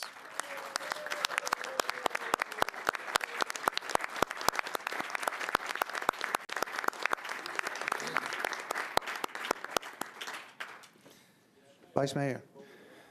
Councilman Bednay.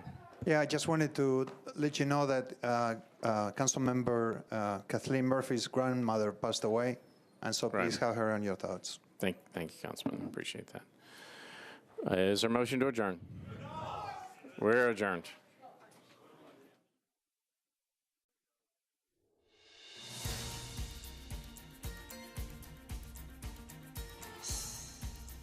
This has been a service of the Metro Nashville Network. If you would like to see this presentation again, or for more information about this and other programs, visit nashville.gov.